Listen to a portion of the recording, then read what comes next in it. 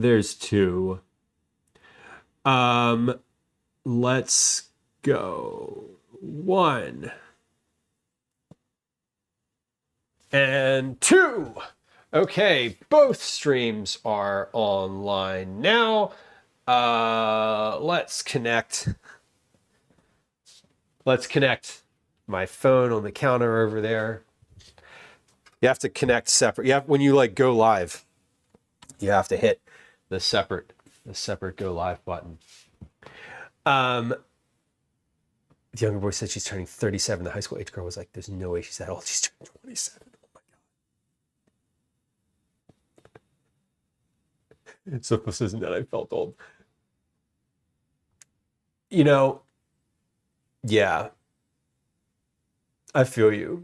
I saw some people at the gym today and I was like, shouldn't you be in school? And then I realized they were literally married. And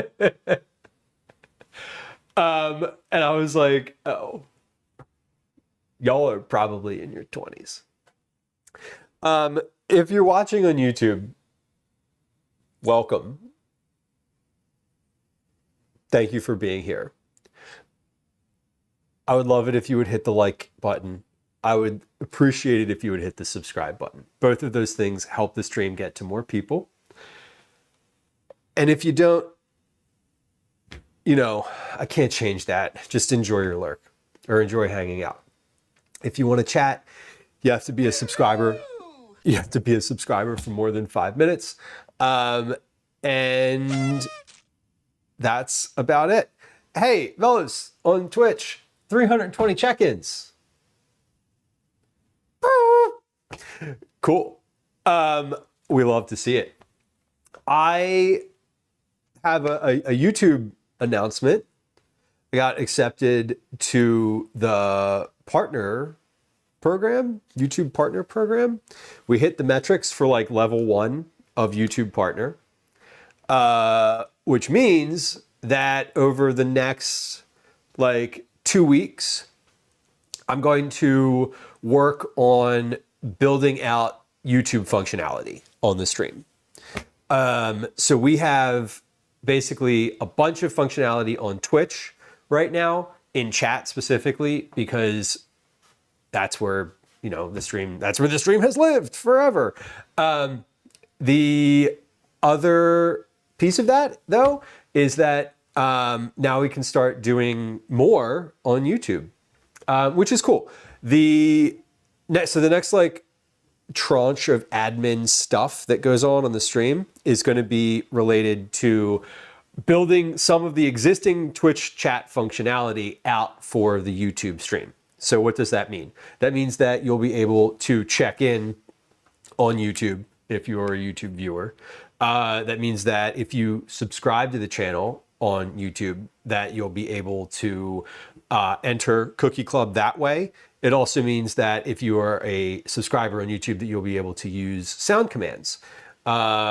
We're going to also build in some like Cookie Club entry tracking into the YouTube channel. So that's going to be sort of upcoming. Just so, you know, so y'all know, I'm excited about that. That doesn't mean for everyone who's on Twitch, which is basically everyone, that doesn't mean that I'm changing anything Twitch related or that I'm changing like my focus or any of that. It just means that I would like people to be able to sort of participate in the stream a little bit more meaningfully from the YouTube side. So there's that. Vela says, you don't sound so good. Are you sick? You know, I'm not anymore. I haven't talked today. So I haven't, I probably said 15 to 20 words total to Gwen this morning. I probably said, you know, possibly 100 words to Calvin. It is 1 p.m. my time. I've been up since 6. So I'm literally like warming up. I don't do any vocal warm-ups before stream either. Do people do that? I know that in the theater you do that. You do like na na na na na na na na na na na, that kind of thing.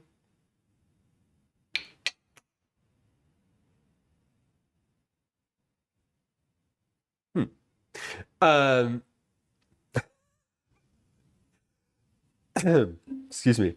So I was just like humming about something that I don't think I even noticed. Anyway, I was like, oh, why did that happen? Something happened that you noticed that I didn't. I appreciate you.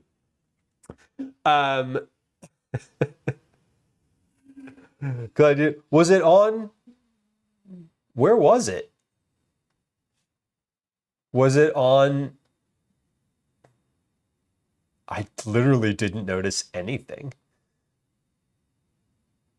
Oh, Automod held it? Okay. I was like, what? What had happened?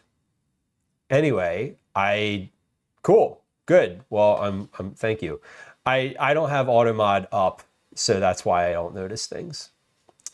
Awesome. Well, Bryce, removed from the broadcast. Anyway, I don't even know what I was talking about. Vocal warm-ups, right? Well, as the broadcaster, I didn't see anything either. So, Sofluff was on it. I guess Automod held something, but it doesn't. The stuff that comes up in Automod doesn't come up in the chat that I actually look at. Hold on. I want to go back and see if I can see it. Can I see it? I want to see.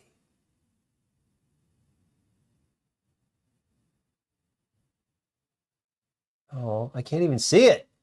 Damn it. It's bad.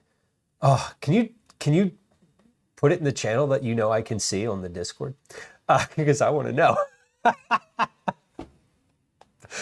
Oh, I feel bad that I didn't see the thing. Anyway, we don't have to dwell. It's fine. I see, but the thing, see what happens is y'all know that I love a troll. I do. Shaker. I feel left out. Right. I'm like, but I didn't. It's like it's someone got tackled, like backstage. I didn't get to see it. That's what happened. That's what had happened there. It was beyond trolling. Damn. Okay. D-Gamers, welcome in. D-Gamers, good to see you. I don't even know. I can't. Moderation. Like literally, I don't know how to see it. Messages deleted? Banned? It doesn't even show me anything. Wait. Oh my God. Okay, Lou, stop. Just don't worry about it. This is why you have and appreciate and love your moderators. This is what they're doing. They're just doing the right thing here. You don't need to dwell. Stop dwelling.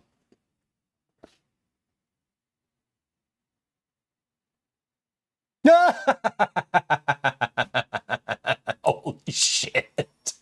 Okay, sorry. Yes, that is the channel I can see. Thank you. Grim.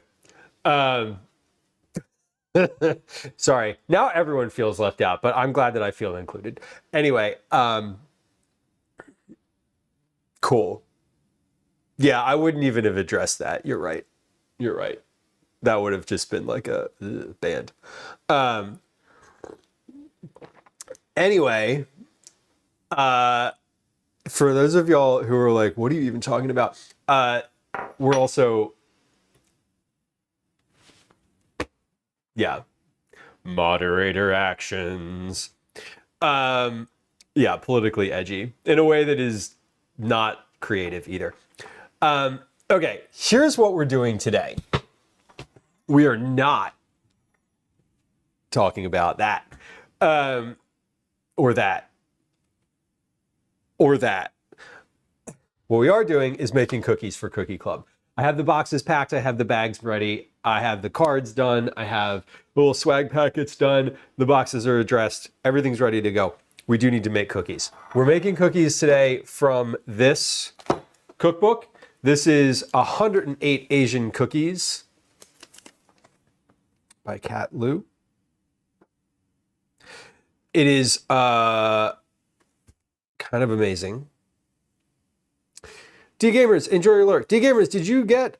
I sent you a message on Twitch. I don't know if you got a chance to check it. I have bookmarked this now. It is like ready to cook from. I went through this while I was sitting with Calvin. You saw it. Okay, cool. Oh my, excuse me. Sorry if that came through on the mic.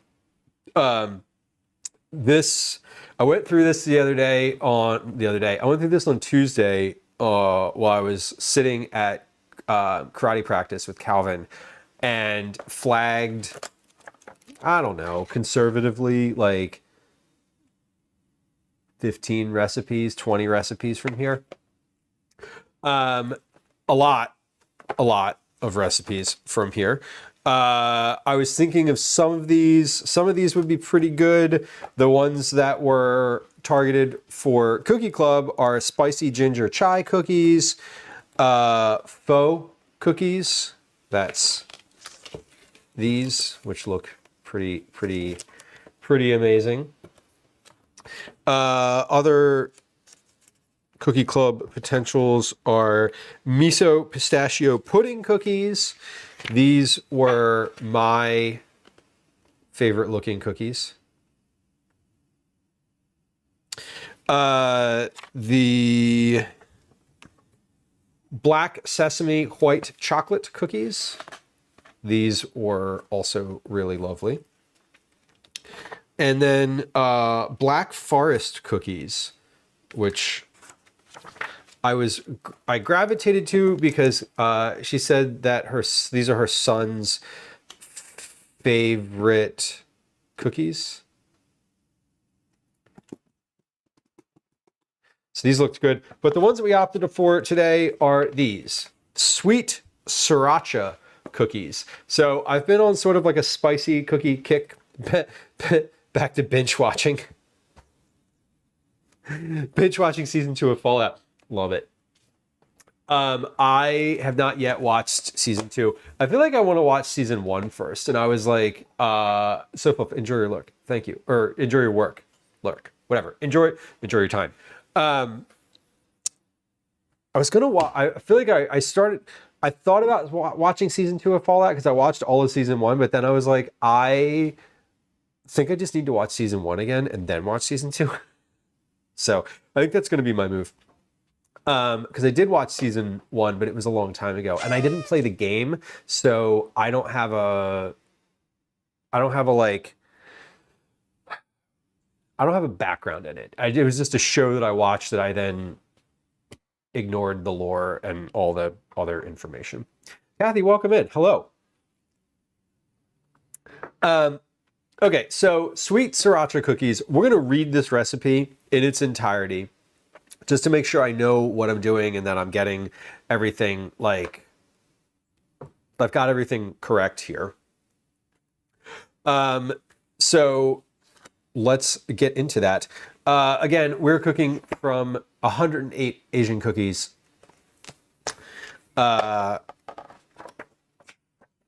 Not too sweet treats from a third culture kitchen. Kat Lieu, is the writer of this. She has done 3, this is her 3rd cookbook.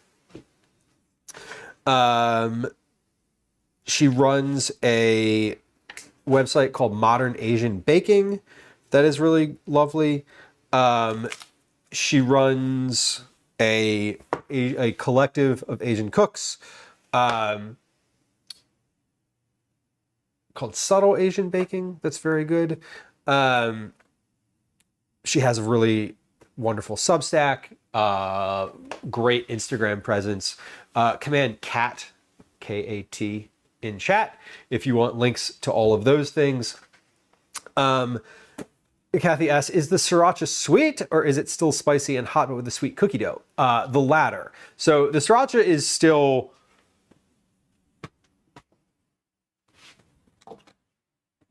hot sriracha. It is literally like the sriracha that you get in the store, like the spicy one. The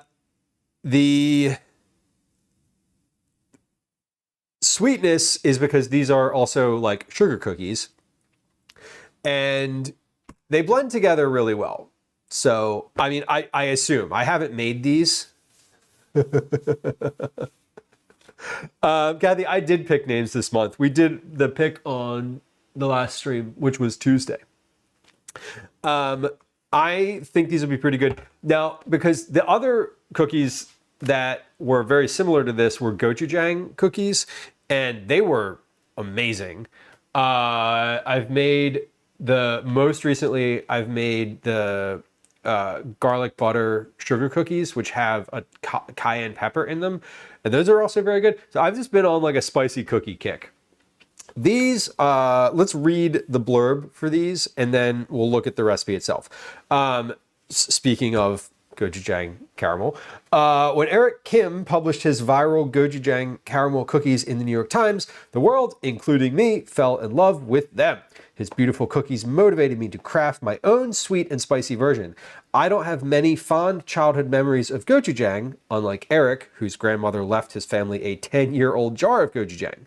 So instead, I chose a spicy condiment that always invokes a sense of home, sriracha. For as long as I can remember, every family home I visited always had a bottle or two of sriracha. During the sriracha shortage, I kept the bottle for 3 years. It turned brown, but still tasted fine. Sidebar. This bottle is brand new and unopened. Don't worry, you're not using 10-year-old sriracha here. To help describe this cookie, imagine if a spicy snickerdoodle and a sassy sugar cookie had a baby. My sweet sriracha cookie, with its pop of heat and umami, thin crispy edges, layers of flavors, and satisfying chew, is that baby. The bit of MSG and the pleasant heat will keep you coming back for more. I had to hide these cookies from myself. Okay, so these, to me, that sounds pretty good. IBS, hydrohardy, and acid reflux won't let me eat spicy. Kathy, yes, no, fair and valid. What is MSG? It is a like umami alternative to salt. It's not really an alternative. Let me see how they how Kat describes it. Tardis says monosodium glutamate. Yes, correct.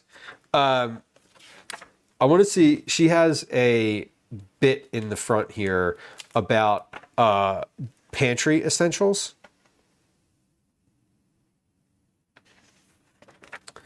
And I want to see if she has a write-up about the way that she uses MSG, because I think that would be a naturally occurring food additive. A dash of MSG can bring out salty and umami notes in your savory and sweet desserts. So that is an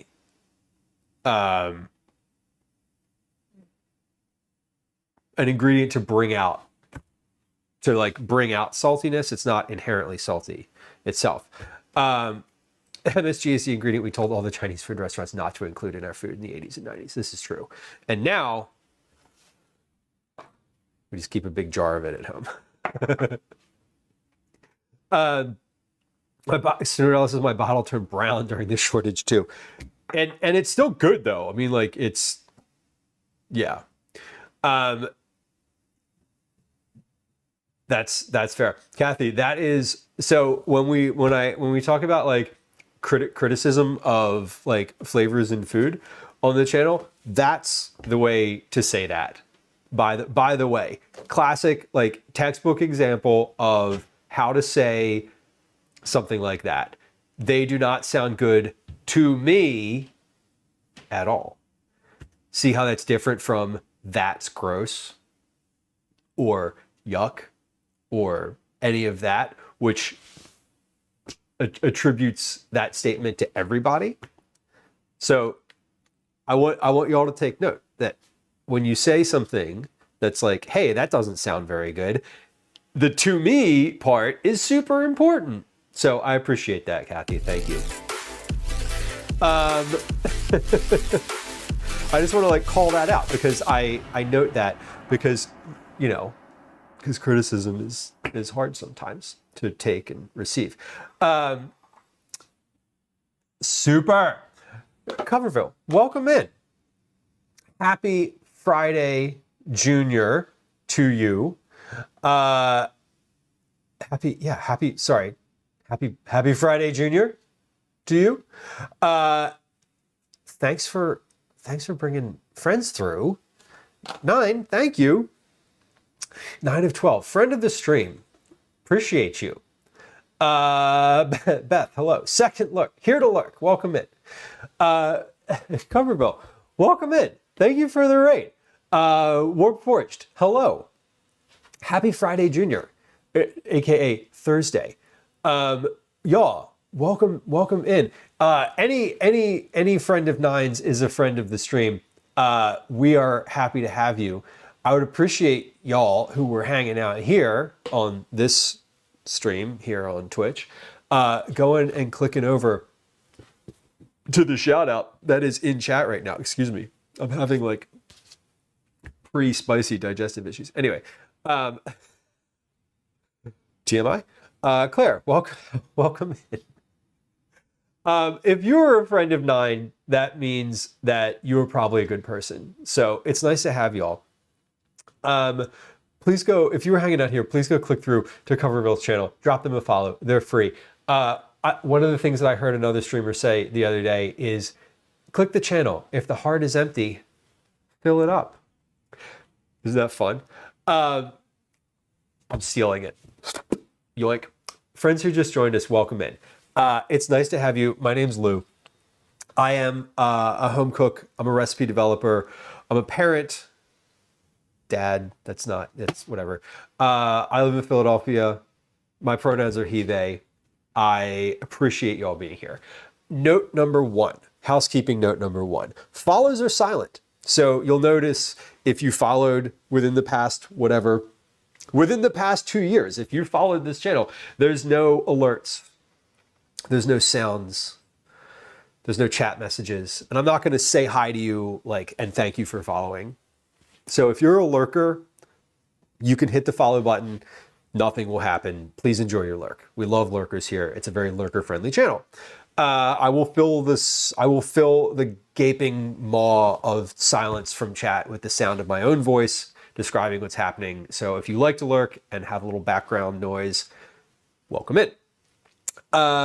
This stream is all about cooking and a lot of conversations, as I mentioned.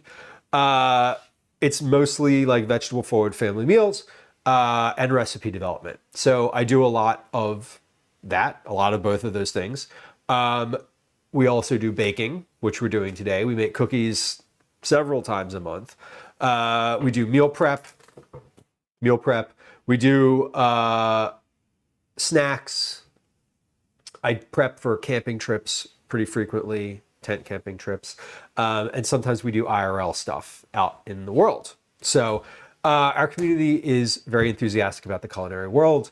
We are chatty. We love a good innuendo. So please bring your A game. We're kind of weird, which dovetails nicely with that.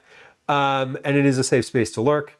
So if that is your thing, please feel free to hit the follow button and enjoy your lurk. We also are live on YouTube. There's a link to that in chat if you prefer watching on YouTube. And away we go. What we're doing today is working on cookies for Cookie Club. We're making sweet Sriracha cookies. The ones in the cookbook look like this. The ones that I will make will look similar, possibly a little different than that. This is from the 108 Asian Cookies cookbook by Kat Lau. We're going to be cooking from this Cookie Club. Cookie Club will be from this cookbook for probably the next few months, honestly, because there's so many good cookies in here. So that's what we're doing today. We just finished reading the blurb about this. We're going to read the recipe now and get into it. So you're arriving at a good time. We're about to start making cookies.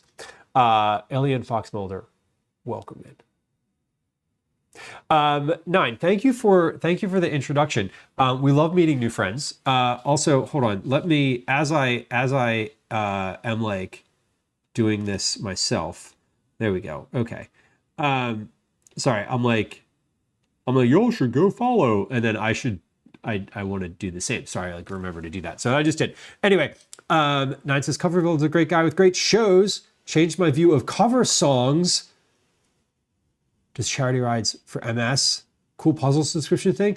I kind of love that. I was just disappointed the other day. Not that's probably not the best way to like dovetail those two sentences, is it? I just used dovetail for the second time in a row, probably for the first time ever on this stream. Anyway, I was just disappointed the other day because I was going through my playlist and I realized I have this old playlist of like 100+ cover songs that I really liked that like doesn't work anymore. I have to rebuild it. Fucking Spotify.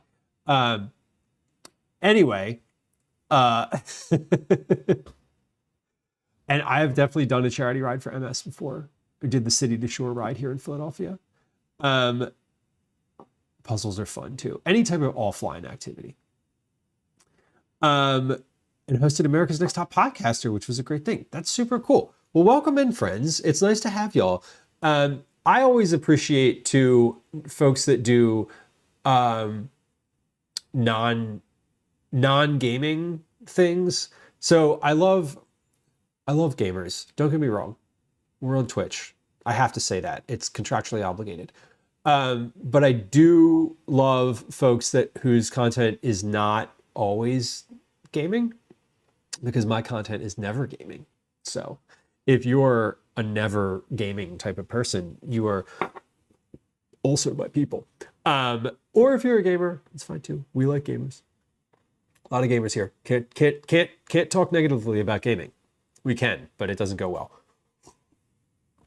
Anyway, let's read this recipe. Let's read this recipe. I suddenly got Southern. I'm not. I'm from Philadelphia, Pennsylvania. Did I mention that? East Coast, United States.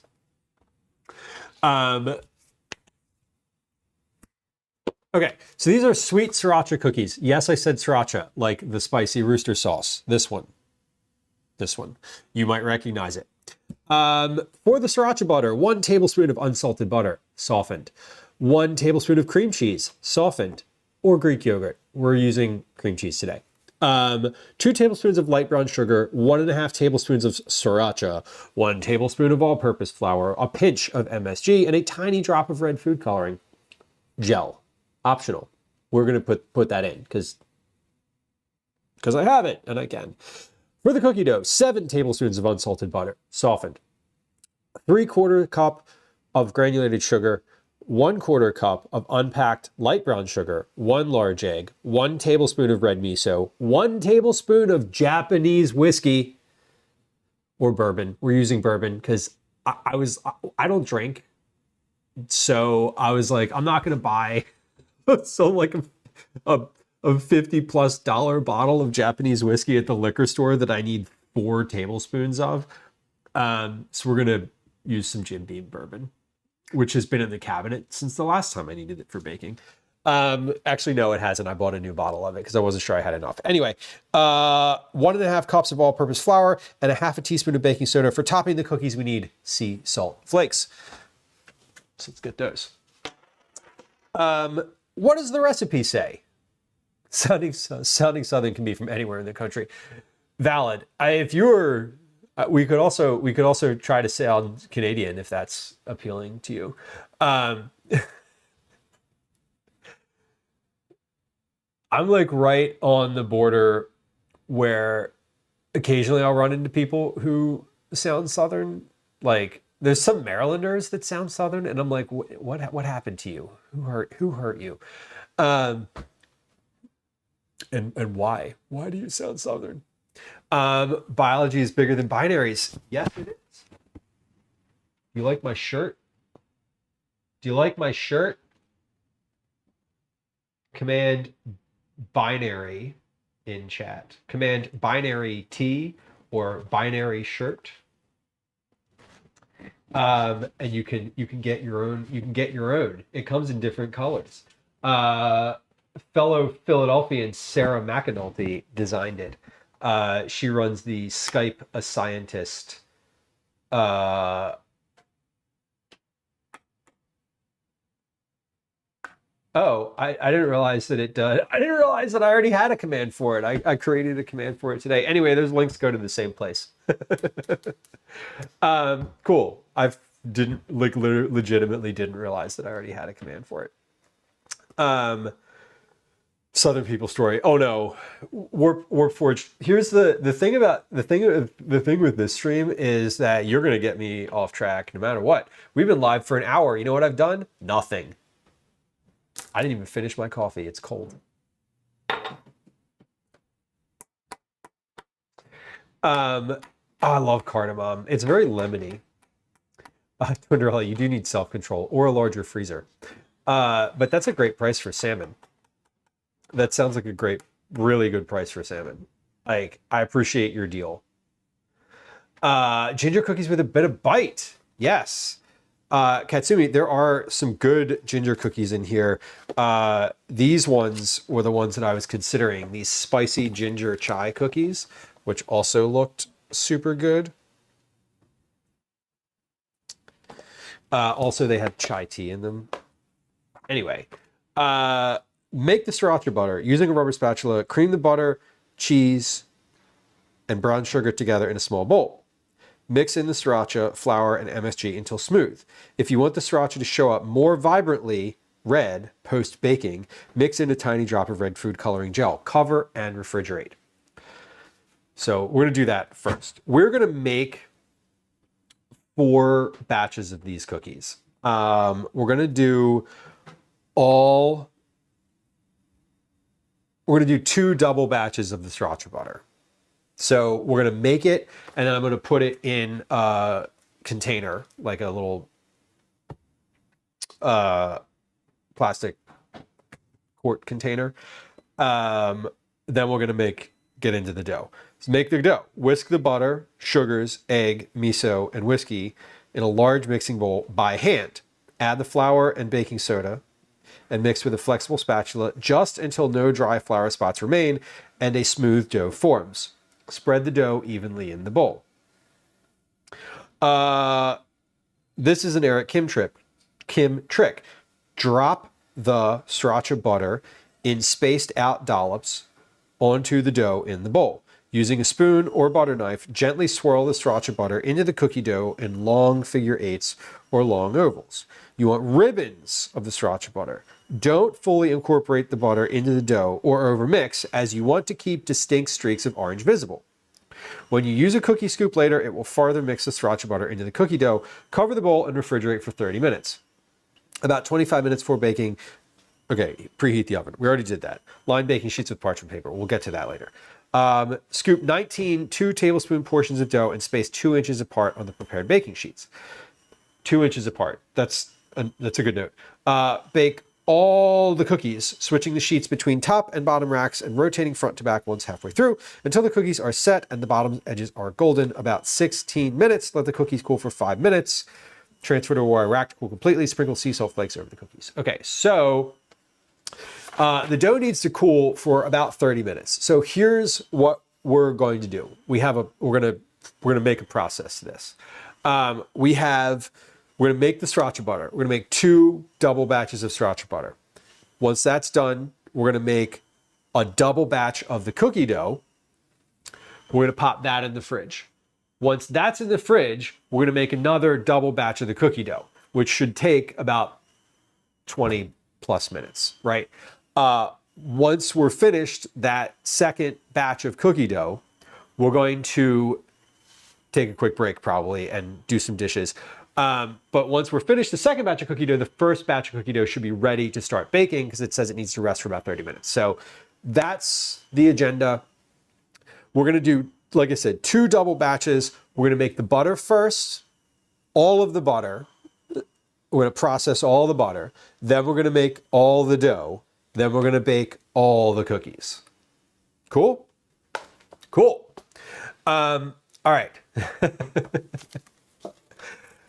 9, need to make the garlic cookies. I actually have a recipe for the garlic cookies. I gave it to one of my goals. My dad really likes the garlic cookies, and I wanted to give him the recipe as like part of a Christmas present. So I finally finished it. Version 10 was the final version of the cookie dough recipe, and we did it. It is pretty finished. I don't know, it's not published anywhere. I don't have it published. But I will give it to people in some capacity at some point. I'd like to make it available, but I don't have all the recipes that I have published are published on someone else's website. The parchment versus silicone, yes, 9. And you know, I did one more cook after that. It was figuring out how to make them. I ended up with the silicone being the preferred version. The silicone was the preferred version. And what I ended up doing was wanting to figure out how to make them a little bit smaller. And I did that. I did that off stream. So a double batch of these. We're doing a double batch of butter. So we're using a rubber spatula, cream the butter, cream cheese, or yogurt, and brown sugar. Okay. It might. I literally finished it on Saturday afternoon of last week. I finished like the final language for it on Sunday, and I haven't made it like look nice yet. Like, I haven't made it presentable yet. I literally printed it out and just gave it to my dad because we went and visited him on Sunday, and I was like, I gotta do this. This was the whole purpose of this. So it will at some point. It will end up available at some point. I will probably post it in like, I'll probably post it in like the subscriber channel. We used to, I have 2 recipes now that I have, that I'd like to share that I think are pretty finished. One is the garlic cookies. The other one is those flax bars. Okay. So, cream the butter, cream cheese, and brown sugar. Okay, so I need 2 tablespoons. I'm making two double batches of these. So I'm going to use these 2 bowls. So instead of just cutting 4 or, 2, I'm cutting 1 tablespoon off of each of these sticks of butter because the recipe, the rest of the recipe quite literally calls for 7 tablespoons of butter. So I don't want to have to make like multiple cuts and like think about math. So we're literally just going to cut 4 tablespoons of butter off of 4 different sticks because I'm using all of them ultimately anyway. So it's not really it's not really that weird, I don't think. Maybe it is. I don't know. You tell me. Is that weird? I had speaking of weird, I had an interesting thing happen at the gym today. I've been going, I work out regularly, but I've been going to a gym this year, calendar year, because one opened that was accessible to me. And I was just like walking. I don't run. Like, I definitely don't run, but I was walking fast on the treadmill today. And the person on the treadmill next to me,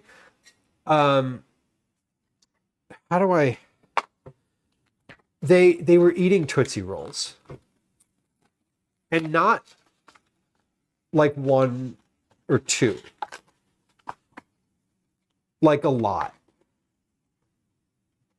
Like 15 plus in a few minutes. And I was like, what's going on? Like, what am I, is this like some thing? Is this like some TikTok thing? Is this some like fitness thing? It like gets your blood, like, is this person diabetic somehow? Like, I was just like, what is happening? It was so weird. 1 ounce is about 2 tablespoons. I need 1 tablespoon, so about 14 grams. Separate seams on top of package and pull apart. Okay. Separate seams. Pull apart. Okay, how do I get a tablespoon of this? Yeah,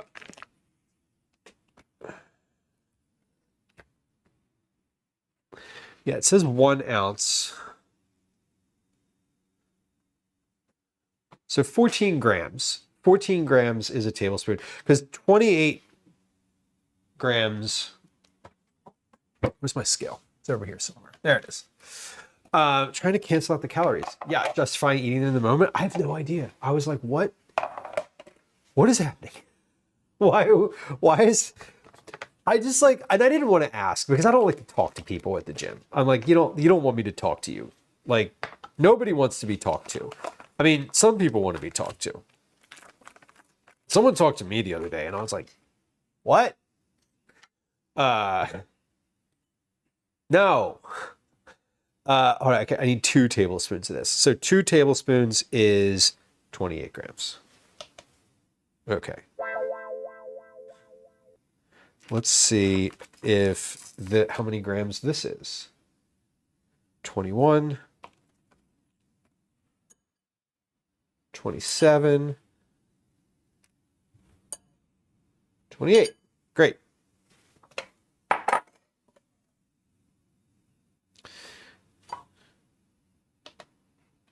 Okay. 28 grams in this bowl.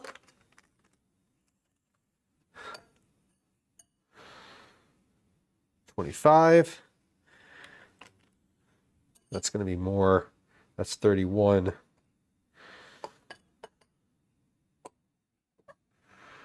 $28. All right. So 20. Yeah. 2 tablespoons, 28 grams. I need 1, 2, 3, 4. So 28. Yeah. Okay. We got it. We got it. There's a woman using a roller on their arms and legs throughout the workout at the gym you used to go to. Caretaker says, it is interesting because it's like, you see a lot of different like activities going on at the gym. And it's very much like, I don't know. It's just kind of weird. The Tootsie Roll thing sent me though. I was like, what? I had so many questions. Okay, a tablespoon of butter, 2 tablespoons of butter in each, 2 tablespoons of cream cheese in each, 4 tablespoons of brown sugar. Okay, so I need 56 tablespoons, 56 grams of light brown sugar. Right? 28 times 2. 56. Right. 56. Tucson, welcome in. God. Yeah, the locker room is weird. I like, even if I know somebody in the locker room, I'm just gonna be like, hey, what's up? Like, I definitely like don't want you to talk to me. I don't want anybody to talk to me in the locker room. I just want to get changed and get the hell out of there. Okay, 56.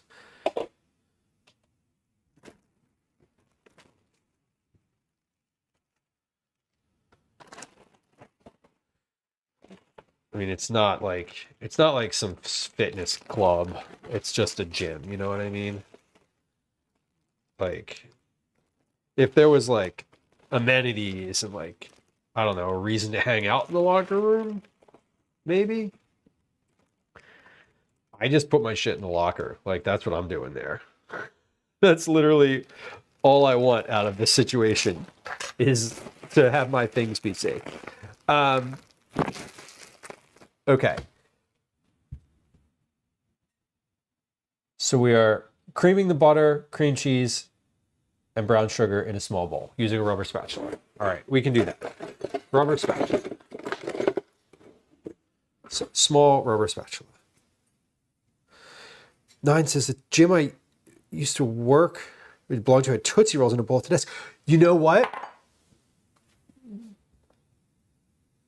Yes. So does this gym. Okay. Okay, so it's less weird. Right. I'm thinking about it now because I noticed that when I like walked in.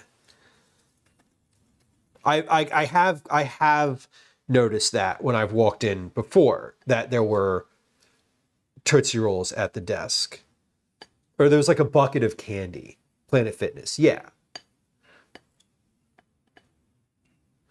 Oh, Minnie Moon says I had an old man about 80 who was naked and trying to talk to everyone in the locker room. There's always one of those. You just got to find a time where that person doesn't go and just go then. Because like, God, I remember when I was a kid, we used to go to it was an athletic club, it was called.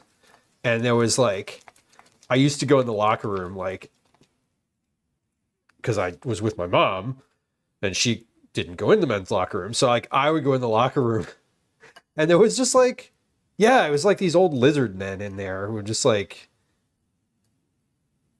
hang out in the locker room with no clothes on. And you're just like, what the fuck is wrong with you? Like, do you have nothing else? Like, what are you doing? It's just so weird. It was so weird. It was weird to me then as a child. It's weird to me now as an adult. Tucson, yeah, same brand of gym. Yeah, Planet Fitness. They're everywhere. They're everywhere and they're cheap. So yes. Congratulations. We're back in the utility business. All right. So we're creaming this together. Then we're going to mix in. So I'm making two separate batches of this butter. Like that's what we're doing here, by the way. Like this is not, I'm making 4 total batches, but I'm making 2 double batches. So I'm just doing the same thing twice. So this is just going to be the Sriracha butter. So this is like this is the special part of the cookie. The rest of it is like a sugar cookie that is also very good. Okay. But this is good to go. Mix in the Sriracha, flour, and MSG. Okay, so we need to add to these 1.5 tablespoons of Sriracha. So 3 tablespoons of Sriracha total per bowl. Does this give me a weight? A teaspoon is 5 grams. So 15 grams is a tablespoon. 30 grams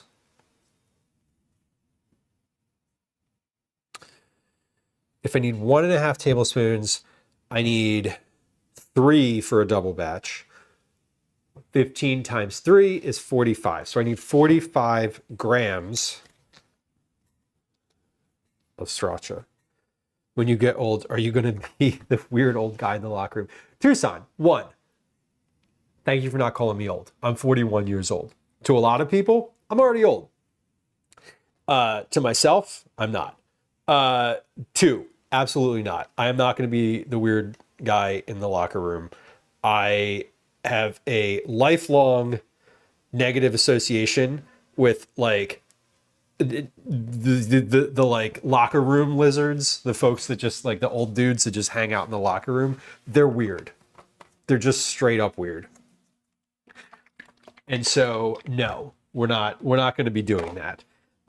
15 times 3 is 45. 45 grams of sriracha is right. 3 tablespoons. 5 times 3 is 15. That's 1 tablespoon. 15, 30, 45. Yeah, 45 grams. This feels like a lot. Oh, it's not that much. Okay, this is pretty dense.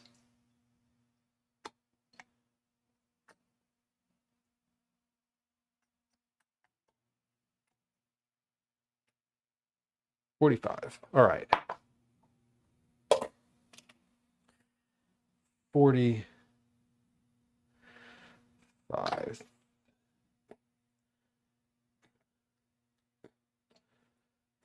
43, 44, 45. All right. Excellent. Then you can hear the neighbor's chickens. That's funny. So well, that's kind of fun. I mean, unless you're trying to take a nap or something, right?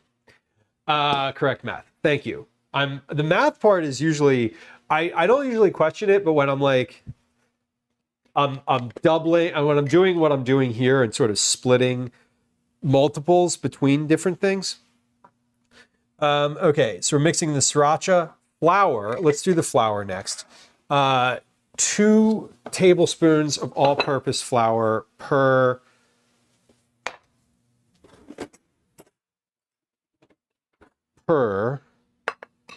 bowl.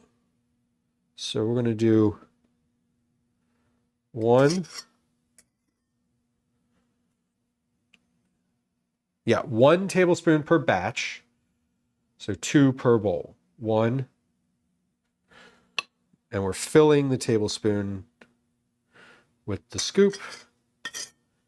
2.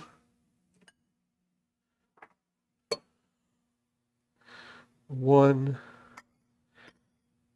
Rim job short. Welcome in. Good to have you. Happy Friday, Junior.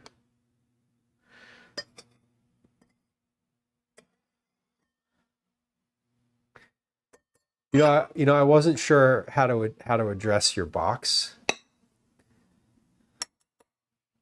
So I hope I did it okay. A pinch of MSG. You'll be, I mean, you know, a pinch. So 1, 2 pinches. 1, 2. I didn't want to surprise anyone who might not know any of the details. You know what I mean? If you want the sriracha to show up more vibrantly, mix in a tiny drop of red food coloring gel. And I do. So let's see. Do we have red in here? We do. Is this gel? Oh, this isn't gel.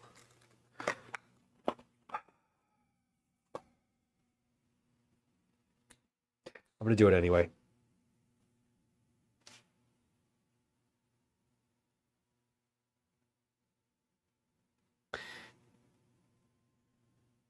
It says gel, but like, do they really mean that? Probably. Usually if you put something specific like that in a recipe, there's a reason. All right, we're finished with the food coloring now. That's good. Yeah. I didn't want to, I wanted to do it justice, but I didn't want to like, I didn't want to raise suspicions. Mainly, I didn't want to raise suspicions in case anyone who would be seeing it on your end before you got to it. Because some folks, when I send things, you know, they have, if I put like a username on it, you know, some folks in a family or like whatever, your Twitch username is a personal thing, generally speaking, and I wanted to make sure that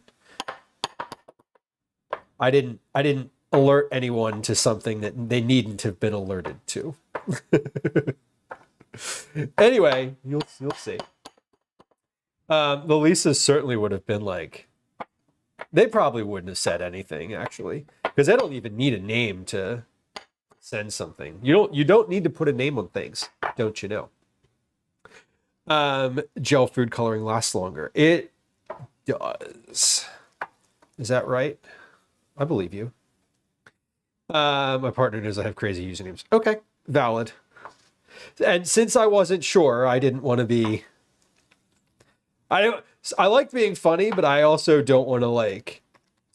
I don't want anyone to have to come home and be like, have someone in their house be like, please explain what this means. You know. Just keep it in mind. Keeping it in mind. All right, so this butter is good. We're good now.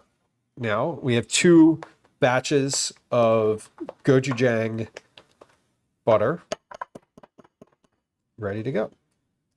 4 batches, actually. 4 batches worth of gochujang butter.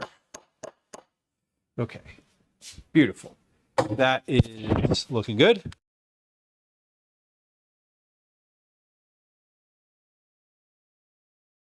Wash my hands over here.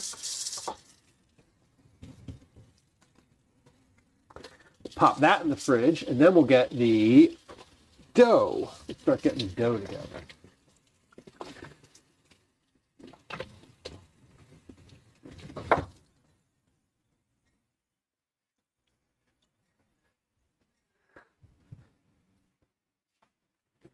Mariah Carey will be performing at the Winter Olympics opening ceremony. When does that start?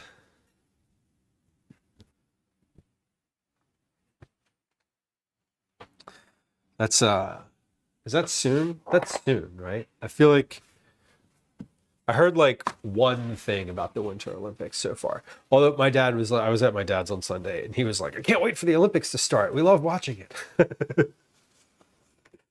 The FBI agent is signed to the package of cookies, right? They're like,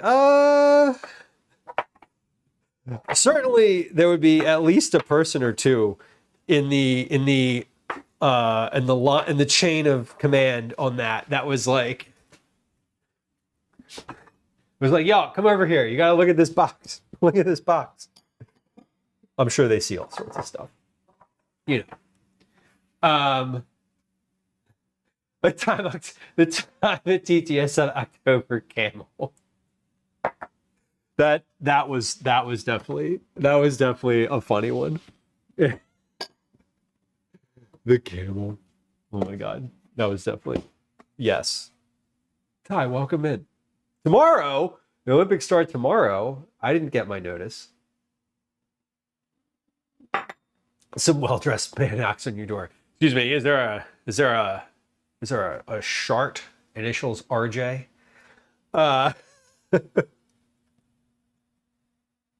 Make the dough. Okay, we're gonna do the dough now. Well, it's the new Twitch update sucks. This chat could have happened any time in the last decade.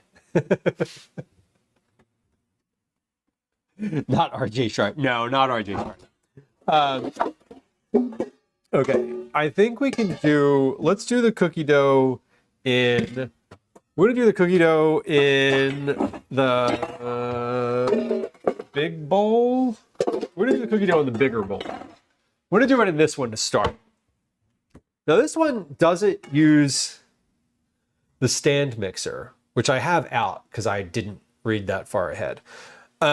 Whisk the butter, sugars, egg, miso, and whiskey or bourbon together in a large mixing bowl by hand. Whisk the butter.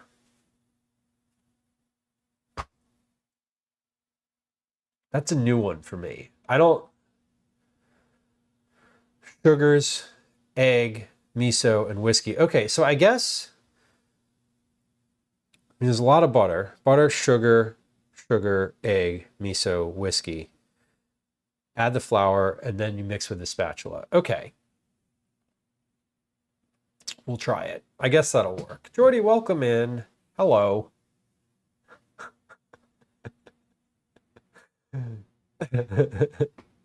Randomly kicks you out of people's streams. That's annoying. That is annoying. Every once in a while, like an update will just like, I don't know, like today, something updated today, and I couldn't figure out. I'm actually just going to do both of these doughs. Maybe we'll do both of these at the same time. Hold on. Y'all, okay, thing number one, I have a cat. It's going downstairs. This is the first and only cat you're going to see today. Liz, hello. I had Gwen sequester the cats in the basement because I don't like them to be around during Cookie Club because they have fur. Now this one was hiding somewhere else in the house. And I said, when Obi makes an appearance, I'm going to bring him downstairs. So here's Obi. Here he goes. He's pissed. I'm going to take this cat downstairs. I'm going to wash our hands, and then we're going to finish up. Because he was the last one.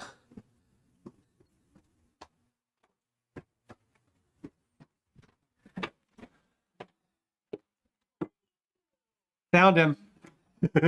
They all need their claws clipped, by the way. I'll do that later if they're... Yeah. You're so good, bud. I know. Sorry. You got to stay down here.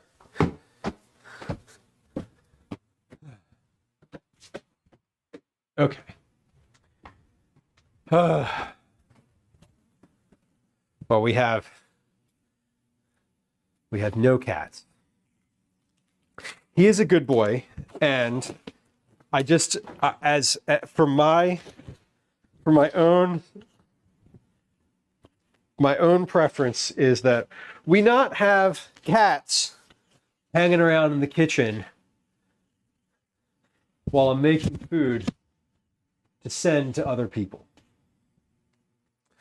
That's sort of a personal preference. If you prefer your cookies with a little bit of cat fur in them, you can let me know, and I'm sure that can be arranged.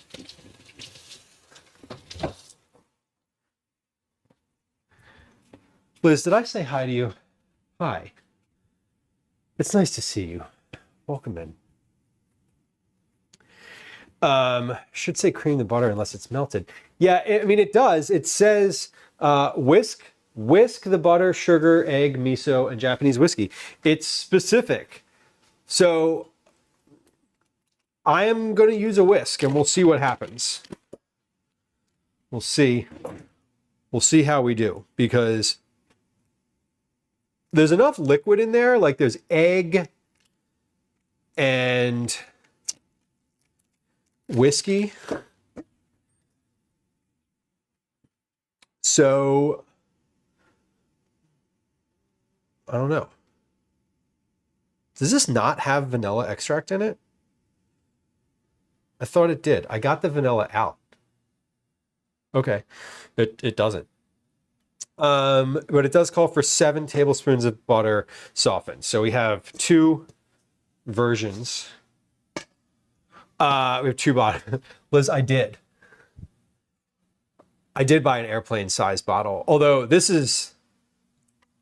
a hell of a flight. I'm not going to lie. Although I don't know if you're a drinker, I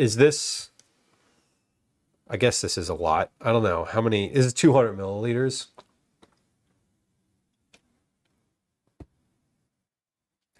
I wouldn't remember that flight. I don't drink, caretaker, so this would be bad. No, that would be real bad. Okay, sugars though. Let's do sugars. So we're gonna do all.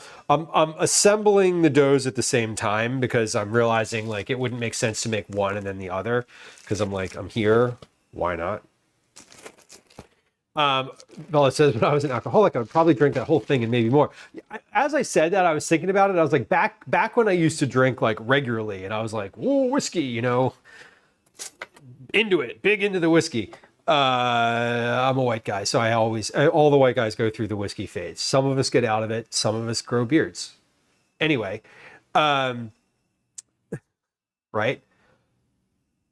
I was thinking about it. I'm like 200 milliliters, like this bottle, I'd probably, in the course of a whole night, drink that much. I don't know. 90 grams of light brown sugar.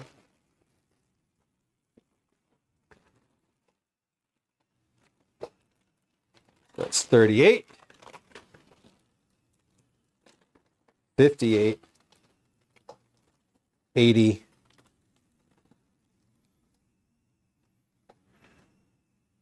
88, 89, 90. You know who I'm talking about, right? Everybody's got like a white guy in their life that's like a whiskey guy, right? I think it's just like, you just get assigned one.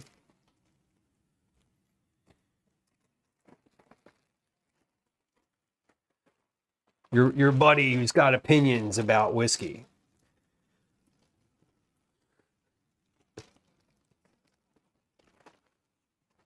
This one tastes like oil and gasoline or whatever. I don't know.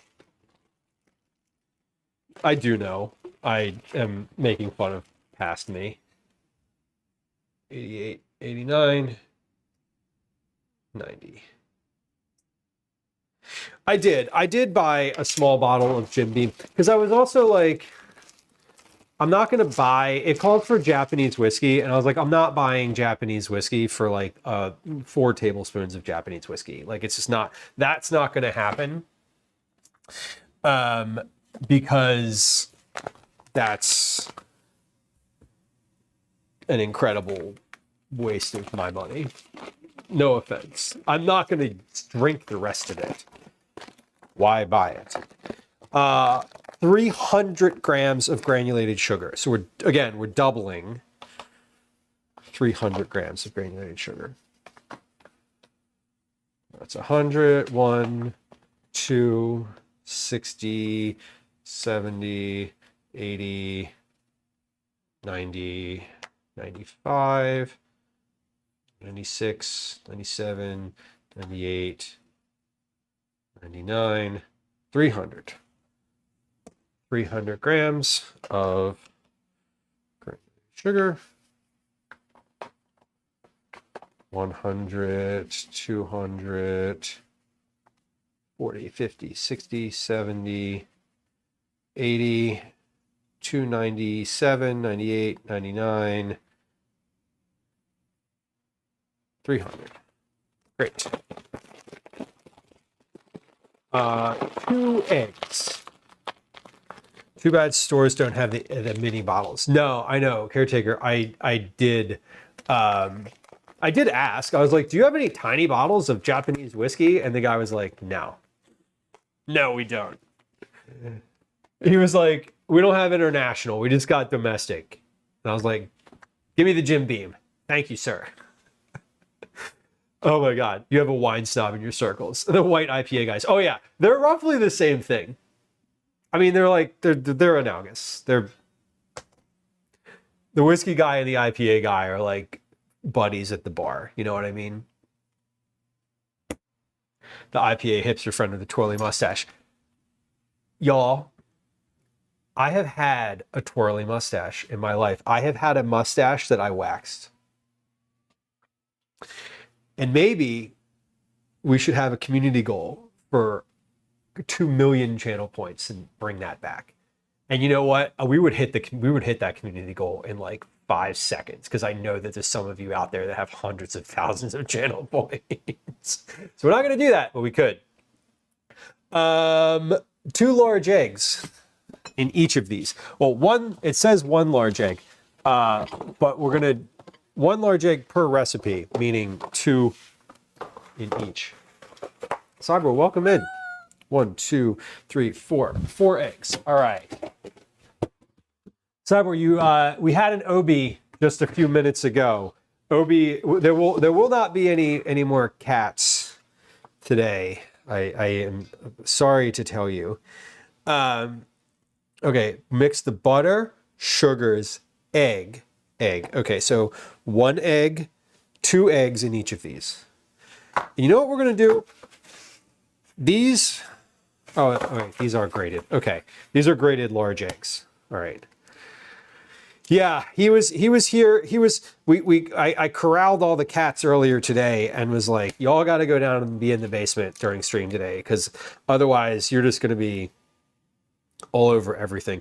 Obi's been an absolute nightmare the past like 24 hours as he has knocked everything off of the counter multiple times. He's just like, Obi wants to explore. He's in his like teenager exploratory era at the moment and is like not to be stopped. So it would not be good if they were around today, because they would literally just be up on the counter trying to get into everything the entire afternoon.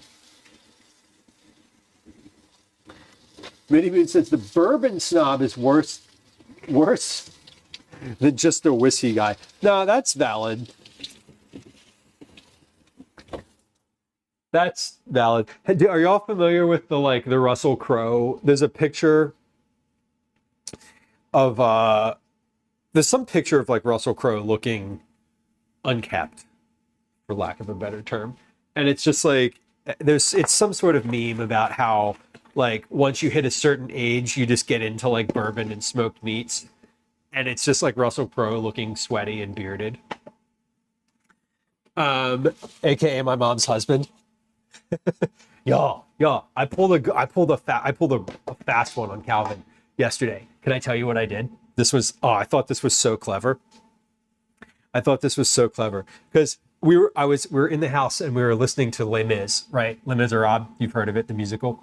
And I was like, how can I get him to be interested in this and like want to watch this movie with me?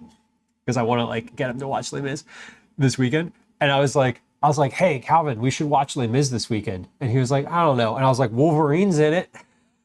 And he was like, really? What do you mean? And I was like, yeah, the guy that plays Wolverine is the main character in Les Mis. And he was like, oh, that's cool. We could watch that. And I was like, yes.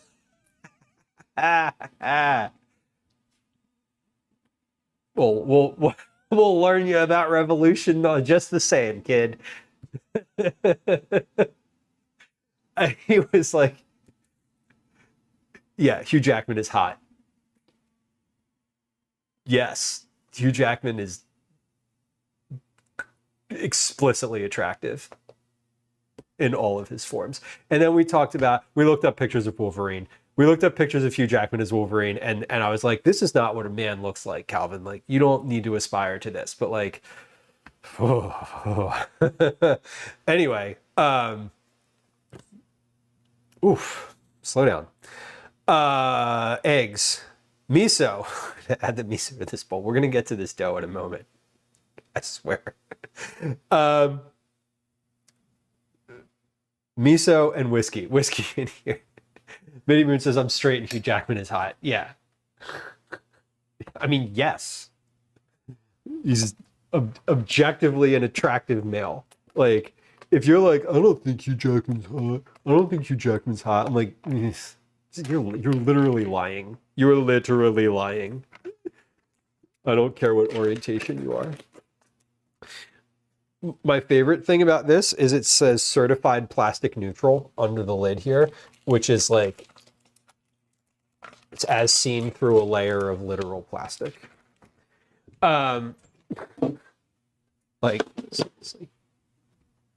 Okay, what's the measurement on this? 2 teaspoons is 10 grams. I need 2 tablespoons, which is 6 teaspoons, right? A tablespoon is 3 teaspoons. 3 times 2 is 6. So I need 6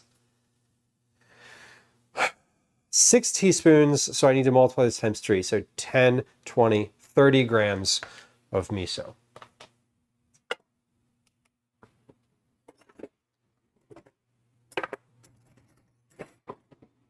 Well played. Thank you. Phyllis says he's not the first guy to come to mind to me. But to each their own. No, I mean, valid. That's also valid. I don't think he's the first one to come to mind, but when he does come to mind, I'm not arguing about it. I'll say that. You know what I'm going to do? Since this miso is a little bit difficult to like measure out, we're going to measure it into a separate container first. 10, 23, 30. Okay, so 30 grams of miso.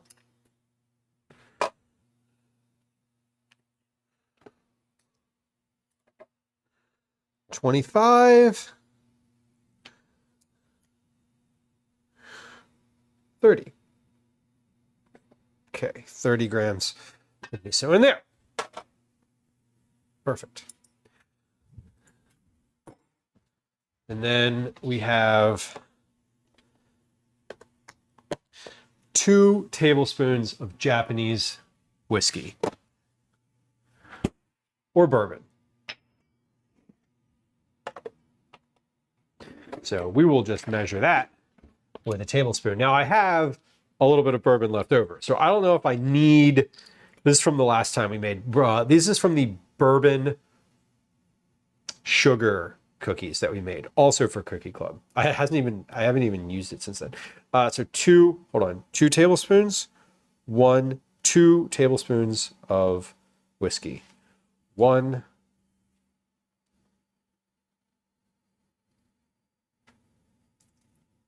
2, 26, 27, 28, 29, should be 30 grams. 30, okay, good. 30 grams. That's 15 milliliters times 2. I just can't fill the tablespoon measure all the way. So it's, oh my God, I'm gonna get there with this bottle. Hell yeah.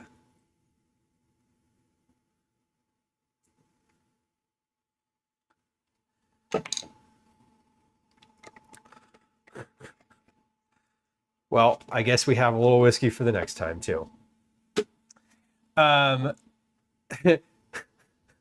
Phyllis says I would probably take one of the Chris's from the Marvel movies, Evans or Hemsworth.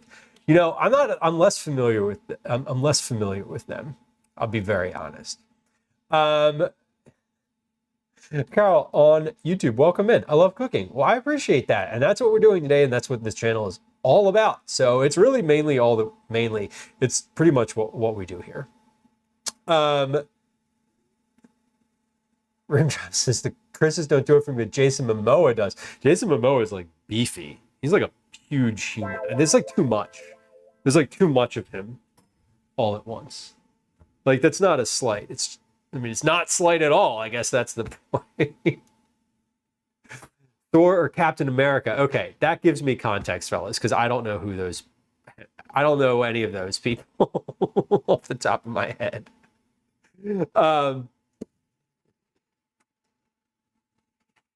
We lost the beard. Okay. Viggo Mortensen. So fluff. All right. I'm with you. I could see that.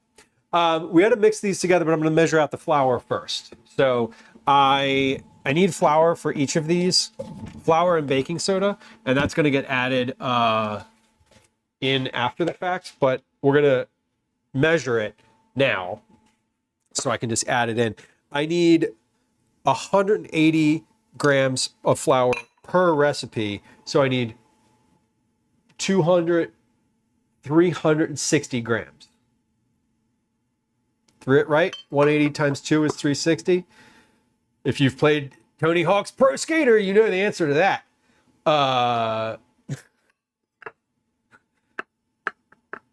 Video game reference. Sorry, y'all. 360 grams of flour. 20, 52, 54, 58, 62. Nope, that's too much. That's a good joke, Lou. Next one, 360. We're just going to make it with our flour today. I have more flour. I just don't want to open another. I didn't want to open another bag because that gets messy. 316. Oh, I just spilled some on the screen here. 343. 50, 67. 67. Don't do it. All right. 360. Perfect. That's all the flour we need. And then I need a teaspoon of baking soda per recipe. 1 teaspoon of baking soda per recipe. Love a fat Thor. That's really funny. I don't think I'm familiar with that genre of Thor. Pause. Half a teaspoon of baking soda per recipe. Okay, so then you add the flour and baking soda. Okay, so that's a whole teaspoon of baking soda. It's better be baking soda. It is. Baking soda comes in the box. Baking powder comes in the can. All right, so all of that is looking good. And I'm putting some of my ingredients away here as we get into it, because I'm not putting them away yet. I'm putting them off to the side, and then I will put them away momentarily. Once the dough is resting for a little bit, then we will put things away. But for now, let's keep producing these cookies because we want them to be able to like rest for a little bit here.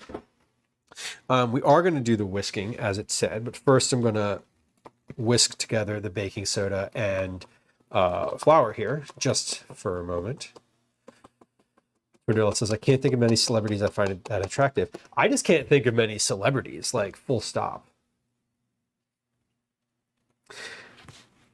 Like Hemsworth without the beard, not into beards.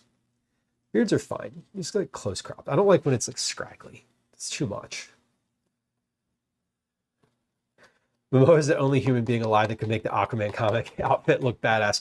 No, that's true. I remember Aquaman as a kid, and I remember thinking like, I don't know, it was very like fishy. Like it wasn't. It didn't scream like buff hero to me. It screamed like streamlined swimmer. Okay. Whisk the butter, sugars, egg, miso, and whiskey in a large mixing bowl by hand. It says whisk. We're going to try it with a whisk. Let's see how it works. Michael B. Jordan. Henry Cable. Wasn't Henry Cable Henry Cable was Superman. I know that one. Right? Okay, so we're whisking. Hold on, let me give you like the view of this as we're working, so you know like what's actually happening here.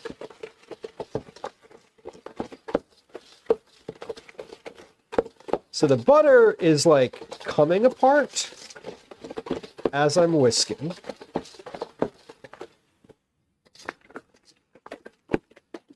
George, we have and George Clooney has entered the chat.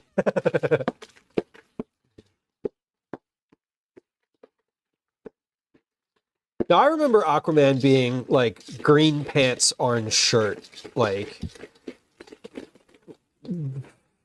fluffy like 70s collar. Tatsu, welcome in. Whiskey and miso. Yup.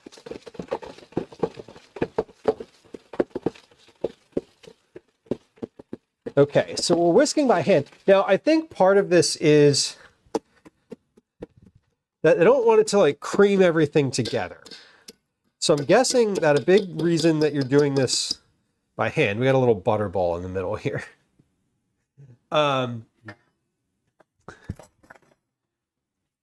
I think part of the reason that they're having you do this is so that it doesn't get like fully combined, because like I can't possibly mix all of this to the point where it's like creamed together, right?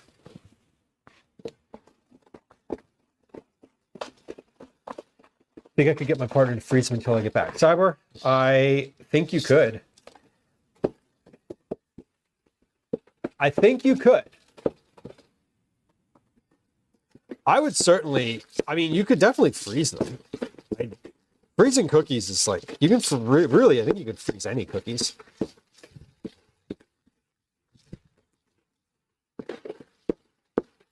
All right, I think that looks good. I don't know if this is what it's supposed to look like, but it's completely combined. It's not creamed like you would typically cream like a sugar cooker. Add the flour and baking soda and mix with a flexible spatula until no dry flour spots remain and a smooth dough forms. Smooth dough. Okay.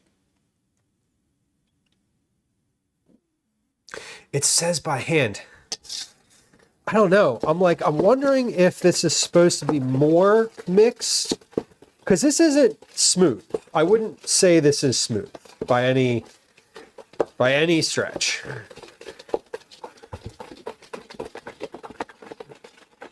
It's got chunks of butter in it. That's the thing. Twindrella, enjoy your look. Looks like baby poop. It does. It's very chunky. It smells amazing. I'll say that.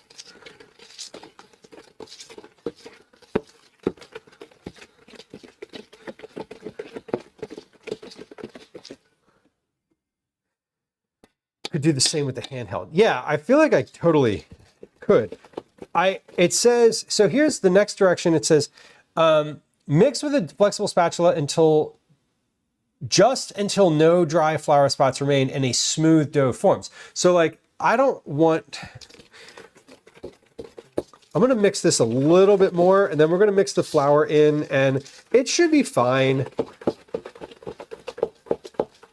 The butter is definitely soft. Like, in some circumstances, I would be worried about like, oh, it's gonna, like, I didn't soften the butter enough, right? No, this butter is fine.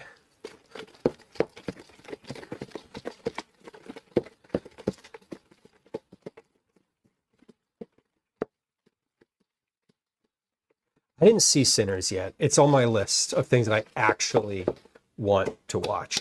Probably supposed to be lumpy. Yeah, it probably is. And it says by hand. It's specific. So that's what I'm doing. Like, I am following the directions because that seems important, right? Katsumi says it'll be smooth once the flour is mixed in. I hope so. All right. I mean, it's going to be kind of smooth regardless. This is, you're never going to get all the butter chunks out unless you cream it for like 3 or 4 minutes with like a mixer, you know? Okay. So add the flour and the baking soda and mix with this flexible spatula. Spread the dough evenly in the bowl. Okay. So we're going to add the flour and the baking soda. So that's all of that. And we're going to mix with the rubber spatula until no flour spots remain.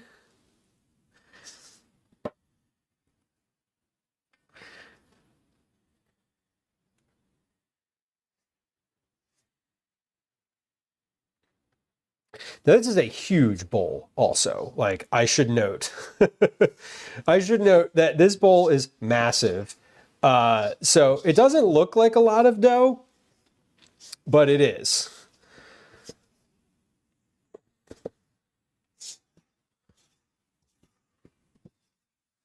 Pastry type layers. Maybe. It's supposed to be a pretty thin cookie, I understand. Yeah, 5 to 6 minutes. That would be a long, well, depending on what you're talking about, that'd be a long time. Usually 3 to 4 is a standard, but you know, depends.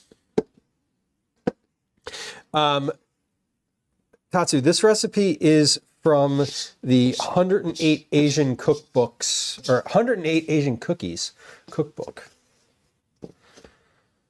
Command cat in chat if you'd like to take a look at it. I would encourage you, if you're interested in it, I would encourage you to buy it directly from her website.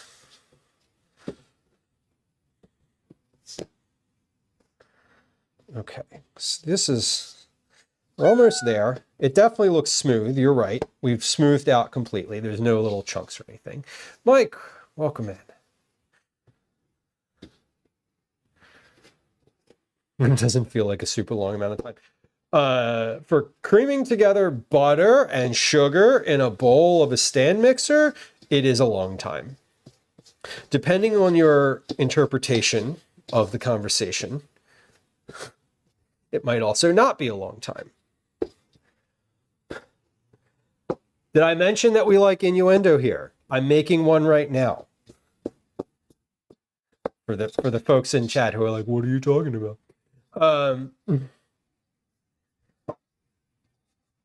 Okay, so this is smooth. I don't see any flour, and I don't have any flour around the outside. Oh, there's a little bit. Okay, good. We're good. Short and sweet. Sorry, trying to get back to business, right? Okay, this says spread this evenly in the bowl. Okay, as again, this is supposed to be this is supposed to be 40 cookies in this bowl. I don't know about that, but we'll see.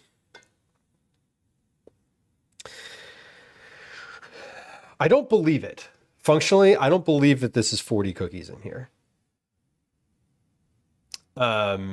Which would be interesting. Okay. Spread the dough evenly.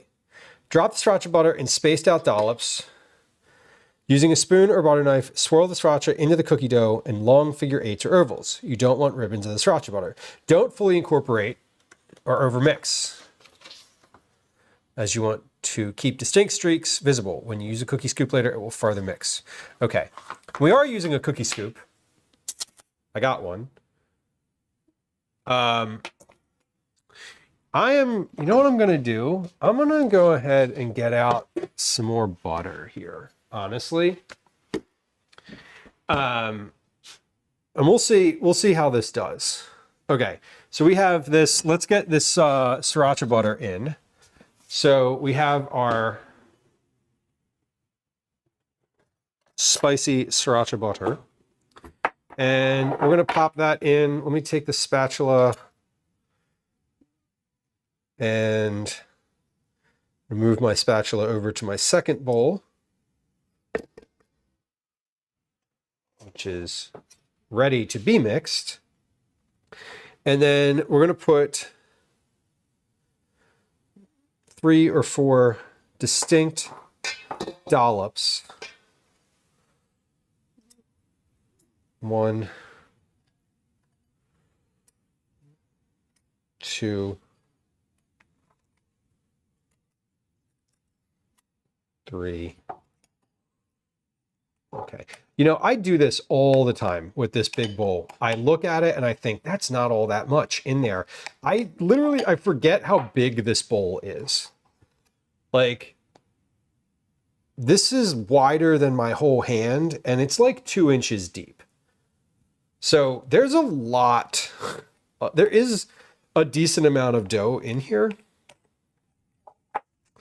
It says it, okay, to be fair, it says it makes 19 cookies. So conservatively, this is supposed to be 10, 20, 38 cookies in here. Okay, using a spoon or butter knife, so we had a butter knife. Gently swirl the sriracha butter into the cookie dough in long figure eights or long ovals. So we're going to do some figure eights here.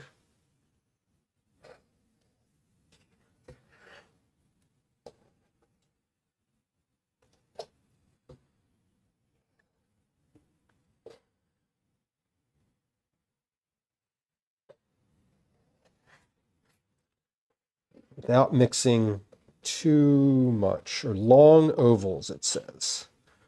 So I don't want this to be mixed fully. We want it to be incorporated.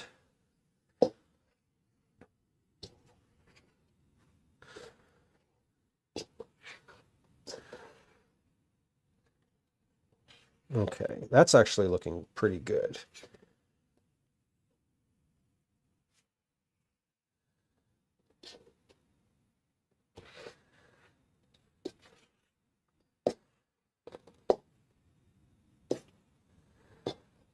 All right, and I'm seeing distinct streaks. This is like a cheesecake.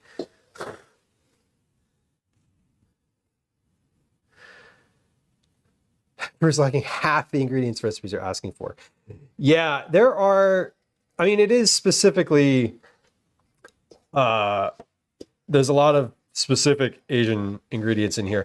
There were some cookies that looked really good that I was thinking about making for Cookie Club this time around. That I was like, I know that I can't get the ingredients, but for ordering them on the internet. So I'm definitely not making those cookies this time around.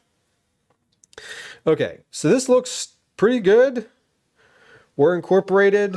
We have a streaky dough.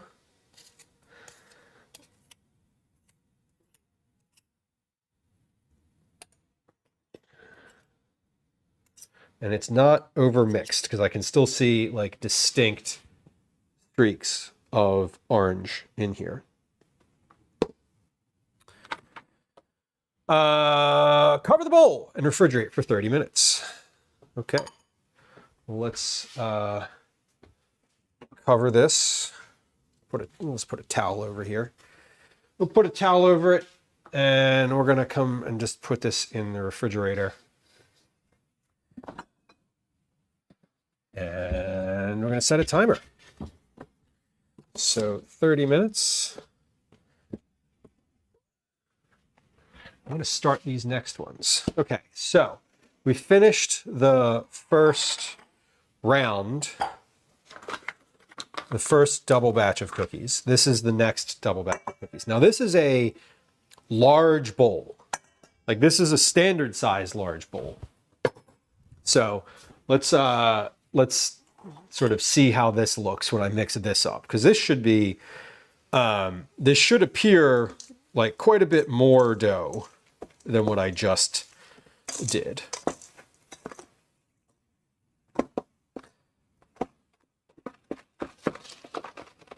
It should be, in fact, harder to mix this because I don't have as much room in the bowl, but that's okay.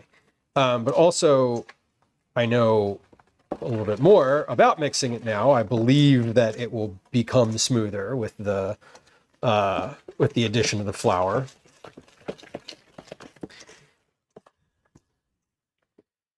Yeah, I mean, this is also like quite a bit in here. This is like, once I add the flour to this, it's going to be quite a bit. And then the rest of the butter, yeah. So I guess I feel okay about it. We'll see. We'll see how it goes. Hold on, let me start my timer just so that I know what 30 minutes actually feels like.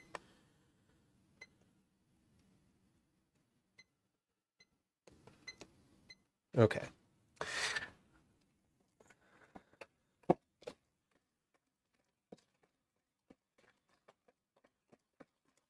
So mixing the butter. What do we have in this bowl? Butter, granulated sugar, light brown sugar, egg, miso, bourbon currently. And then in just a moment, I'm going to drop in the flour, the baking soda. So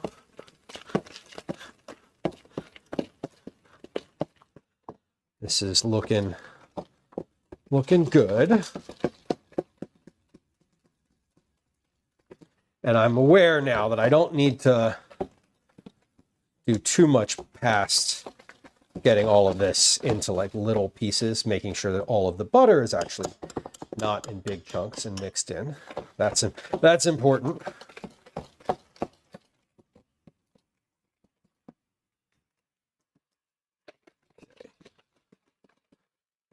See any large chunks of butter in here? No. No, I do not.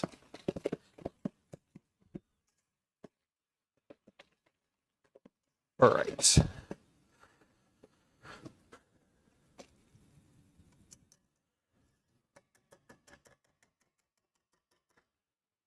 Looks good. Let's mix this in.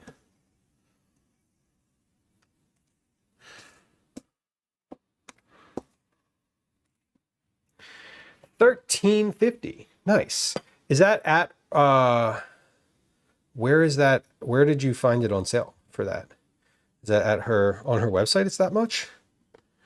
Because the website is, I don't know. I believe that she sells it through her own website. Oh, okay, okay. So it's like a digital copy. Gotcha.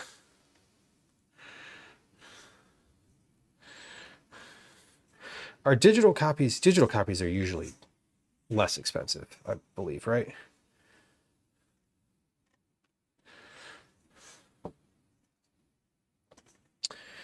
Yeah, this is looking pretty good.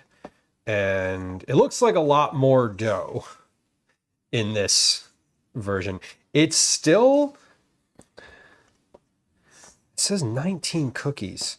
So I need the actual number of cookies that I need here.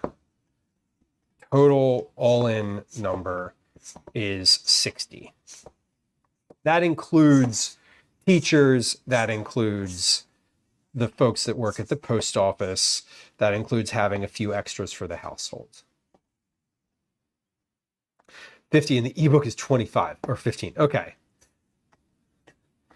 Yeah, I don't have an e-reader. I used to. I don't anymore. I do. I mean, I still have it. I have the physical device, but it doesn't work anymore. It's just a piece of legacy hardware sitting in a drawer somewhere. So I don't usually look. I get audiobooks, but I get those from the library, so audio cookbook isn't really a thing. Is that a thing? Do they have cookbooks in the audio version? I mean, I'm sure they do, because like accessibility. I guess they do. I don't know. I've never looked for an audio. Again, I've also never looked for an audio cookbook, so I have no idea. Getting the flour off the side of the bowl here. So I'm making sure that I don't have any flour visible in this bowl. They make the digital cheap. Yeah, because I know when I get, I know that you can get digital, like e-reader books from the library. And it's always fascinating to me because I'm like, what do you mean it's due? Like, what do you mean I have to wait for someone else to finish with a copy of it? But I guess that makes sense from like the publisher's perspective. You know, they sell the license to that specific digital copy. Because otherwise it would just be like one copy out in the world, right? Everyone would just have it. Okay, this looks good. We're blended. No flour streaks. Let's spread this out evenly in the bowl. Again, I don't believe that this will be enough cookie dough, but we'll see. We will see. I believe that I will end up making probably another batch of these, at least, if not another double batch. So, I don't know. We'll find out. Which is fine. If that happens, I'm like prepared to do that because this first batch didn't actually take that long. It wouldn't take that long to make another batch. It's been taking long because I'm talking and chatting. And if I had to make another batch, you better believe it would go a lot quicker. Okay, this is ready. Let's put our second round of butter in here. 1, 2, 3,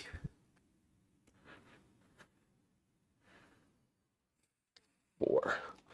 And when I'm finished mixing this in, I'm gonna go back. Butter, cream cheese, sugar, sriracha, flour, MSG, food coloring. Butter, sugar, flour, egg, miso, whiskey, baking soda. Yeah, I got it. Okay, I got it all. I got all the ingredients. I'm just like, it doesn't feel like that much dough. Maybe I'm just complaining without necessity yet. Why is my phone ringing? Who the hell's calling me? Someone from... Oh, that is a spam call.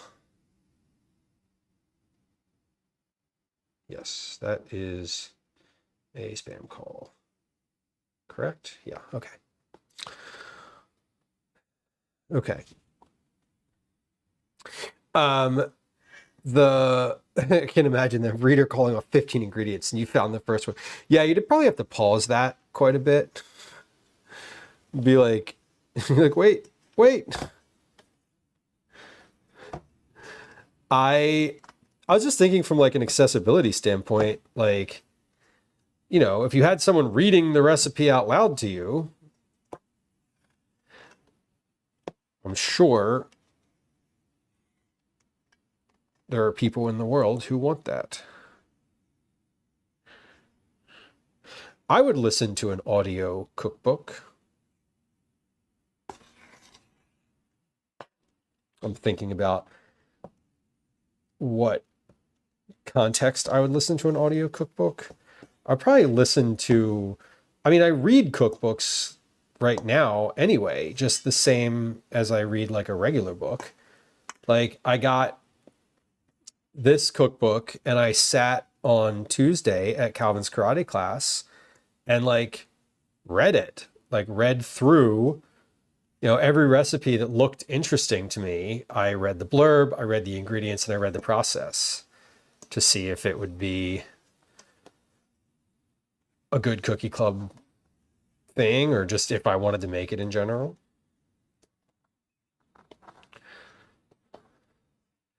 There's this thing that I keep seeing on Instagram that it was like a couple people like duetting something, right? The thing where you like post someone else's thing and make a comment about it. And it was this person who was like kind of mocking someone else for using an accessibility device, but they didn't know what it was. And then the person duetting it and saying like, with all these types of things, if you don't know what it is, it's not for you. Like if you don't understand who would use something like this, it's because you don't need it. And so when I'm like, you know, who would use an audio cookbook? Well, I don't need that. So I don't know. Someone would. All right, let's put this in the fridge. Get a towel. We'll cover this one too. And then we're going to clean up for just a little bit and get the counter ready. You know what I'm going to do?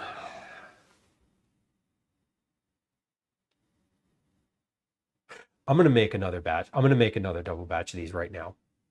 Because what I don't want to, I have all my ingredients out. I'm ready to go. What I don't want to happen is for this to get into a territory where I don't have enough dough. And what I will say is if this ends up being enough dough, and it's totally fine, I will freeze the rest of it. And then I'll just have cookies.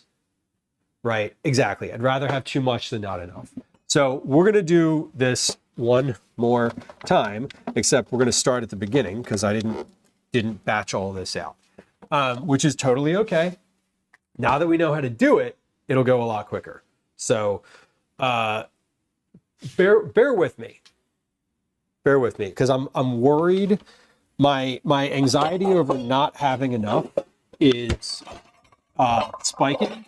I know that I have enough ingredients, so we're just gonna go ahead and do another batch. And that'll be fine. And that'll be fine. So we're gonna do another double. I'm gonna do another double. Because I think that's the way to go. Because those two bowls seem like just enough. They seem like maybe they'd be enough, and like probably they wouldn't be. So it's fine. We have to wait for this dough anyway. So let's get our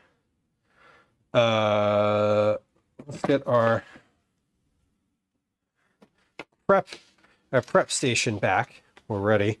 I moved it off to the side, and now here it is again. All right, so for the sriracha butter, we need 2 tablespoons of unsalted butter.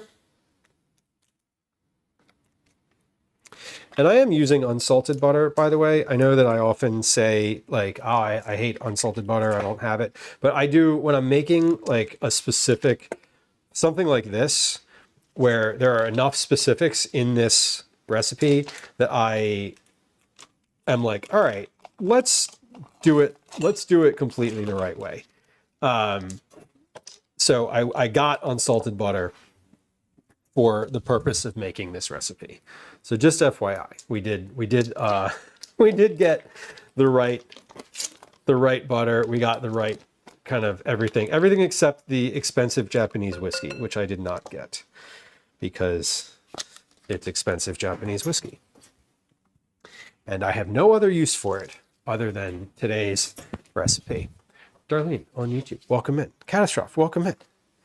Nice to have you. All right, so we said 28 grams is 2 tablespoons for the sriracha butter. So 28 grams of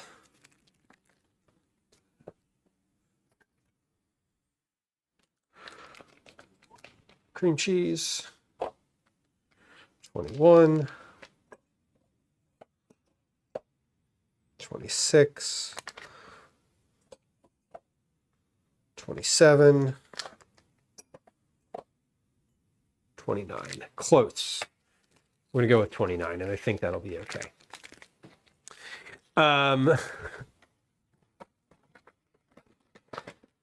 Yeah, the miso with the salted butter, like, I'm not adding any additional salt to this. The miso is in place of salt here.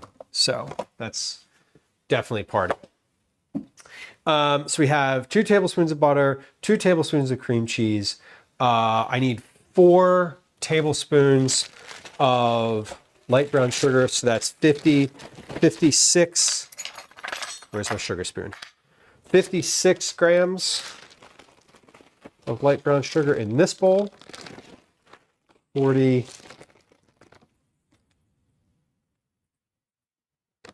55, 56. Now in this bowl, I'm also need brown sugar, so let's just do that at the same time.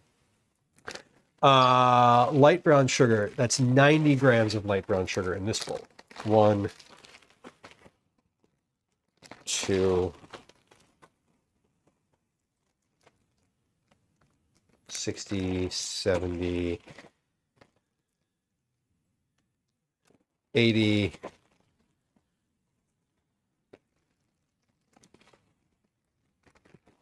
86, 70, 88, 89, 90. 90. Okay. Done with the sugar. I'm telling you, it says I like your Twitch hat. Thank you. It is a love. I enjoy this hat too. We need 3 tablespoons of sriracha. That was 45 grams. 45 grams of sriracha. 15, 30, 45, 15 per tablespoon. 1.5 times 2 is 3. 15 times 3 is 45. 45 grams of sriracha.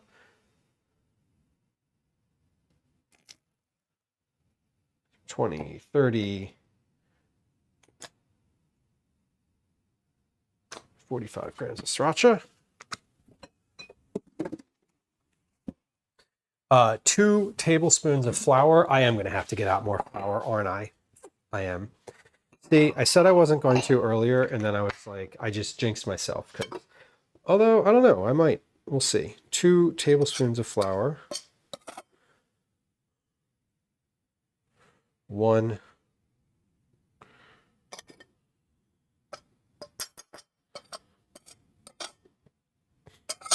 2.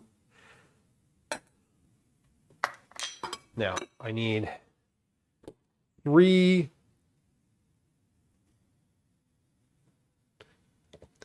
360 grams of flour in, no, not that bowl, not that bowl. 360 grams of flour in here. Okay, let's see. Do I have enough flour in this thing? I am going to have to get out more flour. 310. Nope, I definitely don't. 320. Okay. Let's get out another bag of flour. Fortunately, this is the same exact flour as is in this container. So I'm not worried about types of flour mixing and having different effects. That's okay. 320, 30,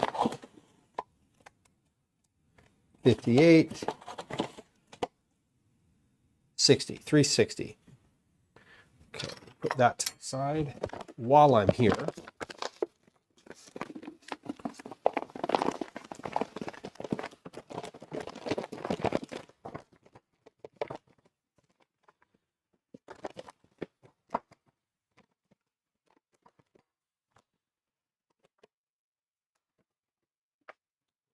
my flour container.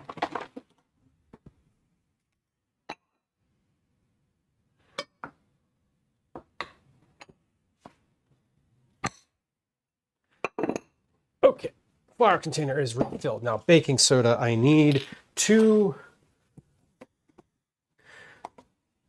1 teaspoon of baking soda in here. 1 teaspoon. Okay, that's good. Baking soda's finished. Mix this together. Flour and baking soda mixture is ready to go. And let's get back to the other part of this. So we did the, where are we? We did the flour in here. 2 pinches of MSG. 2 drops of food coloring. 2 pinches of MSG. 2 drops of food coloring. 1, 2. Mix this together now with a spatula. So, oh, right. I didn't soften the butter. It's soft, but it's not like out of the fridge for multiple hours soft. First off, I'll take that. I'm going to put this in for 29 seconds at power level 5. Can't put this in there. So we're gonna do this. How are we gonna do this? We're just gonna go for this and mix it by brute force. Okay, are we soft here? Soft-ish. Let's, what am I mixing this with? A whisk. Right. Almost.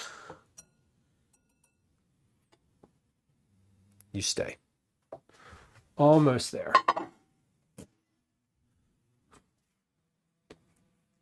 This is my miso, or not miso, this is my Sriracha butter. I think I'm going to need to let this sit for at least a second or two. Now this is fine because this is going to be, this is a third batch of dough. I have a batch of dough that has 9 minutes left on it. That's like ready, almost ready. So that's, if this needs to sit out so that the butter softens just for a second, which I actually don't think it's going to. The thing is, I had extra butter sitting out at to start stream, and I didn't use it. I just put it back in the fridge, and so it didn't completely chill again. So this was pretty soft to begin with, and it should be okay. MSG and cookies, right? We have MSG, we have Sriracha in here. So I just kind of put this butter, I broke this butter up a bunch.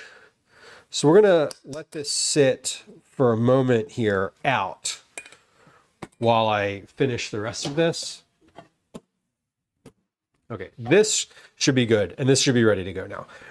Okay, I need 300 grams of granulated sugar now in here. So this butter is confirmed soft enough to mash. Okay, 300 grams of granulated sugar, right? 150 times 2, 300, correct. Okay. 1, 2, 60, 70, 80, 90, 300, 301, close enough. All right, so we have our butter, we have our sugar, we have our brown sugar. We need 2 eggs.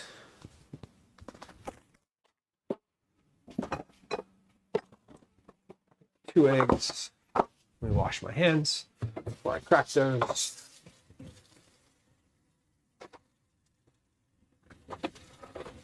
You watch. I'm gonna end up with like so many cookies.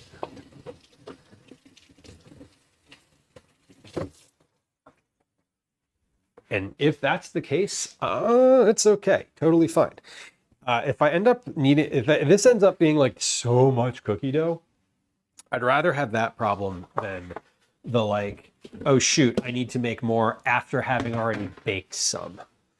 That's the negative, right? Butter, sugar, egg. So we got the butters, we got the sugars. Here goes an egg, here goes 1, here goes 2. Butter, sugar, egg, miso, 2 tablespoons of miso. So again, that's 6 teaspoons. This is 10, 20, 30 grams of miso. I'm going to go ahead and measure that directly into the container this time because, wait, why did I get out 2 of these? Oh, I bought 2 of these, right. When I was in the store, I forgot exactly how much miso I needed in these, so I bought 2 of them, and I definitely did not need 2. All right, that's okay. Jenna, no such thing as too many cookies. No, I'm with you. I'm with you, both in agreeance and in practice right now. We might 27, 30, perfect. We might end up with too many. I might end up with, how would I better phrase that? More cookies than I need. 2 tablespoons of whiskey. All right, we may end up opening the smaller bottle after all. 2 tablespoons is also 30 grams.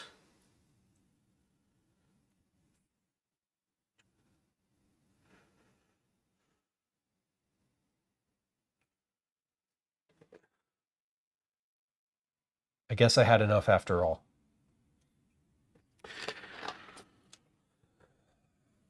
It is worth saving.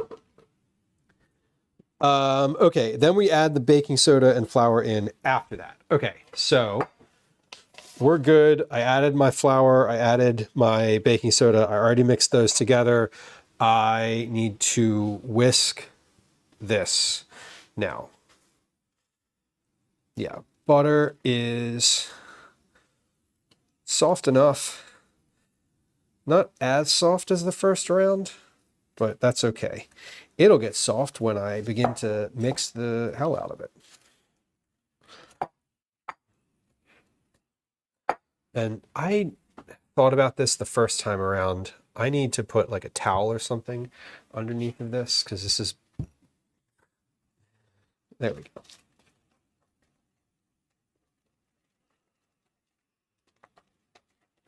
Yeah, I do love when that happens. I love when you use like the very, very last of something and it's like the exact last of something that you needed. That is super satisfying, honestly. Like, there's a lot of different ways that cooking can be satisfying, and that is definitely one of them.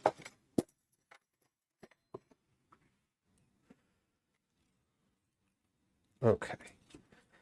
So yeah, the butter is a little bit more solid than the last time, which is okay. It's still going to mix in. I just need to, it sticks into the tines a little bit more.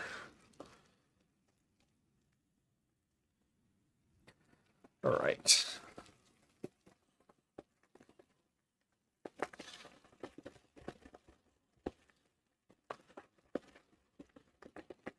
So I've used my 2 largest bowls, and then this is my 3rd largest bowl.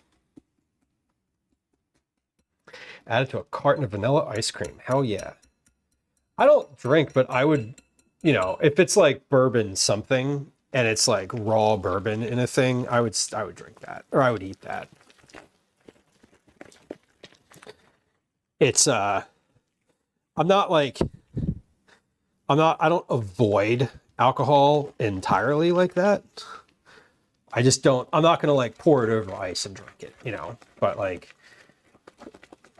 what's the, there's a, like any ice cream that has like liquor in it, I'll definitely drink that. I'll definitely eat that.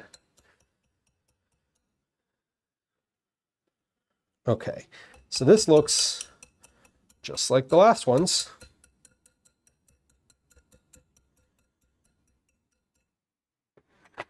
And now we're going to take, well, here's what we're going to do first. We're going to stir this a little bit more. This is my Sriracha butter.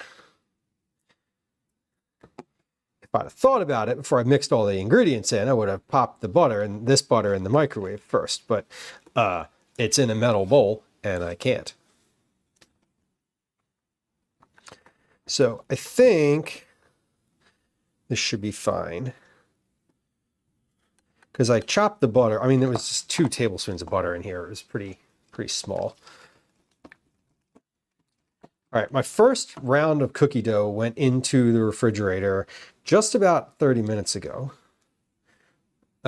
So once I'm finished this, what we're going to do is we're going to take a quick pause and we'll play a game of words on stream. I'm going to clean up. I'm going to put some of these dishes in the dishwasher, and then we are going to come back and we'll start baking some cookies. So for those of y'all who are like familiar with the Cookie Club process, I will be making the cookies, then we're going to cool them, and then we're going to package them. So the goal is that we get them all packaged on stream today. Now all of my packing material is ready to go. I've got my, got my bags and all measured out and counted out. So I'm ready to start packing. But these are going to need to cool first. So we're going to bake. The goal is that we're going to bake all of the cookies and then package, starting with the ones that we baked first. So after I'm finished with this, we're going to clean up the counter here because I've got a lot of stuff over here. I've got all my ingredients are still out. My mixer is out, even though I'm not actually using it today. Mixer is out. So we're going to put all of that away, and then we're going to get ready to have a counter full of cookies that are drying, cooling. and drying, I suppose. Those garlic cookies that I've been making on stream that I've been making for the past past year, basically, and perfecting. I finally have them to a point where they are good. The recipe is good. It's good to my taste. It's what I want. It's most importantly, the recipe is what I want, because I'm making them literally for myself. No one's paying me for it. If they were paying me for it, I'd probably be way past deadline. But I realized not one of the steps, but kind of the most important part of them is letting them rest for like a day. Like, they dry out overnight. Like, no matter how good they are, like out of the oven, like 10, 15, 20 minutes cooled out of the oven, they're better the next day. Every batch I've ever made, it's been better the next day. Carol, on YouTube, I am making sweet Sriracha cookies. So these are from the 108 Asian Cookies cookbook by Kat Lau. They are basically a sugar cookie.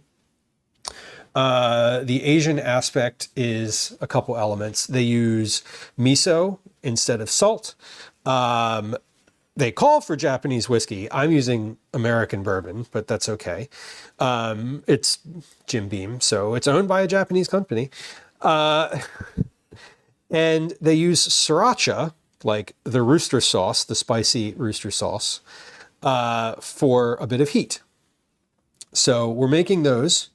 What I'm doing right now is I'm making my 5th and 6th batch of them. I have 2 batches in the refrigerator right now that are, or rather I have 2 double batches in the refrigerator. I have a 3rd double batch in this bowl right now, and we're about to pop this batch in the refrigerator as well. So we're making cookies for Cookie Club. It is a rewards program for folks that hang out on the live stream and in the community, both online and on Discord. We just made partner on YouTube, so I am working over the next couple weeks to make the YouTube chat experience a little bit more aligned with the chat experience on Twitch, which is the primary platform where I'm streaming. So that folks who are on YouTube can subscribe and have that count towards Cookie Club, and can also use sound and get benefits befitting a channel where you can actually subscribe. So that's what we're doing today. Welcome in again. Thank you. I know you've been hanging out, so appreciate you.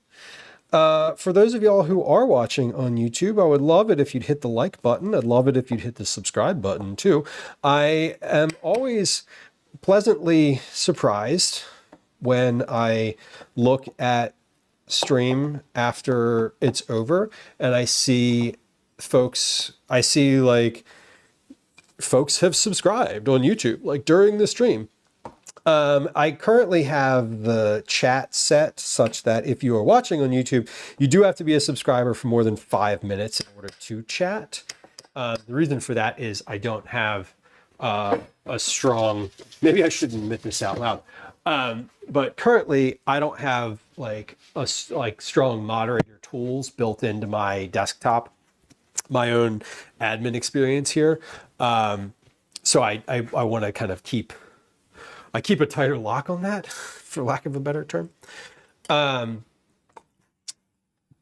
we're gonna build out the overall YouTube aspect of the stream and integrate it more with what we already do on Twitch. Thank you. I appreciate the congratulations. Yeah, it's I don't remember when I started streaming on YouTube, but I do all of the streams are multicast between YouTube and Twitch. On YouTube, they are both vertical and horizontal. So there is a fully separate vertical experience that I have built for the stream that if Twitch ever lets me, I will send to Twitch as a native experience so that folks watching on Twitch can experience a vertical stream, should they so choose that.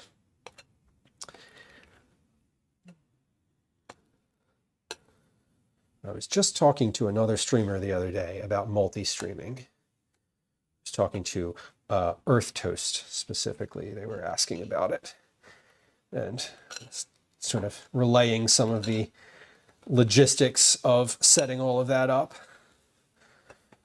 It's definitely an additional bit to manage more than one platform, but not so hard that you shouldn't do it.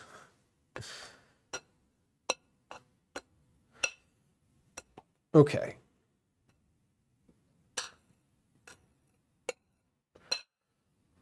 Well, this is ready to go. We have batch, our third double batch is finished. Third double batch is finished. All right, this can go in the fridge. Put another towel on top of this one. And now we are going to take a little break. During the break, we're going to run a 3-minute ad on Twitch because that is going to allow folks who come in on the next hour, during the next hour, not to receive any ads, which we love. We're going to do... Sofa, thank you for the shout out. Earth Toast is a fellow food and drink streamer, member of the Food and Drink Creator Club. If you're also a food and drink streamer and you're in chat and you're lurking and you're not in the Creator Club, you should probably join. It would be great. I am an advisor to the Creator Club and I would be happy to answer all your questions in their Discord. Okay, we're going to take a little break. I'm going to clean up the counter. I'm going to put some things away. I'm going to triage the dishes. We'll put a few things in the dishwasher during that time. When we come back, we are going to start making cookies. My oven is ready. I need to get my sheet pans out and get them lined with parchment paper, but that's like super easy. Once we're back. In the interim, as I mentioned, we're going to go play a game of Words on Stream while we run a 3-minute ad on Twitch. Where is Words on Stream? Let me find it here. Here it is. Carol, you said you on YouTube, you said you love everything Japanese. I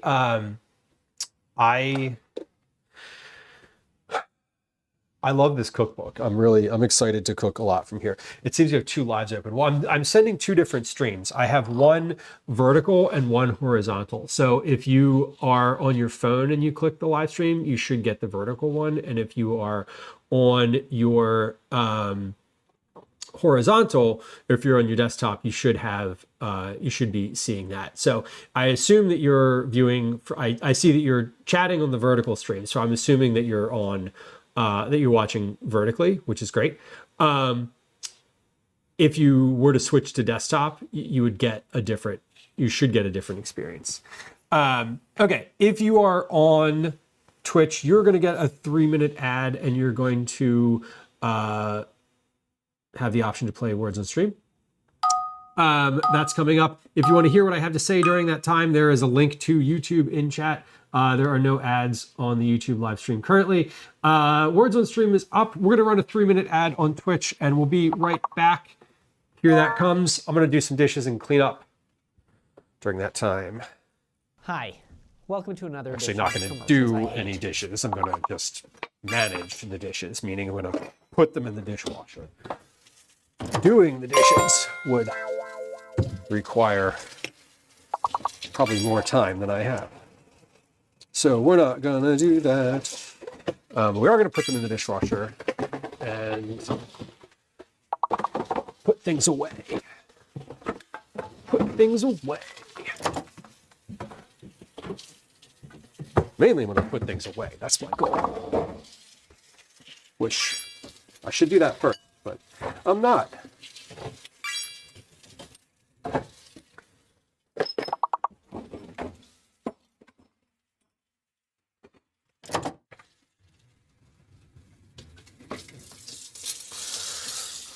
you watch. I'm going to end up with like 1,000,000 cookies today.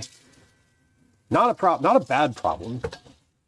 Not even I wouldn't even call that a problem. Just a aspect of the stream.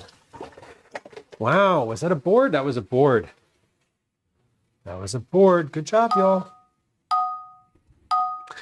Yeah, Carol, every time I make something, Carol on YouTube says, every time I make something for the fam, I end up with a mountain of dishes. I know, and that is definitely the issue.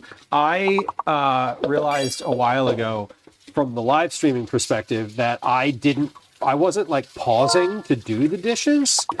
And so at the end of stream, I would end up with like a mountain of dishes, like big same, just like so many dishes. And it was occasionally, it was such that it was just like overwhelming to look at. Like I'd get to the end of the stream and just be like, I can't do this. Like I can't, there's so much, like I'd have to do it in phases. And now I do a little bit more, I take a little bit better care of myself in that regard, where like the way that Twitch works is they run ads like no matter what. And so I just choose to like run them manually and do some of the dishes during that time. Because it kicks people into the ads and they can't hear me. They can only see some of the broadcast. So it's a choice. And at some point there will be ads on YouTube as well, because if you accept their like their monetization, then you just get ads no matter what. Okay, things are away. Hey, if you are watching on Twitch, thank you for your patience. I appreciate you because you stuck around for the ads. And now you're back. And now anyone who comes into the stream in the next hour will not get an ad. And they will also appreciate you for having stuck it out through the thing. Okay. Did we get a board? Did we get a board? We did not get a board this time. No board. Okay. Well, how about, do you want to play another one anyway? Because I want to finish putting my stuff away. Can I? Okay. Oh, here it goes. Okay. I really need to finish putting this stuff away. I got everything in the dishwasher and the sink is ready to go, but I need to get the counter done. Okay. See how that works. Yeah, Carol, there's nothing in the oven currently, but I have the oven on because we're going to be popping cookies into it in just a moment. And whenever I turn the oven on in the house, I kind of like to turn the light on too. It's sort of a habit because when I look over and I see that the light is on in the oven, it reminds me that the oven is on. And if you're the type of person who like worries about leaving the oven on, that little like change in habit can help ease your mind. Unless you forget to turn the light off when you turn the oven off, and then you panic later when you see it. But that's also fine too. It just means that, hey, you remembered, and then you panicked. Anyway. Generally like to just keep the light on in the oven while I have it on. That's my best practice.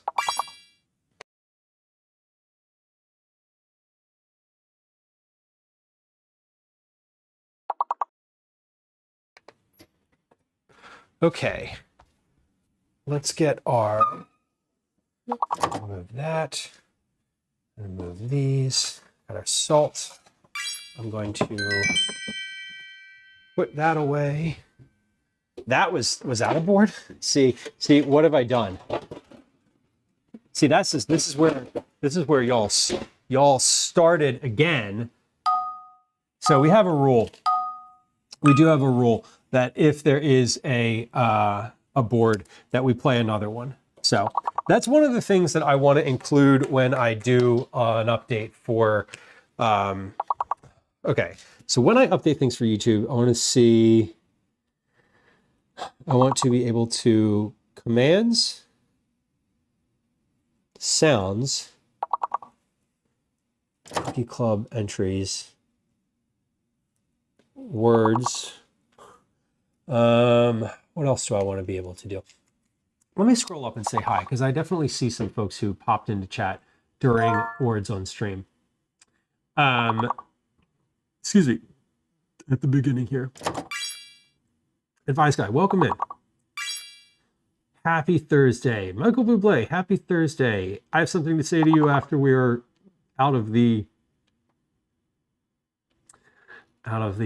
words on stream board. Good things. No one helps when it comes to dishes, Carol says on YouTube. Yeah, that's also true. Soflif, 2,500 chat messages. Hey. That's quite a bit. That is quite a bit.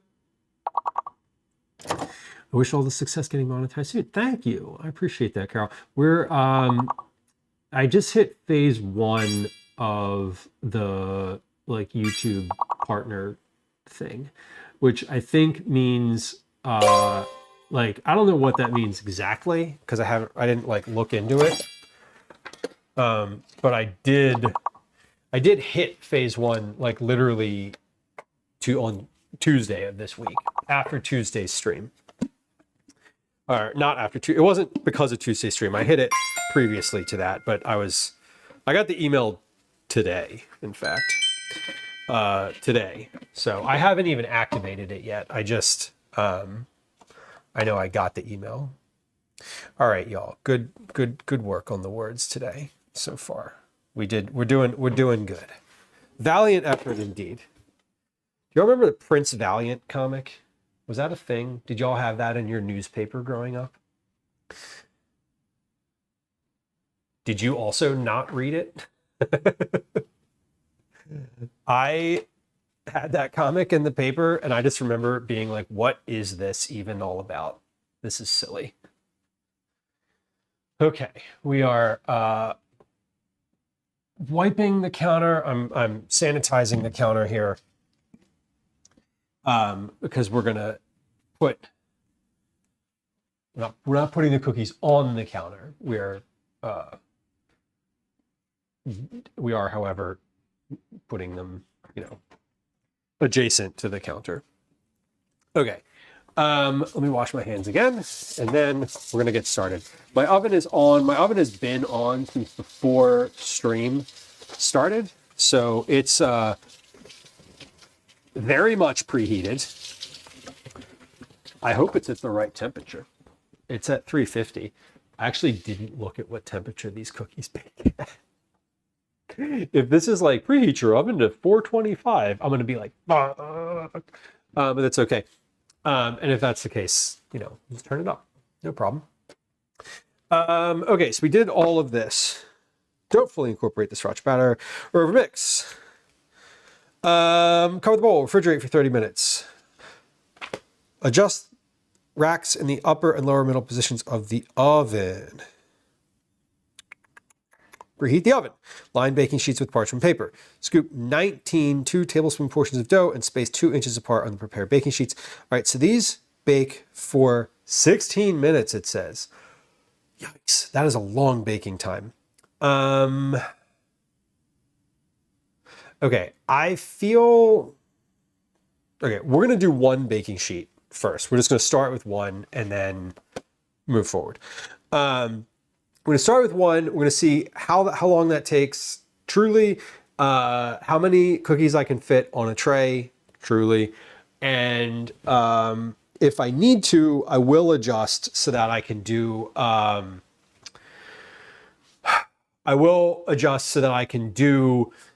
two sheet pans in there at once. Right now in the oven, I have a baking stone, or a pizza stone, which I like to leave in there because 1, it's big and heavy, and where the hell am I going to store it? 2, it helps keep the oven at a good temperature. It's a heat sink. So if you preheat the oven and it heats for a long time and it's been in there for a while, it will keep the oven at a good temperature. Trina Alexa on YouTube, welcome in. That is a rare but familiar name.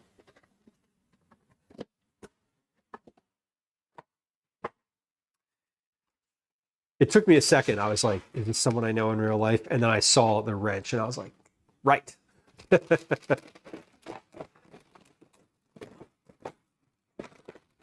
Came across your feed. That's fun. You better like it. If you're watching on YouTube, hit that like button. Thank you. Helps bring the stream to other people. If you're watching on Twitch, I want you to know that follows are silent. Subscriptions are also silent on YouTube. Like if you hit the subscribe button, nothing happens. I mean, you subscribe, but like nothing happens insofar as like there's no sounds. I'm not going to be like, thanks for subscribing, person.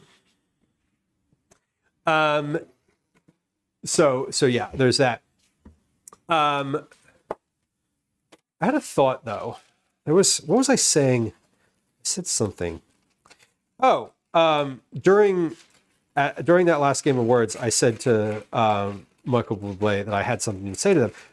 Congrats on your efforts in Food Fight. I wanted to say I watched on Tuesday, Monday, whatever that was, Monday. I watched on Monday. Good stuff. Good show. Y'all looked like you were having fun, which is obviously the most important part. It was a blast, and I'm glad you enjoyed it. I'm glad it was a blast. That's the whole point, is to enjoy it. I think Dana and Darth are fun hosts. I like their rapport together. So we're doing some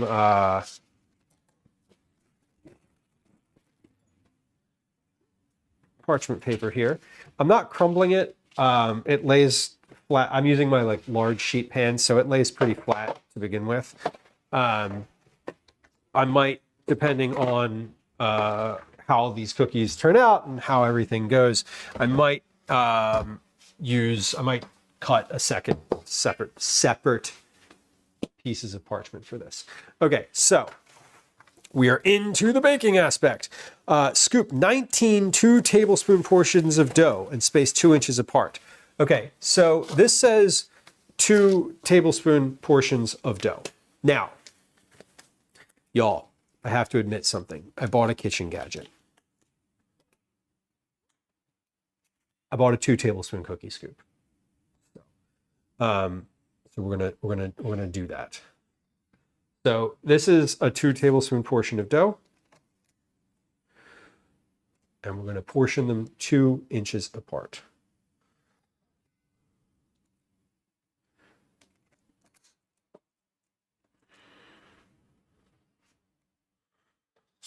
Three.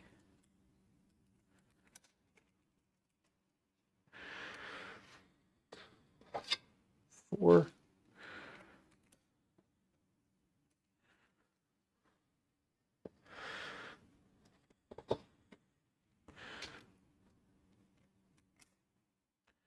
So I'm curious how many cookies this ends up actually making. I bought a gadget. It's a single-use gadget too. It is a 2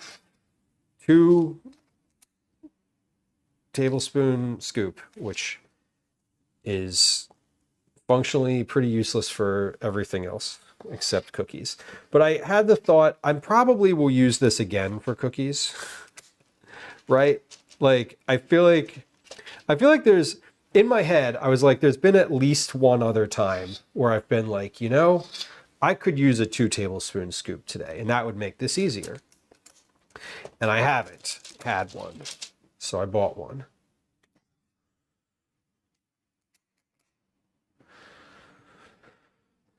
And now I have one, so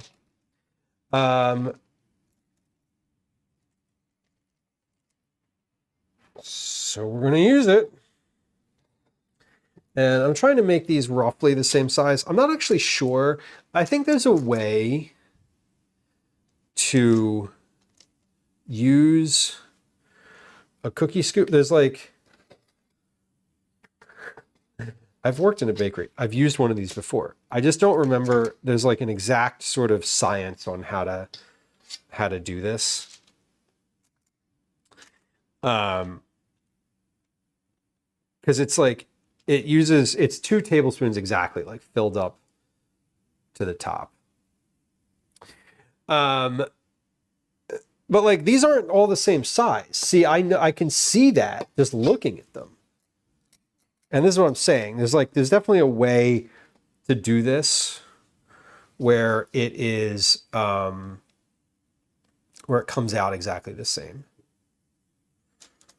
Okay, so here we go. This is good. I think we're good to go here. So that's 12 cookies. It says to like put them in, and then it says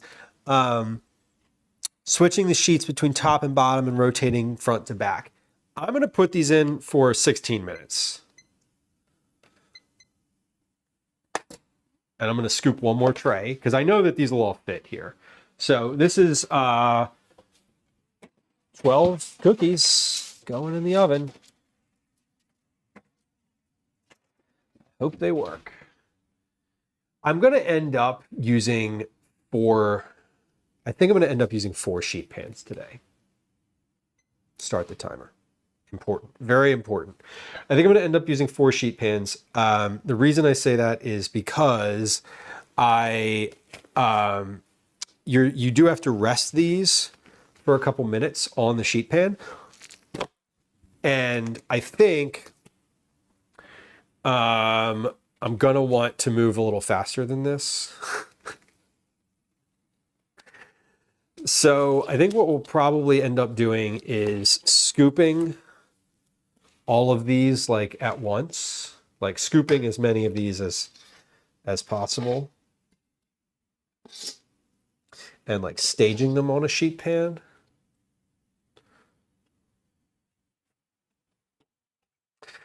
Cookies turned out. You make them spicier than the recipe asked for. That's like basically how I approach every recipe that's spicy.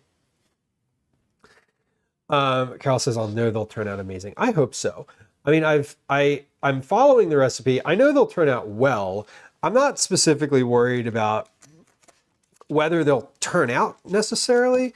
I'm more concerned with timing, right? Like I'm making 60 of these, right? If I do 12 on a sheet pan,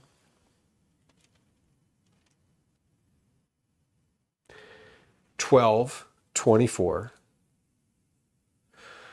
36, 48, 60, that's 5. 5 times 15 is an hour and 15 minutes. So I guess that's actually not that bad. It's only 15:30. Okay, I'm overthinking it. And they have to cool. So yeah, the first batch is testing. That's why I'm only doing 1 to start. And I'd like to point out, by the way, that there was 12 cookies on that tray in the oven. 15, 16, 17, 17, 18,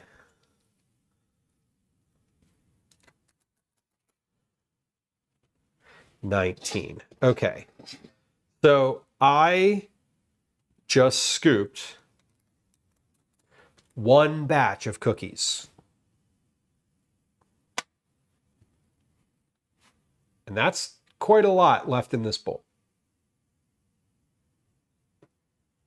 So I think I'm feeling good about, okay, now I'm feeling good about the amount of dough that I have.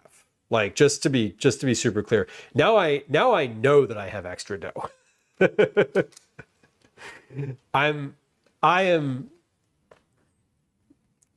positive that I have extra dough at this point. Because I think I got spooked. That's what happened. Is I got spooked with this first batch being so. I should have used the normal size bowl first. That's what I should have done. I should have done the regular old bowl, like the normal size large bowl. That's what I should have done. I didn't, but that's okay. Yeah, anyone with dough to spare. We're definitely going to have dough to spare. That is true. And I'm pretty sure I can freeze this. And if I can't freeze it, what I'm going to do is scoop it. Well, I know I can freeze it. What I'm probably going to do with this is put this. I'm probably going to scoop. I'm going to make as many cookies as I need. Then I'm going to scoop this and just roll these into balls and put them in the freezer to freeze in cookie ball form and not in like whole batch form.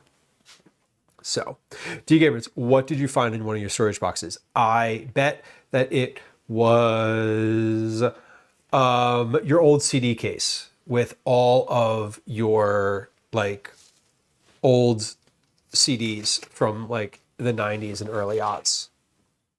Maybe. Could be. Okay, well, these look good. I mean, they're spreading nicely. They're spreading really nicely. I should have put the camera on the oven to like show these in the oven. Maybe I can still do that. I mean, I'm sure I can still do that. An original Game Boy, no shit. That's kind of amazing. Do you have a plan for it? Like, I don't mean that in a like. I guess what I'm asking is like, can you do anything with it? Oh, there it goes. Look at that. Frozen. Okay, hold on. We're gonna fix this.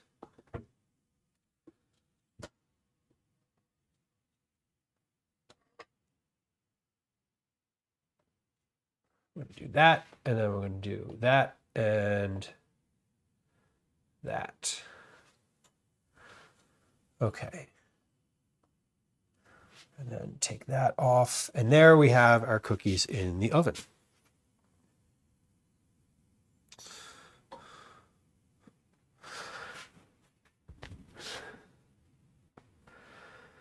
Still in the box? Get out of here. That's super cool. An original Game Boy still in the box is probably worth a lot of money. I wouldn't take it out of the box. I'd probably see what it's worth before you unbox it.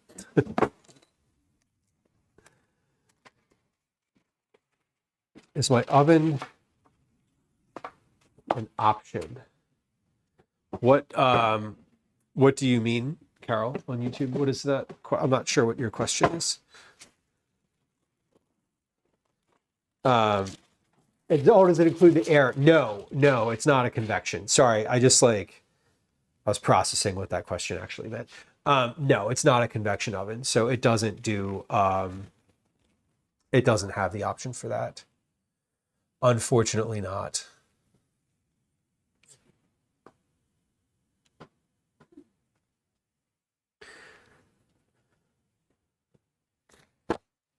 And they are rising. They are definitely they're coming along. I'm leaving that one in there. They're 8 minutes in. We got 8 minutes to go. It said halfway to switch them and rotate them halfway through. I'm not going to do that because I only have one tray in the oven. That's assuming that you have two trays that are stacked. So, this is just one tray and it's just sitting there. So I am just going to leave it in to do its thing. And what I'm going to do now is I'm just getting I'm just prepping more cookie dough. Because these are going to bake And I'm not sure if I'm going to use different trays or if I'll end up using just all the same trays, but I'm just getting some more dough balls like ready to go. And yeah, a convection oven would be nice. Something with like an air, with an air current in it would be great. I don't have that option with this oven, but I recognize that it would be nicer if I did. Circulation, the heat circulation would be amazing. This is not that. This is not that, as much as I wish it were. Tucson says at the hospital, if you blow air in the gloves, you're required to throw them away and get new gloves. I did not know that. What is the reason? I guess I'm assuming the reason for that is that airborne pathogens would still be present, I'm assuming. That is a really interesting find, D. I'm excited for you. Wait, did you say what you're gonna do with it? What you're actually gonna like try to do with it? $8 for a honeydew melon. Honey, don't buy that. That's too much. Honeydew's not even that good of a melon, honestly. Like, if I'm gonna spend $8, I'm getting something that's like, I don't know, getting something a little better. Chart says honeydew is mid. Yeah. Yeah, honeydew is the other melon in the fruit salad. Where you're just like, oh, it's got cantaloupe and watermelon, and like there's some honeydew in there. It's the melon where you're like, don't get too much of that in my fruit salad. That's all right. Meat is cheaper. Meat is cheaper, but does not go as well in said fruit salad. That's factually correct. Okay. We got 5 minutes left on these cookies. They do in fact look like that. That is the right. I was wondering if my computer or my screen had frozen. I don't think it has. They do look like that. They're looking pretty good. I think I need to work on the spacing.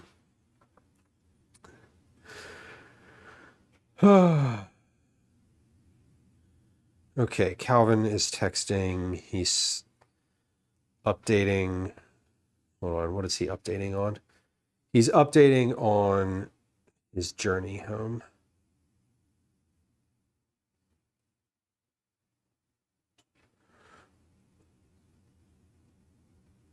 Okay. Cool. He's good. All right. When the kid texts you, you respond, or you read it at least. I did not respond, but I did read it. Okay, let's get out our next bowl and portion that out. Tucson, yeah, he takes the bus. He's a bus rider to and from school.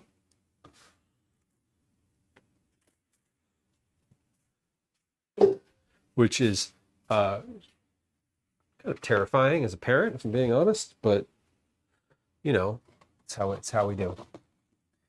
Carlos on YouTube says I made cookies once and they spread so much they started merging. They do that. It's very it's always kind of funny. The spacing is important. And yeah, as I'm looking at those and how much these are spreading out, I'm like, all right, the next ones, we're gonna make sure they're like perfectly spaced.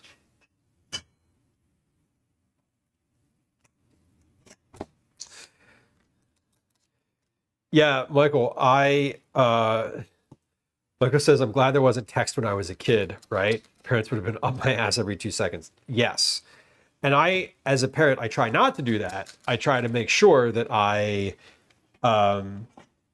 well, one, I don't want him on his phone all the time. Like, I know that he's using his phone when he's in transit.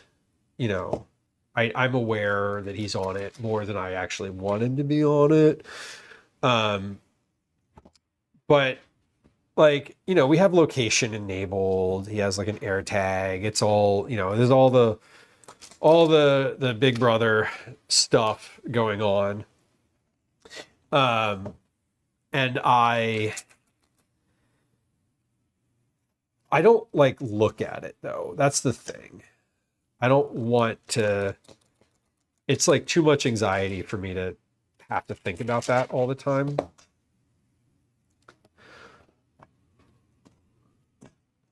One of the things that I thought about recently that I don't have turned on, but I would like to turn on is the thing that is the function on the location services where if you leave a location, it sends an alert. And that's one that I think I would like to turn on where like, hey, if you leave school, it will let me know. And not even really because I'm worried about like truancy. It's more around like, when are you actually heading home? Like, are you on the way home? Because sometimes I lose track of time and he'll just like enter the house and I'm like, oh, is school even over yet? And I'm like, oh yeah, it ended an hour ago. What? But I don't have that on, and I don't think the next time I remember it, I probably won't turn it on. Like I'm thinking about it right now, but I'm not going to stop and do that. And I'm going to forget it before the next time. All right, so we have another tray of cookies ready to go here.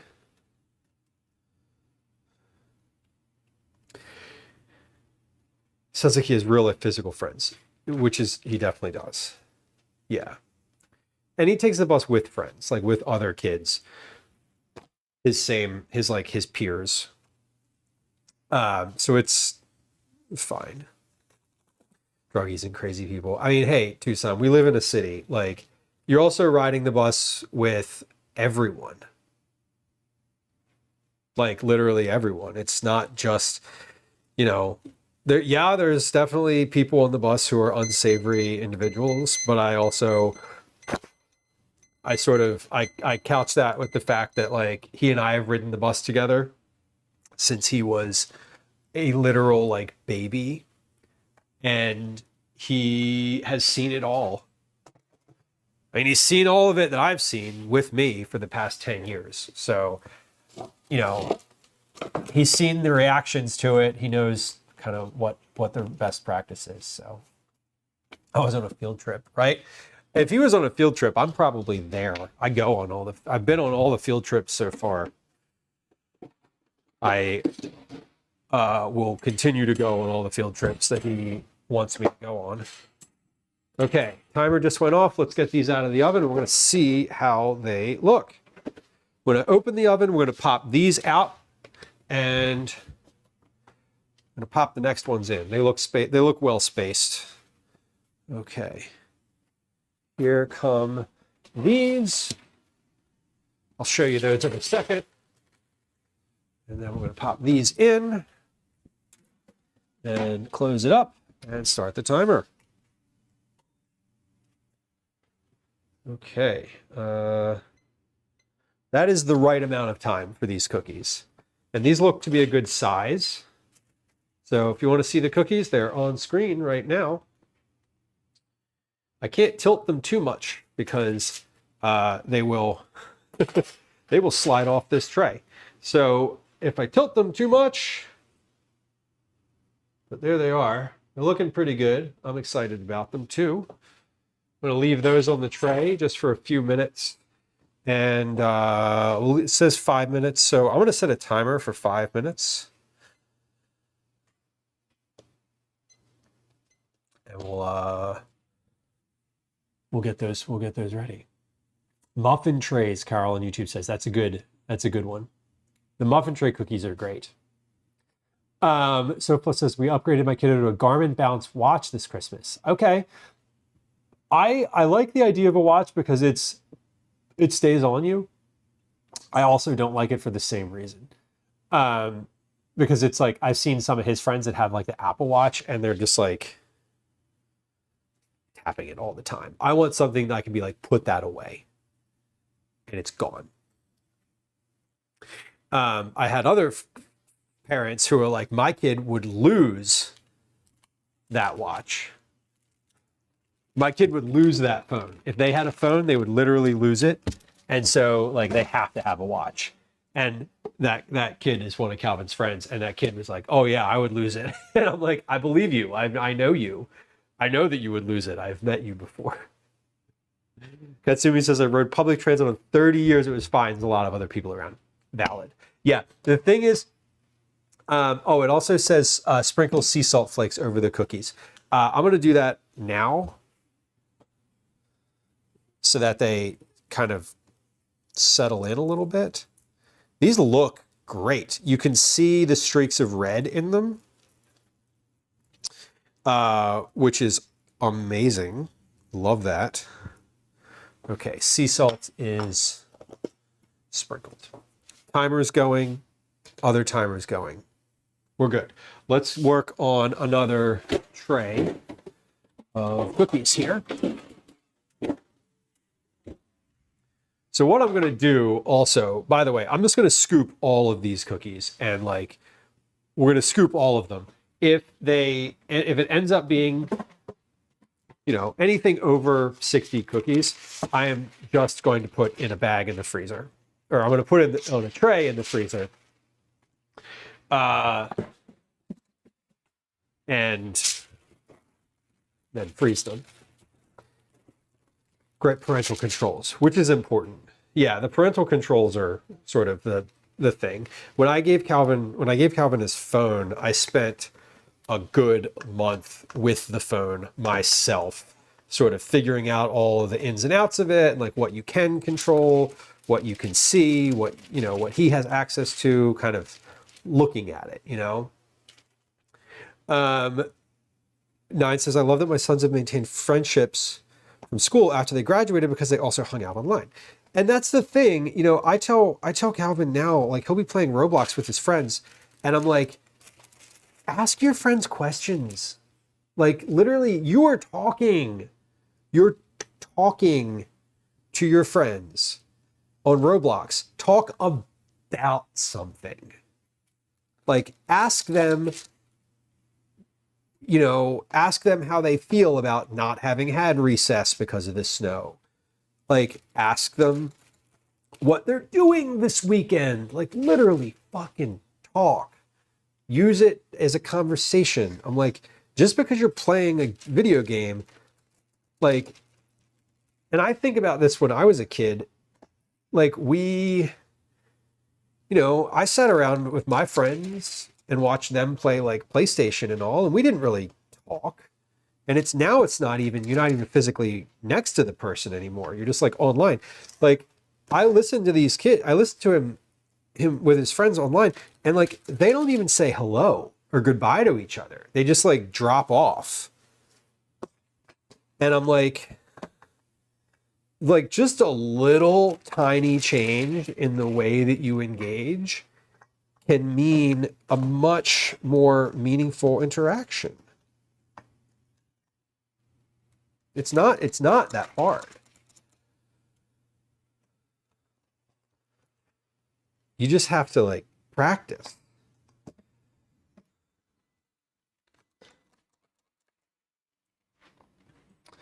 Tucson says people in Tucson have gotten stabbed on the bus. I mean, yeah. People in Philadelphia have gotten shot on the bus. There's all sorts of shit that happens on the bus. The thing is, with the school corridors and like the timing of it, is that, for example, I have ridden the bus home with Calvin before, right? After like a field trip, I was there, I stayed and like rode the bus home because I was like, oh, wouldn't it be nice to ride the bus home together? No. No, it's not. You want to know why it's not? Because that bus that he takes home sits out in front of the school. It's a public bus, but enough kids take the bus that there is a literal bus that waits in front of the school. And that bus has 50 kids on it. And I got to tell you, you don't want to be on that bus. You don't want to be on that bus. You can't even think. You can't get a seat. They're just yelling at each other. They're all on their phone. They've just been released from school, like literal, like feral creatures. And in the morning, same thing. Same thing. So I hear you in the sense that generally speaking, like, do I want my kid to ride public transit all the time? Like, if he was like, hey, I want to go to my friend's house in a different part of the city, you know, can I take the bus there on like a Saturday afternoon? My answer would probably be no. But the thing about having critical mass is that you have critical mass. If it's like commuting time and all the kids in the city are well, not all the kids, but like the kids that take the bus, you know, if they're all there, all at the same time, that bus is, I'm not worried about that bus. I'm worried about that driver and their sanity. There's been a couple times, many times, twice this week actually, where the bus, we were waiting at the bus stop in the morning and the bus was so full that it passed us. Not once, but twice that happened. Not twice, 2 days in a row. It did happen 2 days in a row. But on Monday, Tuesday, there was two buses that literally passed us because they were too full. And those are the ones where I'm like, I'm not worried. I just don't have a lot of concern at that time of day.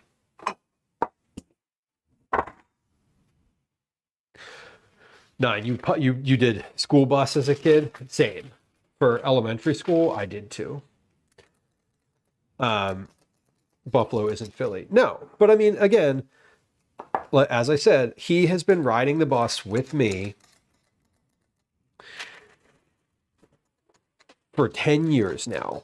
Like he's seen stuff on the bus.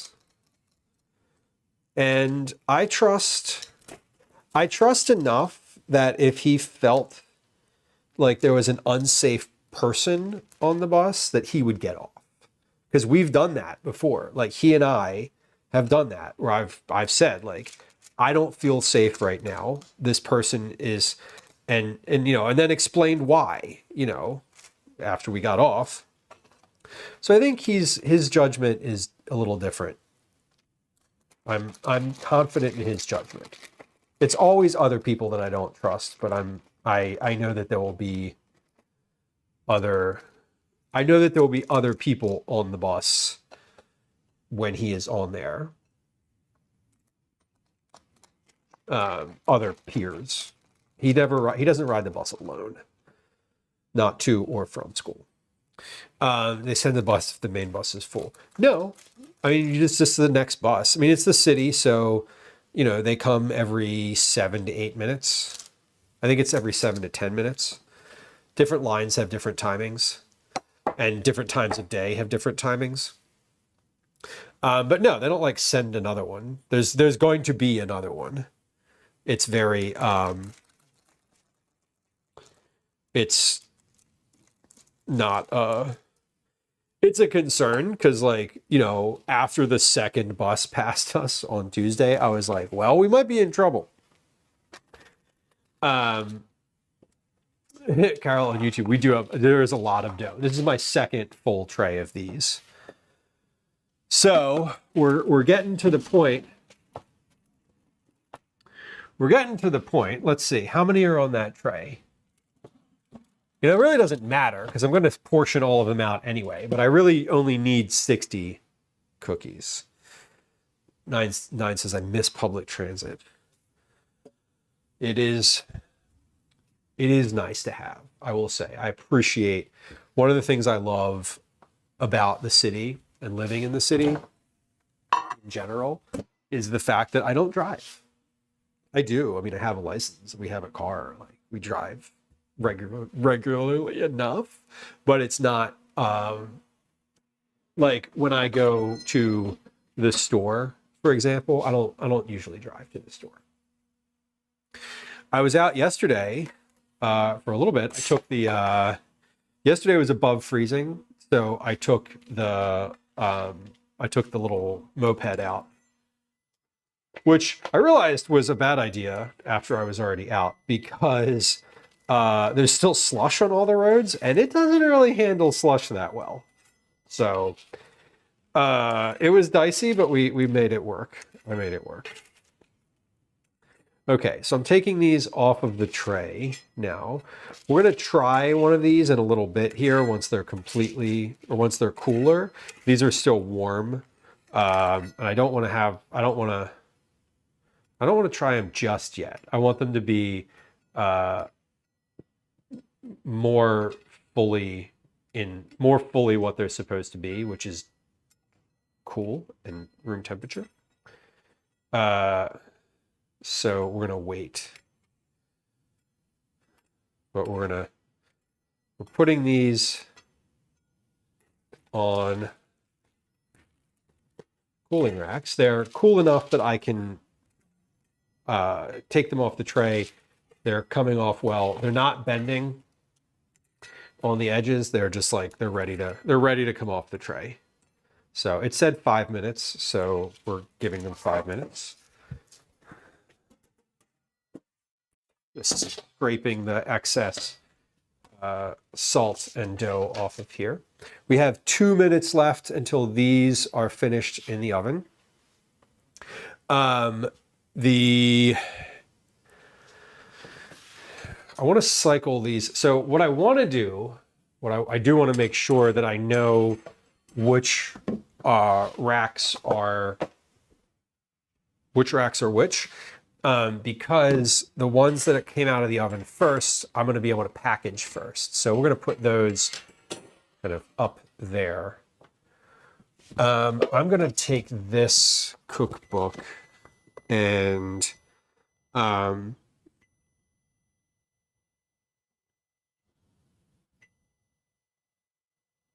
sorry, I was just reading. There's cookie tips in here. It says keep them in the oven for an extra minute if you like them extra crispy. I don't particularly want them to be extra crispy. I think they're probably going to be crispy enough when they're dry. Chewy is also good. I like a chewy cookie. Omit the Japanese whiskey to keep the cookie non-alcoholic. Whoops. Store the cookies in an airtight container for up to 5 days. Cool. That means that we will be able to put these in the packaging and they'll be fine for shipping, which is good. Speaking of the bus, Calvin is home. I hear him coming in the door. Hello. Alrighty. Tucson says if the bus is full, you can call and they'll send an extra bus, which is probably pretty nice. How frequently is that line running? I guess is my question. Because what I was saying is like we have the way that the bus is here. You know, if the bus skips you because it's too full, it ends up you just catch the next one. You know, it's not that long between buses. It's, you know, at most 10 minutes. Because these are city bus lines. You know, there's several other buses you could also take at the same, you know, roughly equidistant from where you are. How's it going? Good. Calvin's here. He's entered the kitchen. The fridge is open. Do you know? I did not know the fridge was open. Thank Were you. you talking about the text I sent you? Yeah, we're talking about the bus line. and sort of, your experience busing to and from school. I was gonna walk home, but then, well, I was gonna call you Yeah, if a bus didn't come. yeah.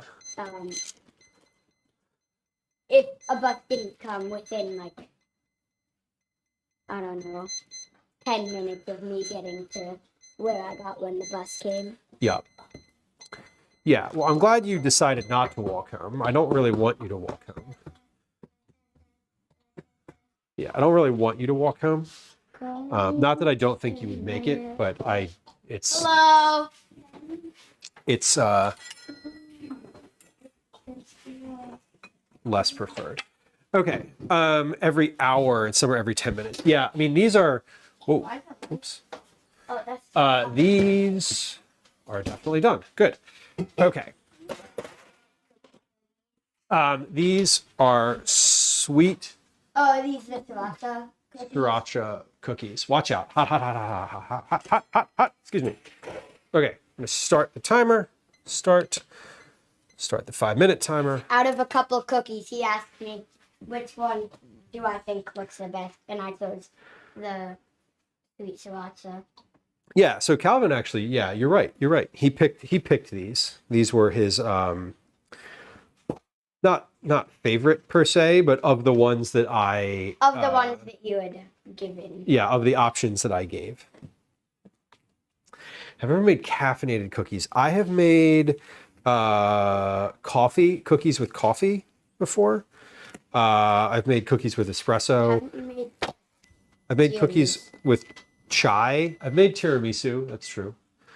But I haven't made like energy cookies, for lack of a better term, before. You've made cookies with chai in them? Yeah. Why haven't you told me? I don't know. Thanks, Gwen. We'll do those for Cookie Club next. Gwen was like, you made breastfeeding cookies. Facts. I did in fact. I believe they were called lactation cookies. But yes, I did make those. We have not made those for Cookie Club, but hope springs eternal.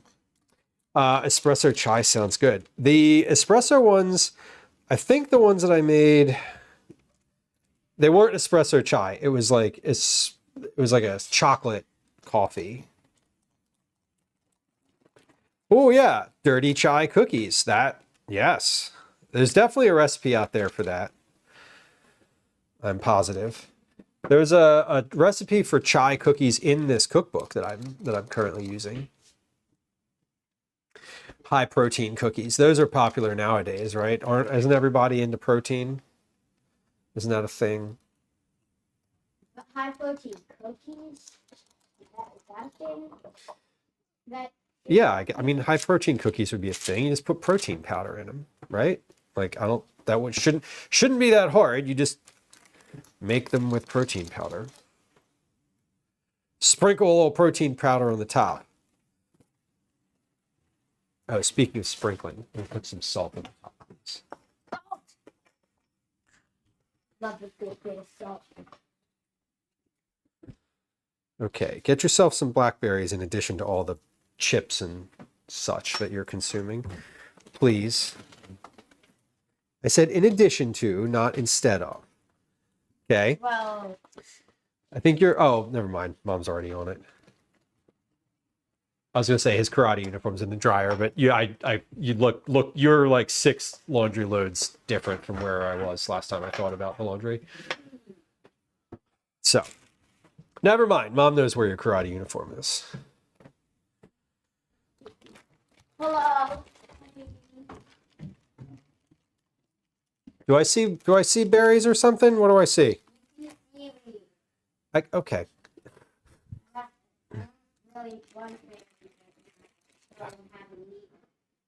Okay. Seaweed snacks are not what I was implying, but whatever. At least it's close enough, I suppose. Okay. Grab a second seaweed snack. You know you want two. And like- then there's only going to be one in there, so... How many did you have yesterday? 3? Yeah. There were 6. Yeah, I Yeah. had 2 yesterday. Oh, okay. Well, grab a third one Yeah. today then. Yeah.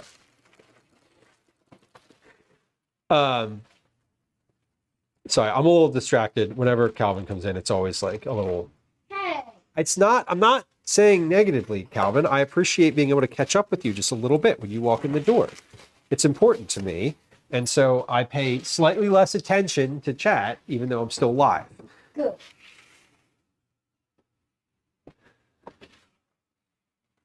Because I'm paying attention to you. Yes, you better pay attention to me. I'm the most important one in the room. I don't know if you're hearing this. Other than Daisy. Daisy is not is the most important. Ah, cottage cheese into waffle mix. Catastrophe. That sounds great. I actually have some cottage cheese in the fridge. Do you all eat cottage cheese? Did you grow up eating cottage cheese? Don't lose me. Like, I ate cottage cheese with apple butter when I was a kid. I feel like you made that for me. I've made it for you before, and you didn't really like it. At least you didn't then. You could try it again, but we don't have any apple butter.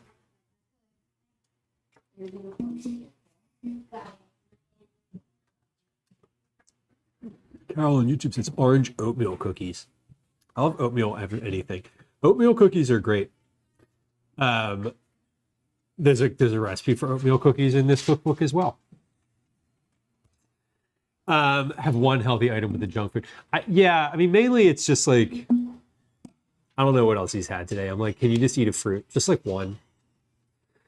Salt and pepper on the cottage cheese. Interesting. Wait till he's a teen. Yeah, I believe that. Hopefully he still talks to me. Oatmeal butterscotch chocolate. Oatmeal butterscotch chip cookies. Ooh. I have some butterscotch chips too. I mainly just eat them for a snack. I get like a little handful of them and eat them.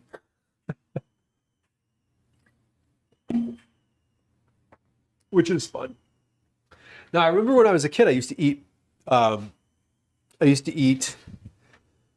apple butter, or like a big thing of cottage cheese, and like a I don't know, like a cup of cottage cheese and like a big spoonful of apple butter, and just like mix it together, and it was really good. And I like remember that, and I think about it. It's funny because I think about it often enough that it's like it's stuck in my head from when I was a kid, but I don't ever have it. I have cottage cheese in the fridge currently because I was testing a recipe recently that used cottage cheese, and it only used like a very little bit of it, and so I still have some left over. So I guess I could make that. I just like I've had apple butter in the house for years, and I recently just like ate the rest of it, and then I like somehow came across cottage cheese, which is funny because I'm like forever I didn't have cottage cheese and I always had apple butter, and now that I have the one thing that I don't have the thing that I usually do. Anyway, this cottage cheese count as regular cheese. I kind of count it as like fancy chunky sour cream, if that makes sense. It's like less it's still dairy, so I mean, like, yes, it's regular cheese. I don't really know what it is.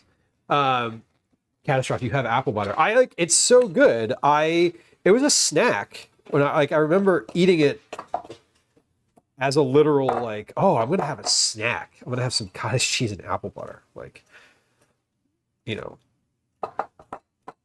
because we didn't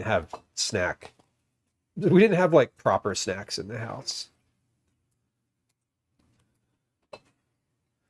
I lived a slightly deprived childhood in that regard. We didn't do we didn't have snacks per se in the house. I was telling this story to Calvin the other day.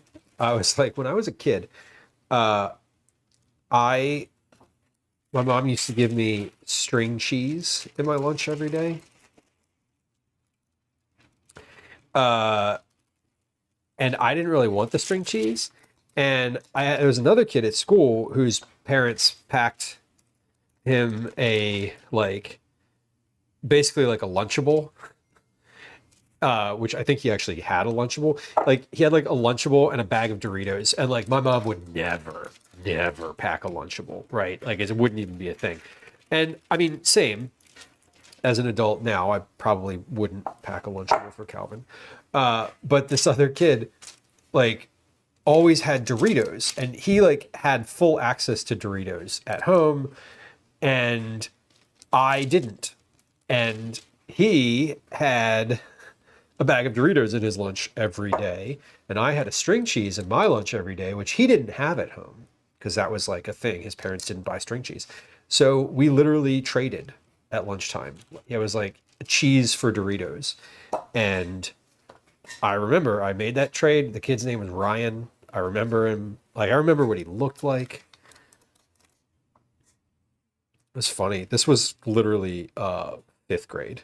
So I was Calvin's age when this story popped off. Tatsu says, what is apple butter? Like almond butter? Yeah, kind of. I mean, it's basically like applesauce that you cook past being applesauce. It's thicker. It like if you took applesauce and like a jar of applesauce and just put it on the stove and simmered it a little more, you would get to basically apple butter.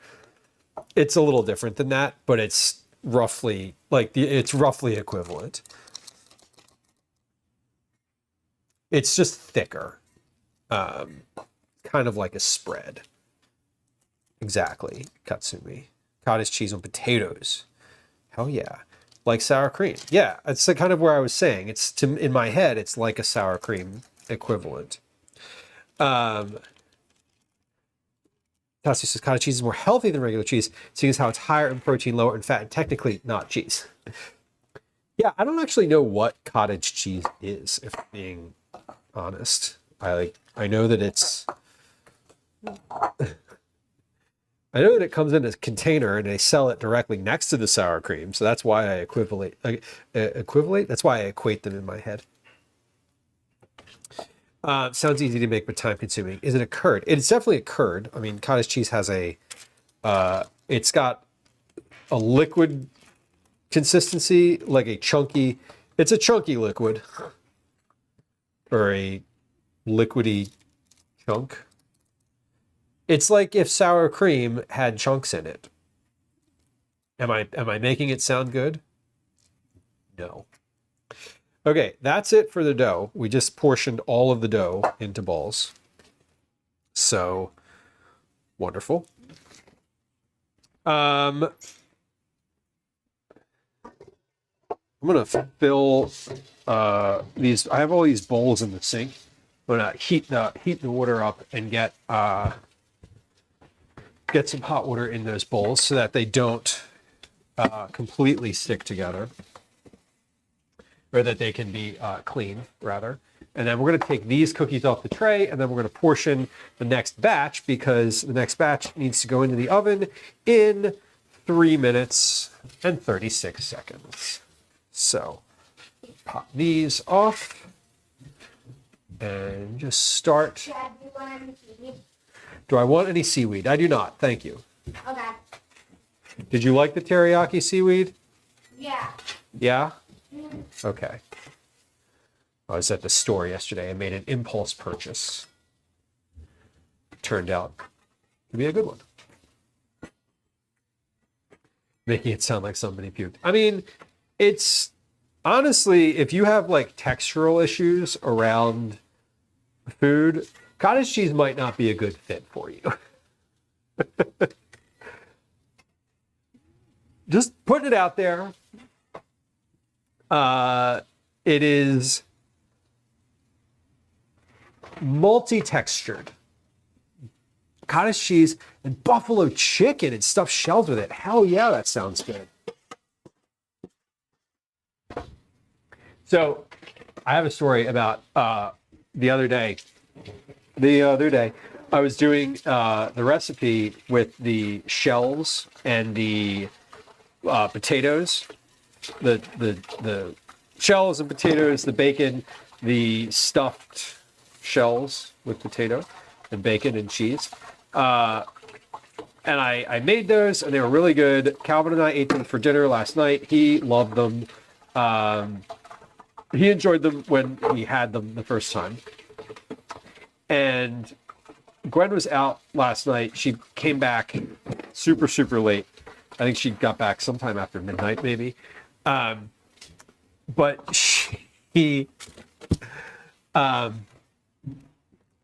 when I saw her this morning, she was like, "Oh, when I came in, I had some of the dinner that you made last night." And I was like, "Oh, that's nice. Like, what did you think of it?"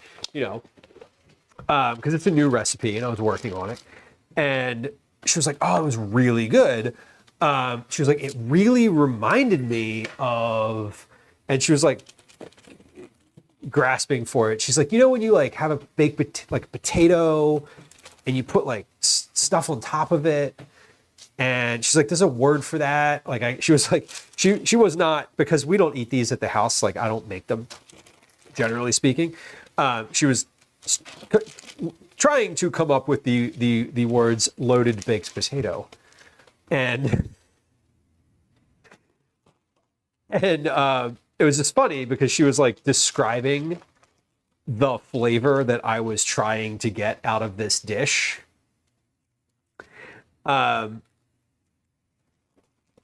Without knowing what it was, without me having told her what it was, which was good. I was like, that's good. We love to see that, love to hear that. But then she was like, and this story has a point, and I promise you I'm getting there. A point that reminded me, that I was reminded of the story. Anyway, she was like, "Oh, I wish it had a topping." And I was like, it does. You just didn't know it was in there. And she was like, "Oh, like what was it?" And like I showed it to her, and she was like, "Oh, I don't like sour cream." And I was like, "Okay, can't win, but thanks for playing." All right, these cookies in the oven have been in here for 16 minutes. It says they're finished. I believe it. They look pretty good. Get these out. Put those on a cooling rack. I'm going to put that tray that I just put together in the oven. We're going to put that there, and we're going to start another 16-minute timer. We're going to start another 5-minute timer. And we're going to put a little salt on these since they are fresh out of the oven. And they are looking good. All of these have, the ones that came out first have mellowed quite nicely in the sense of when they come out of the oven, they look like a little bit glossy. The ones that have been out for a while now just look like cookies. Like they look like regular cookies. All right, so let's see. We have 1, 2, 3, 4, 5, 10, 15. So we got 15. This will be 30. 3, 6, 9, 10, 11, 12, 13, 30, 36, 36 plus 12, 12, 24, 36, 48. So we have 48 with what's in the oven. And I have 2 more trays. Okay, so we definitely have enough rolled. And I think once these are all cycled through and out of the oven, we should be good. We should be good to start packaging. I'm going to make, I said 60. 60 was my number of cookies that I need, which includes, I'm not sending all 60 cookies out. What that number includes is cookies for Cookie Club, of course. Some cookies for Calvin's teachers, because now they expect that, because I started sending them the first month of the year. I was like, do you want me to make some extra cookies for your teachers to, like, so you can just give them to your teachers? And they've had them now in September, October, November, December, and January. So this will be the sixth month of teacher cookies. So we can't stop now. We might stop for 6th grade because I don't know, it's extra cookies. But so we have cookies for the teachers, cookies for the folks that work at the post office, the Lisas, because they process all of y'all's addresses and boxes. They enter the addresses in by hand. They make sure that they're going to the right place. They are patient with me because I have lots and lots of boxes. There are cookies for the household as well. So we have, you know, cookies galore for before I even start packing boxes.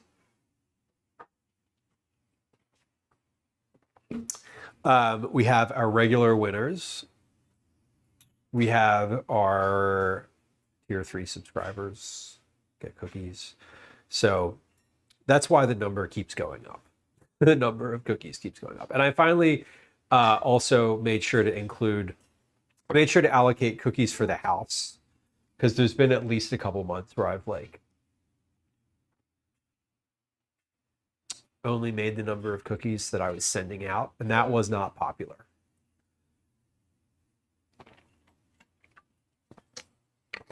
The people who live here were like, you just spent an entire afternoon making cookies. Where are they? And I've been like, oh, and I was like, oh, sorry, I didn't make enough. And then they're like, make more. Anyway, got about a minute until I'm gonna take these off the tray. I'm gonna take those off the tray. Once those are off the tray, we're gonna tray up the next round, and then I am going to take a quick break. We have enough time to take a quick break before these come out of the oven.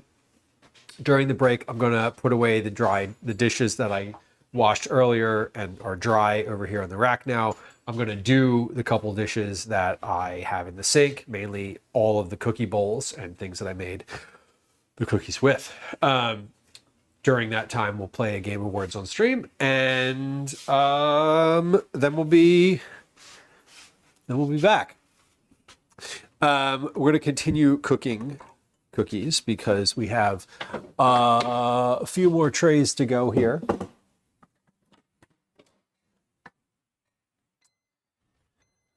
Okay, that's my 5-minute timer. So these have been out of the oven for 5 minutes. I want to try to take them off the tray at 5 minutes just to see what, because the other ones I like let sit a little bit longer, and I'm curious. Yeah, they're still okay. They're like a little more pliable than the last batch, or than they were. The other ones have been, but not so pliable that they are flimsy. And I think these are going to end up being a little bit chewy, which is good. I like that. As opposed to like really super crispy. I say end up because, you know, right out of the oven, they're a little, you know, they're all a little chewy. Everything's a little chewy out of the oven. That's how it goes. I did not leave these in for like the extra minute that it says if you want them like extra crispy. So they are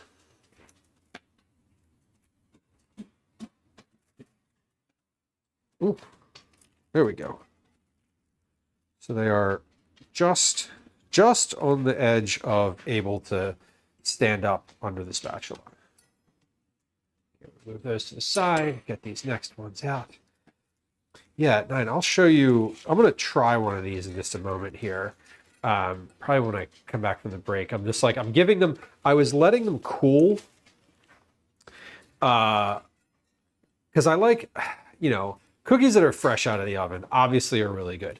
But I want these, I always like letting them rest just a little bit so I can sort of figure out, you know, how if they're going to taste good at the temperature they're going to be consumed at. Right? Brooks, welcome in. Crafty Cat, welcome in. Meteor shower incoming. Ooh, that's fancy. I love that. I love that braid message. That looks cute. That's a good one. Welcome in, y'all. Maybe we won't take a break just yet. I'm gonna say hi first. I'm gonna say hi. Thanks for bringing friends. So far, thank you for the shout out. Fellow food and drink streamer Brooks versus the universe, which is quite the competition, honestly. Universe is a big place. MC Magoo, welcome in. Y'all, thank you for coming through. We love a fellow food and drink streamer. Friends, if you're hanging out here, please go follow Brooks vs. Universe. There is a link in chat where you can go visit them on their channel. There's a shout out specifically in chat. It's up at the top of the window somewhere, I believe. Thank you for bringing friends through. I hope stream went well for you today. We are mid process here. I know it looks like I'm at the end, but I'm not, and I'll tell you in a minute why that is. But friends who just joined us, give me just a moment here, and I'm gonna introduce myself. I'm currently doing the cookie logistics, the cookies on the counter logistics shuffle here. So I'm trying to move things around so that I can position a few more racks of cookies on this counter. And we're getting there. So, all right. Okay. We're good. I'm going to prep this tray here while I'm talking, and I hope that's okay. Friends who just joined us, welcome in. This is a cooking stream. It's usually a cooking stream. My name's Lieu. I am a cook. I'm a home cook. I'm also a recipe developer for work and a recipe tester. I do the developing on stream. I do not do the testing on stream because the testing is other people's recipes. I also am a parent. I live in Philadelphia. What else do I have to say about myself? My pronouns are he, they. I am really happy that y'all are here. Our stream is a cooking stream, as I mentioned. We do a lot of recipe development, a lot of vegetable-forward family meals. We also do a bit of baking, which we're doing today. We have some trip prep occasionally. We go camping. I take my son camping super regularly, so we do some trip prep. We'll be doing that, I believe, next Thursday, weather depending. We also occasionally do IRL streams out in the world, here in Philadelphia where I live. And our stream is generally about cooking. We do a lot of talking. We do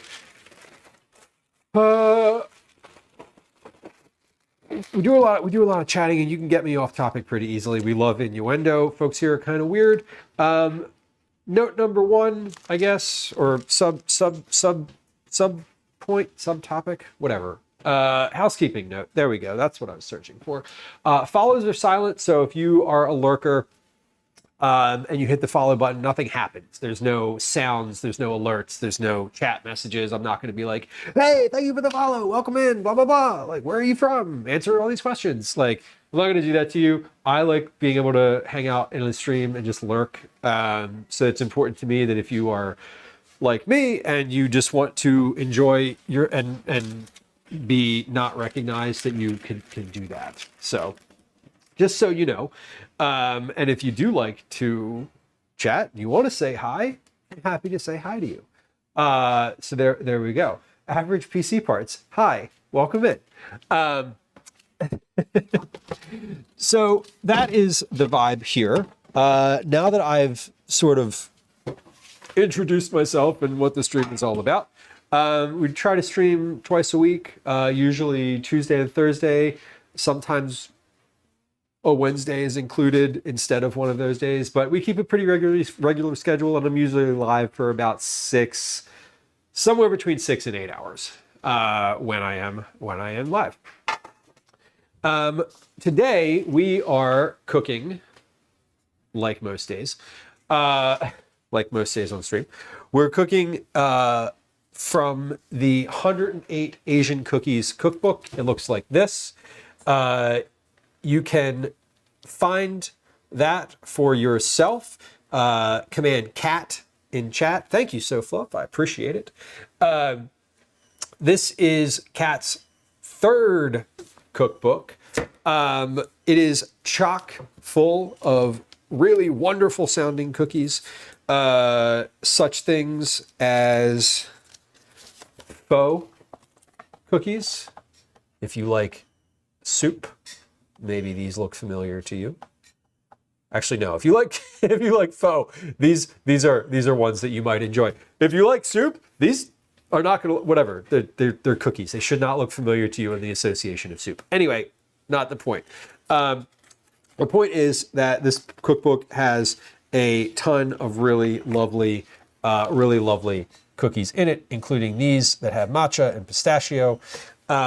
Today we are making cookies called sweet sriracha cookies. In the cookbook, they look like this. Coming out of my oven, they look like this. So color's a little off, but the streaks are there.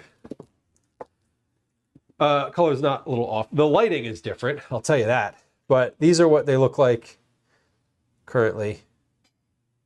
They have the red streaks in them. That is sriracha butter. On the bottom, they're just crispy.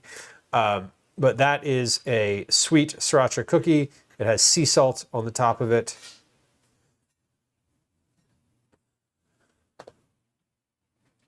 Nine says, I'm a nerd about sriracha. I ordered the Underworld Ranches one. I can tell the difference. I believe you can. If you really like something and you're like a big fan, you know, it's you're gonna know the nuance. That's like part of the fun of being a big fan of something, right? I think. We're gonna put that cookbook right there because it can just live there. Anyway, we are. Hold on. Why do I have 1,000 text messages? Okay. See, fucking group chats. I just can't keep up with the group chats. All right. It's fine. Let's try one of these. I just picked one up. It was from the first batch of cookies. So let's try one. Because these are cooled down now. I would package these. These are cool enough that I could package this. We also, I want to note, hold on, before we try one, we're gonna have cookies coming out of the oven in just a moment, and I'm gonna need more space for them. So as I did when you all arrived, we're gonna do the cookie shuffle again over here on the counter, because you can't see it, but off camera I have a lot of cookies right here that are on the counter. I have a few more, and then we're gonna put another rack right here, and then another rack right here. And then after that, we're gonna stack some of the cookies, and then we're gonna keep rack. Anyway, we gotta get another rack. Hold on. We gotta get another cooling rack. So when these come out of the oven, they're not taking them off the rack right away, but we are going to need to do that here in about 10 seconds. So just a moment. Brooks, thank you for the raid. I appreciate you. I hope stream went well. I understand there's probably a lot of cleanup happening right now. Good luck. Okay, timer's going off for cookies in the oven. Let's get those out. We're gonna set a new timer. We're gonna put these, we're gonna open the oven. We're gonna take those out. We're gonna put these in, and that will be that. Looking good. Stay. So the goal, as always, is to never, ever have an empty oven when you're baking. I mean, it's empty when you're preheating it, but like, you don't want your oven, especially with like something like these cookies where I'm just like making cookies for, like several hours at a time. I don't want to waste time by having an empty oven while I'm like trying to put things on a tray. So timing gets really important here. Okay, I'm actually going to let these cool for a little while longer than 5 minutes. They were a little flimsy for me at that time. So I'm going to let these cool for 10 minutes. Double the amount of time, I know, right? Okay. Sophia says, I just finished making the second batch of cookies for the kiddos' class market tomorrow, where they spend their classroom bucks. Oh, you made the orange creamsicle ones. Nice. Those are Calvin's favorite cookies. I sugar cookies today. This class and the one across the hall are having their market together. That's super cool. I bet your cookies are going to be really popular. And the orange creamsicle cookies are amazing. A decompression cuddle with the pets. I know that's right. We usually have cats all around here, but during Cookie Club streams, I keep them sequestered because I don't want there to be cat fur in all of the cookies that I send to people. For those of y'all who are new, who are hanging out in stream, from the raid or just hanging out for the first time, these cookies are for Cookie Club, so I'm sending them to people. Command cookies in chat. There's also a link in the profile panel on the Twitch page. So, the creamsicle cookies were also for Cookie Club. I'm tired. I have a lot of energy, so fluff. I just have a lot of natural energy. 9. You know what happened when there was a Sriracha shortage? I just didn't have any. I'm not as big of a fan. I am a fan. It was I usually have Sriracha, but I was just oh, I guess I just don't get it anymore. And now it's just available again. Okay, here are hold on, let's do it this way. Here are the cookies. These are sweet Sriracha cookies. They have a little red in them, which you can see on the camera. Let's break this. Yeah, these are chewy. A little chewy. So this is the interior of that.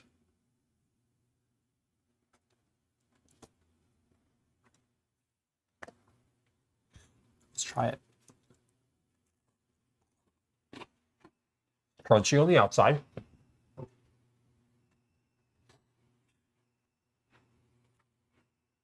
Those are fucking good.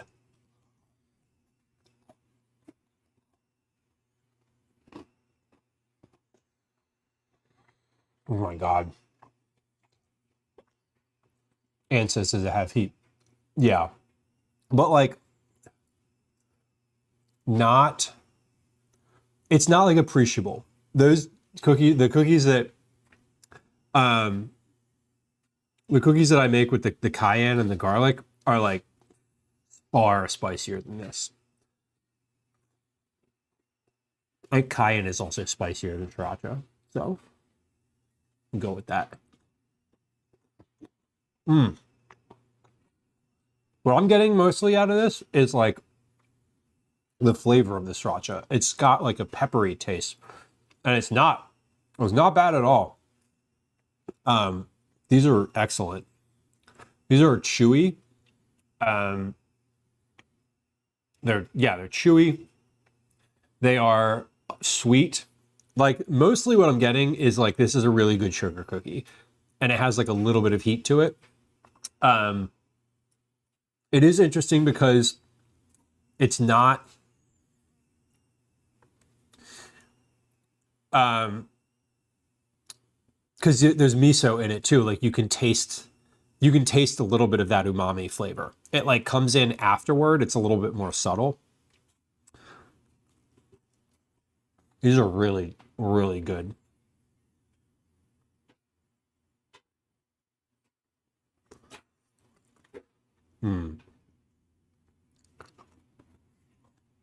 The underwood is worth it too. I mean, once you're into the world of the sauces and all, you do. I'm assuming you do understand the nuance of it all a little bit more. Wow, that was fantastic.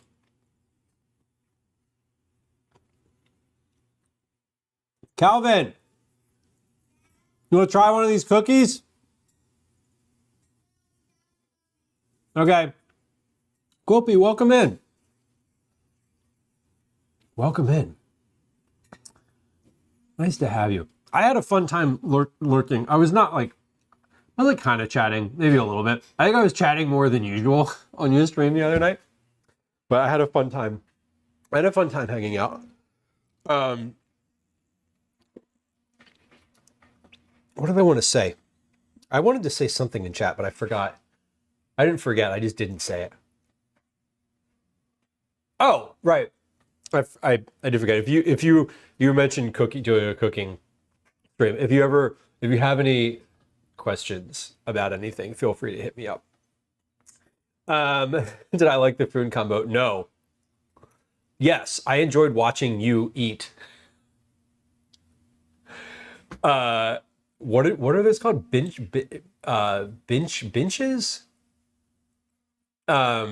With ketchup? Like, no, God, no. See, I don't do anything like that on this stream. I don't have any redeem or any way for someone to compel me to eat something specific. On Quopie's stream the other day, she was eating, it was for someone who gifted 10 subs. I think it was 10, or maybe it was 20. Whatever, it wasn't enough. Ketchup on a bench, chocolate-covered biscuit type cookie, and ketchup. And she was like, is this enough ketchup for you? Like, are you not entertained? And I was just like, ooh. Okay, 20 subs. 20 subs is, okay, you know, I should learn. I should learn something. I should learn something from you. Anyway, Quopie stream is very entertaining. If you're not familiar, she does just chatting streams. Just chatting style streams and games. Torturing streamers seems lucrative. Maybe, and I don't know. See, that's the thing is I have forever not loved having to do things on stream. So we're just gonna stand here. I'm just kidding. No, I mean like things that other people redeem. I like to tell the story about how I used to have a redeem that was like change your hat. And someone used it once and I felt uncomfortable and I was like, I don't want to do that again. And so I stopped. But I had the one during September that was like Bob for an apple.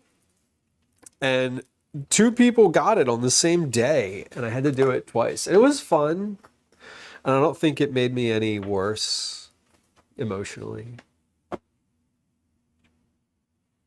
I don't know, maybe. Okay, let's get these. My timer didn't go off for these, but like I'm ready. I'm emotionally ready to take these off of the tray. Speaking of emotionally ready. We are going to take these off the tray and get my next tray ready. And then I do think, I was going to say we're going to take a break. I'm going to get this next tray of cookies in the oven because there's 6 minutes left on the timer. So once these are off and my next tray is teed up, we should be just about ready to get the next tray or to empty the oven. And then we'll start, then we'll take a quick break. I'm going to do some dishes and play some words on stream. Okay. These are coming along. So I can't fit as many on these drying racks. They're not as big. The best drying racks that I have are the ones that I got from Aldi. They're so much nicer. Didn't I have wigs to wear? And I didn't. I did. I had other hats. I don't have any. I actually don't own a wig. I don't even think I have one of the hats. Do I? I don't know. All right, Calvin's coming. He's gonna try one of these cookies. We have about 6 minutes left for the ones in the oven. So my son is here. I'm going to hand you one, okay? Oh, okay. Because, Yeah. I mean, I'm going to give you one that's like dry and ready to go. So here's the one I'm giving Calvin. Let me show you all a close-up of this one, too. So you can see on here the red stripes. Smells good in here. Right? Like if I turn it this way, there's like some of these are a little stripier than others. But this is a sweet sriracha cookie. With salt. Why don't you take your jacket off? We're in the house. The literal heater is on. Well, it Give me just feels better. No, you're about to get warm with the cookie, the heat from the cookie. He's not. I'm kidding. They're not hot. Just take your jacket off. Hiya! Yeah. Did you have art class today? Yeah. He's covered in paint. All right. The child is taste testing. What is this? What is your reaction? I want notes. I want like specific. I taste this. It's like this is the texture, this is the flavor.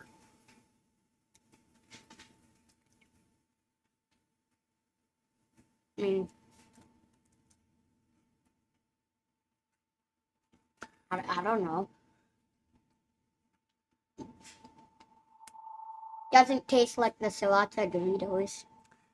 It's not going to taste like the Sriracha Doritos. That's valid. It should not taste like the Sriracha Doritos. It should taste a little bit like Sriracha, not like melt your face off like Sriracha.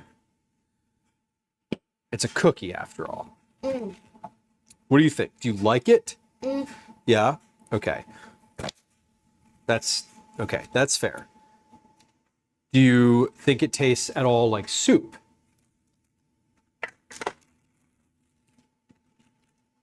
It tastes a little sweet. Okay, that's the miso that's in it.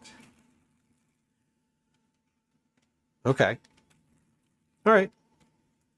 Good. Happy with them? I mean, like you'd eat more than? Would you eat more than 3? Well, depends what I've eaten before. If you were If I- allowed to eat an innumerable amount of them, would you eat more than 3? Well, yeah, probably. Okay, there you go. Would you dunk it in milk? We don't even really do that. I don't know if I will.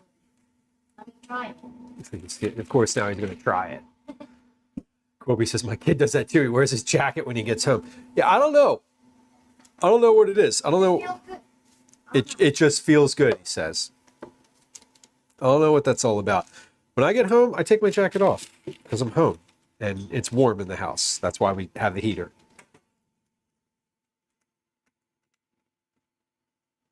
All right, well, he's going to try it. Here comes a milk dip test. I guess this is saying that I would dunk it. I mean, clearly the answer is yes. Yes. Would I do it after tasting what it tastes like? What's in it? So now the question becomes, was this a Do I good like it? was this a good idea? We'll find out in 3, 2, 1. He seems to enjoy it. A cookie that doesn't taste like a Dorito? I know, right? Wild. Yeah, it tastes good in milk. Calvin, how old are you? 10. 10. 10. Yeah, this is really good. In milk. Yeah, he's 10. He's in 5th grade. Does not taste like a Dorito. Tastes good in milk. Yes. I wonder if this would be good with corn, with some level of like cornmeal in it. Probably. I don't know. I'm guessing so. Okay. That's all. Just wanted to see if you liked it. Do you like it like you liked the peanut butter cookies?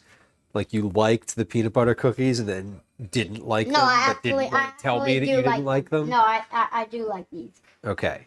He didn't like the peanut butter cookies, and he stood here and was They like, were- they're really good. Well, they And were then- too grainy. Yeah. I like the taste, but not the texture. Okay. He didn't like the texture. Valid. That's fine. That's fine. I mean, to me, I've never had a real peanut butter cookie, so they seemed okay to me. We have another round of cookies coming out of the oven here, so I'm going to ask you to watch out.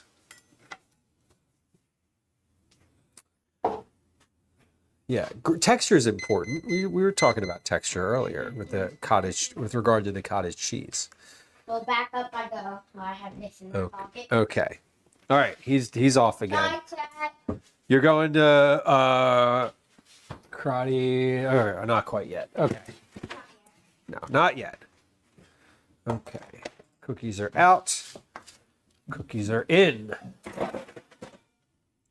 So we made 6 cookies are cookie screen is frozen.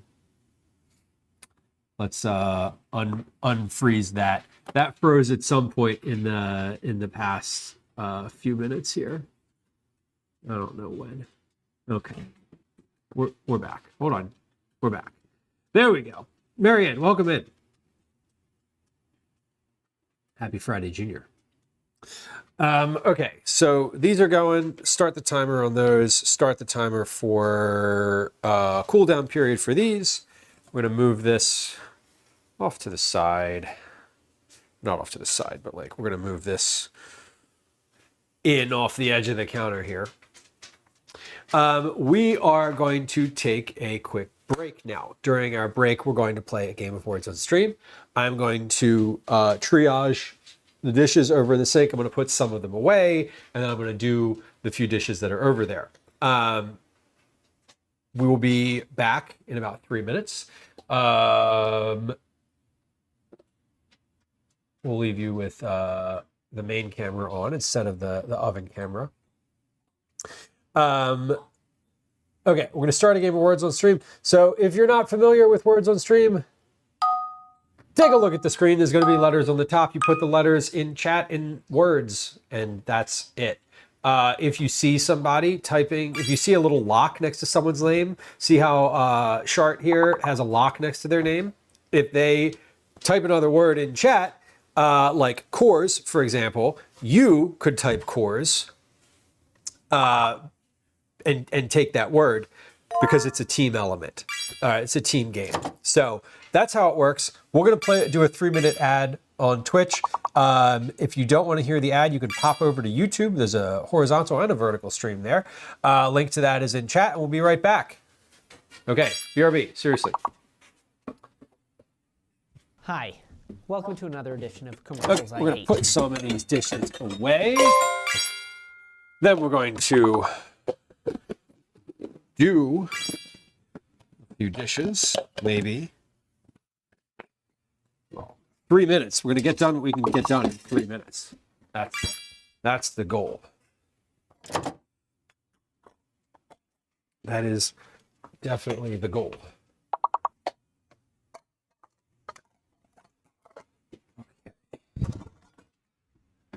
When I said I did dishes earlier in stream, what I meant to say is I did dishes before stream. That's what I'm putting away now. I didn't do these dishes earlier. I did them way earlier. Okay. Well, let's get these few dishes done.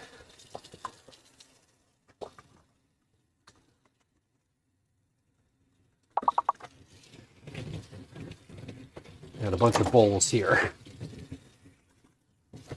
that have been soaking, so these just need a quick scrub. All right, so close, y'all. Very good. I see you very, very, very close to a board there. All right. Here comes another.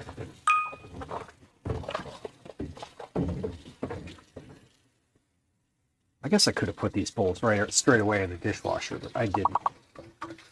Because I know I keep seeing the commercials and like I keep seeing content on the internet that's like, you don't need to pre-rinse before you put in the dishwasher. You're not even supposed to do that. It makes your dishes like worse. It makes your dishwasher less good.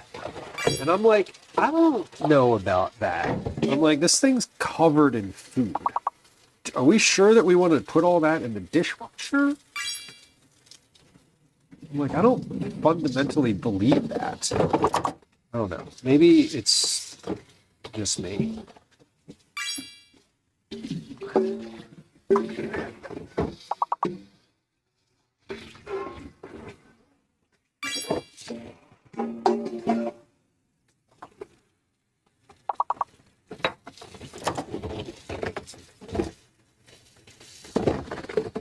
All right. Hey, that sounded like a board, and it was. So you just need to practice. We always just need to practice one. I feel like that's what happens, right? It's over! All right. Hey, welcome back from the ad on Twitch. Thank you for your patience. I appreciate you. We're going to do another game of words on stream here because we have a board. Every time we complete a board, we play another one. And sometimes we play another one anyway. When Dad just wants to, finish a couple dishes. Or, have one goddamn moment of peace. Anyway, I am finishing these dishes here. If you are on Twitch and you just experienced an ad and you are still here, I appreciate your patience. Thank you very much. I know that people don't like the ads because nobody likes being advertised to. But we run them because we have to. We run them because I get to choose when I run the ads. And that means that people then don't get an ad for the next hour. No pre-rolls. If you experienced a pre-roll and you were here for that ad, I'm genuinely sorry. Okay.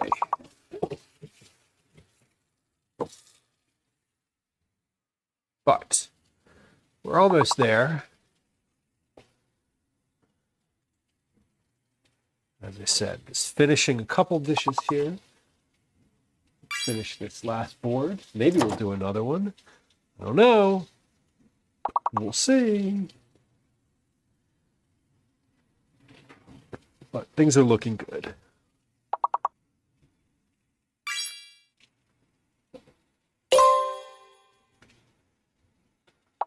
Always with the fake letters. So mean.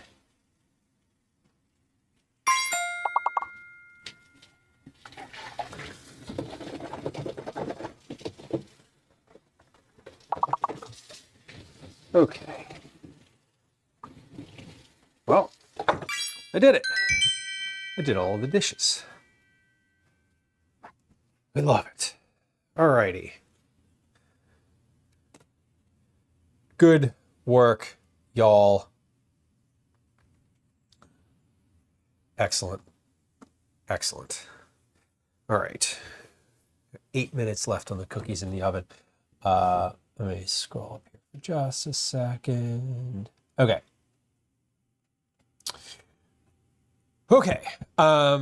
We going to take these cookies off the tray in a couple minutes, and then let's see. We have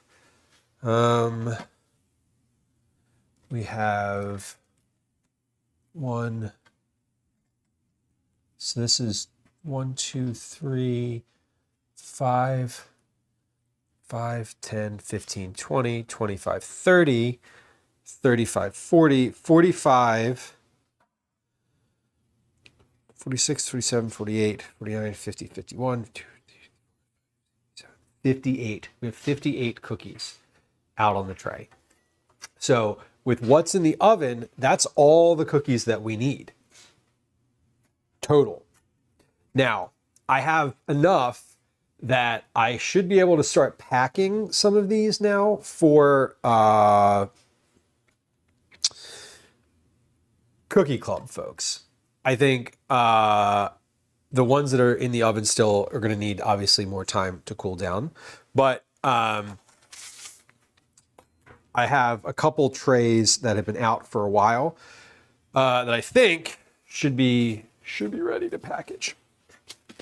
That said, I am going to make at least one more tray of cookies because these are very good, and I have then I'll have some dough left over, which I think I was anticipating, and I am at this point I am glad that I made that last double batch of cookies because I don't know exactly how many I got per batch, but I do know that I think it was less than the 19 that the recipe said, which is probably a me measuring thing and less this recipe thing. In fact, I'm pretty sure it was a me measuring thing. But I'm really happy with how these have turned out so far because they all look, there's one, I can see 1, 2, 3 that are a little bit browner around the edges than the others. But other than those, these are all basically visually the same. Marianne, welcome in. So I'm happy with the general outcome here. These have turned out well, and just salting these. Yeah, they all turned out pretty uniformly, which is wonderful. Wonderful. Okay, 15, 30, 45. 46, 47, 48, 49, 50, 58 plus 12, 60, that's 70. So we'll make one more tray, and then we'll freeze the rest of the dough. Perfect. Charlotte says, what salt do you use? This is Malden sea salt. Jamie, thank you for your sub. I appreciate you. Your natural tier 1, tier 2. Apologies. Your natural tier 2 sub. I say natural meaning that you clicked the subscribe button. Now, the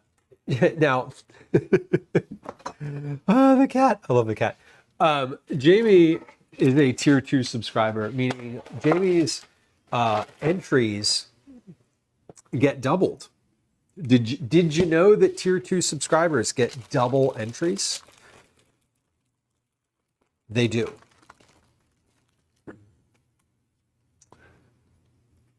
Which is pretty great. So if you have a recurring tier 2 subscription, that means that you get 4 entries a month into Cookie Club. 4 a month. Just with a subscription, not doing anything else. Because you get an entry for your subscription, and you get an entry for having a recurring subscription, and then you double your entries. So 2 times 2 is 4. Jamie, thank you for the gift sub. Jamie's like, I'm getting my 6 entries right now. Because a gifted subs are also a way to enter Cookie Club. Okay, so these are, we have 1, 2, 3, 4, 8, 12 cookies. I have one more tray of cookies that's ready to go. I'm going to take these and put these on a smaller tray so that I can put them in my freezer a little easier. I'm not going to take them off of the parchment. You know what I'm going to do? I'm going to take the same parchment and I'm just going to cut it. I'm going to freeze them right on the same parchment. There we go. I'm going to put them on a smaller tray though because That tray doesn't fit. That tray fits in the freezer, but I have to move things around when I put that tray in the freezer. We don't like that. Fellas, I'm glad that you were helping your neighbors. That is a lovely thing to do. That is a lovely thing to do. You know, my neighbor who I made food for when she was with child year, maybe 2 years ago, year and a half ago, is with child again. And I feel like I have I feel like I have to do that again. Because I did the first time and now I feel like obligated, sort of. Not that obligated, honestly, but sort of obligated. We've known each other for a while, so I feel like it would be the neighborly thing to do. All right, let me pop these in the freezer. Now, these are going to go into the cookie bag. I have a cookie bag of just like random cookies. Those will be easy to identify because they are red. And with the Cookie Club entry redemption. We love it. Put a lid. I don't care if they dry out, Tucson. They're going in the freezer. They're gonna stay in the freezer. Okay, we got about 45 seconds to get these out of the oven. Once those come out of the oven, those are the last ones I need for all of my actual like cookie purposing today. So I need another cooling rack. So we are now on our last cooling rack.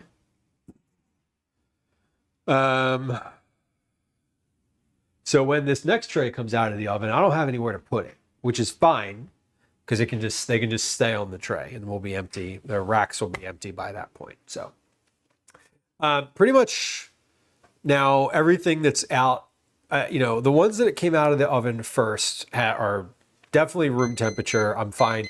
I know I can package those. We're going to, let's see. Oh, hold on. I don't have the oven camera on. I bet it's not working. Are there cookies on there? Yeah, no, it's not working. Okay, that's fine. Let's just move that. That camera is beguiling me. It is just not very friendly lately. All right, last tray in the oven. Set the timer. Set the timer. Hey, y'all. Do you want to know why I'm proud of myself? Who knows why I'm proud of myself right now in this exact moment? If you need a hint, I'll give you a hint. But I bet someone out there knows the timer exactly, Fudge Darling, because I remembered to set the timer for every batch of cookies I made today. That's why I'm proud of myself. That's an accomplishment. Because that doesn't happen very often, that I remember to set the time. Although I will say, I think for Cookie Club, I'm more inclined to do that because it's just a rhythm. It's like everything kind of cascades. But generally speaking, I forget to set the timer. It's just a thing. And I know it when I do it, and then I always have to guess, and I usually guess about the right time that I've had something in the oven. Because usually I remember I always remember that I forgot to set the timer the first time I go look and see how much time is left, which is generally speaking about 2 to 3 minutes after I've put it in. Almost always, it's like, that's like the timing. I do forget to put the salt on things though, so I'm also happy because I just did that. Anyway, let's start to consider what packaging these looks like in this moment. Hold on. I'm going to set a timer for this tray too. Let me take a cookie off of each of these trays and just see where we're at cooling wise. Because some of these are... I'm going to take the ones that I said had browned edges that I don't really want to put in packages. Okay. Yeah, this is fine to package. This is fine. They're cool. They're still soft. I'm not sure how much they harden up. That's the thing, is I'm not positive how dry they get. All right, and these are pretty well. That was pretty good. Let me take this one was off the first tray. Yeah, so they do harden a bit. So the ones that were out first are much more solid than the ones I took off the tray and put on this rack. So we're sort of progressing. Let's see. Yeah. So I could package up to that the first 3 trays. I'm pretty confident. I have 4 out here right now. So what's that? 15, 30, 45 minus 3 is 42.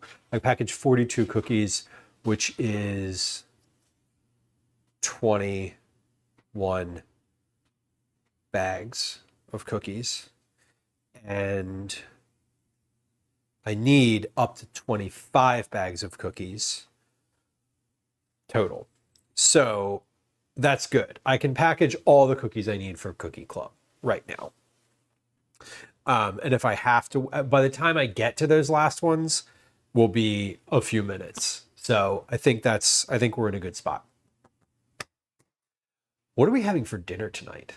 That's a great question that I just asked myself that I have honestly zero answer to. Because I just had the thought, oh, I built in time to stream today to make dinner.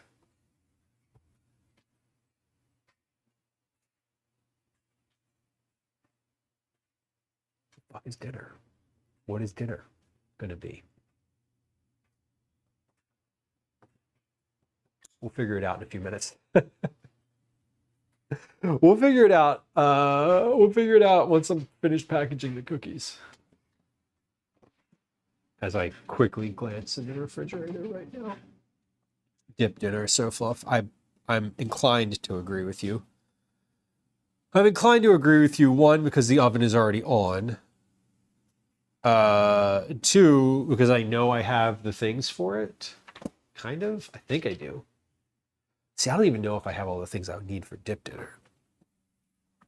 The thing with dip dinner is I want there to be more than like one thing from the freezer. What else is in here? Pancakes left over. There's a head of cabbage in there. I could also just make soup. I think my family might fucking kill me if I make soup. Boxed mac and cheese. So fun. Let me ask you a question. You trying to get my family to like you more than me?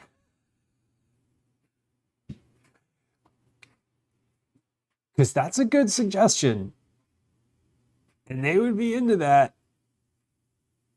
Tucson, they would not be into cabbage wraps. I gotta tell you, that is the opposite. You know what? I think I might just do boxed mac and cheese. Because I don't think I got too much more.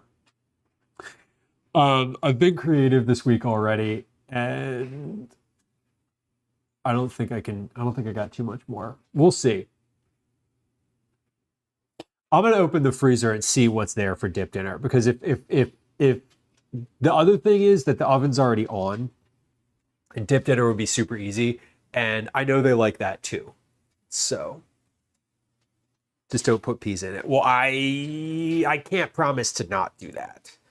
I can promise that it will have a little bit of leftover bacon in it because I have some leftover bacon in there too.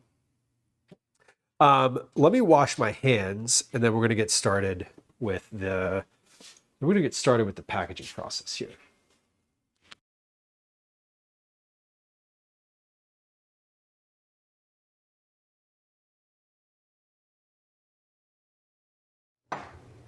Okay.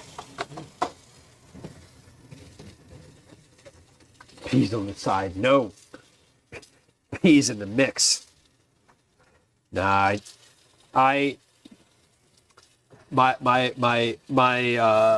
position is if I'm making it the way I want it. If you want to make it, you can feel free. And I will still ask that you put peas in it. Because I'm a monster. Blend it in. Fudge darling, that would be cruel. You know what I would do though? I would definitely blend up a can of beans, like white beans, and mix that in with the cheese sauce.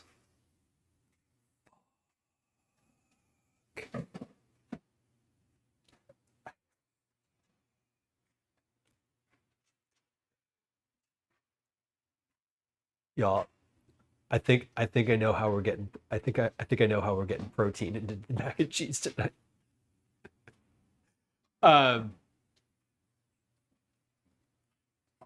Maybe, we'll see. Let me take these off of the tray here so we can move forward.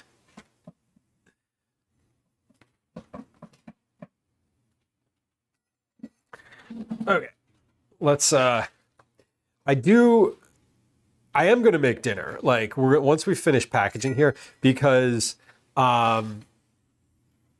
we do need to eat dinner tonight. I do want dinner to be ready when they get home from karate, and what I also want is something that I can just keep like on the stove or in the oven. That is like an easy thing, because I'm while they're, I want to be able to like clean up and sort of move to the packaging process here. In case we do dip dinner, I'm going to keep this sheet pan just like it is. Hot dog mac and cheese. Oh man, if I had hot dogs, I would definitely make that. I don't. Okay, so this sheet pan is sitting over here on the counter for the dip dinner, the prospective dip dinner. Tilapia. You know, I have a bunch of fish in here still. Hold on. Oh, you know, we needed pause. A while ago on stream, we pulled together a bunch of use it up meals. I have not made all of those. Let me like check in on here and see what is possible off of here, because these were all like super easy. Turkey burgers with gravy and corn. Yeah, see, these are just too much effort. These are too much. These are already too much. These are more effort than I want to put forth. Tortillas with refried beans, tomato sauce, regular beans, and shrimp. That's too much, and I don't have tortillas. And I'm not going to make tortillas. Turkey burgers over bread with gravy and corn. That's an option, because I could also make the last packet of potatoes in there. So we could do like turkey burgers with potatoes and corn. The corn is frozen. That's an option. And the turkey burgers I could just put in the oven, like in a cast iron pan. They're frozen. I could just right into the oven. How many of those do I have? Pause. Let me check here. I have 1, 2, 3, 4 turkey burgers. I have some sausage. I have shrimp. I have fish. Oh, what is this? Cauliflower.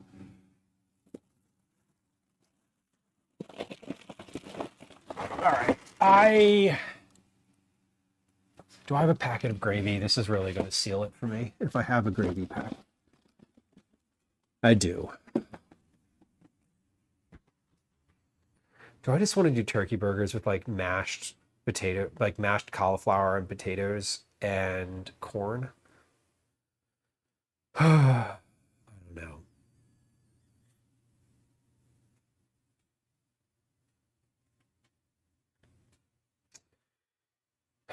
I think I do because I really just want to use up stuff out of the freezer instead of box mac and cheese. And we can do box mac and cheese any night. That's the thing. The oven's on. I can put the burgers in the oven. I can put the potatoes on the stove. Put the potatoes on the stove, burgers in the oven, gravy on the stove. Easy. That's easy. Okay. Plus corn. Yeah. I'll put it over like a piece of toast. I'll make some toast. Okay. We're going to do that. We're going to do that after the fact here. Okay. Let's package up some cookies for Cookie Club. Dip dinner, though. Tatsu, I think. Was it Tatsu? And Fudge Darling, we're going to answer your question at the same time here. Tatsu asked, like, dip dinner? Question mark. Dip dinner is basically a sheet pan of stuff from the freezer. So think fish sticks, pierogies, fries, chicken strips, chicken nuggets if we have it. Basically, whatever you cook on a sheet pan or would put in an air fryer, I just get the big sheet pan. I fill it with stuff from the freezer. I put it in the oven. It goes into the oven at the same temperature as everything else. It all goes in. We don't like change the cooking temperature at all. It just goes in at 400, and like if it cooks, it cooks. And if it burns a little bit because something else wasn't quite cooked yet, well then fuck it. It's a little bit burnt. It's fine. It's like fried food. Nobody cares. So we take that out, and then we get out stuff from the freezer, which is in this case, not from the freezer, sorry. We'll do like ketchup, barbecue sauce. I like to have a little bit of whatever's spicy in there, sriracha, hot sauce, whatever. I'll make like ketchup and mayonnaise, like mix that together and use that as a dip. And we literally just put like dip stuff into that. So it's like whatever's in the freezer that can be heated in the oven in with whatever's in the fridge that we can use for a dip. A1, mustard, ketchup, barbecue sauce, mayonnaise, sriracha today. I'd pull out the sriracha. But I do think,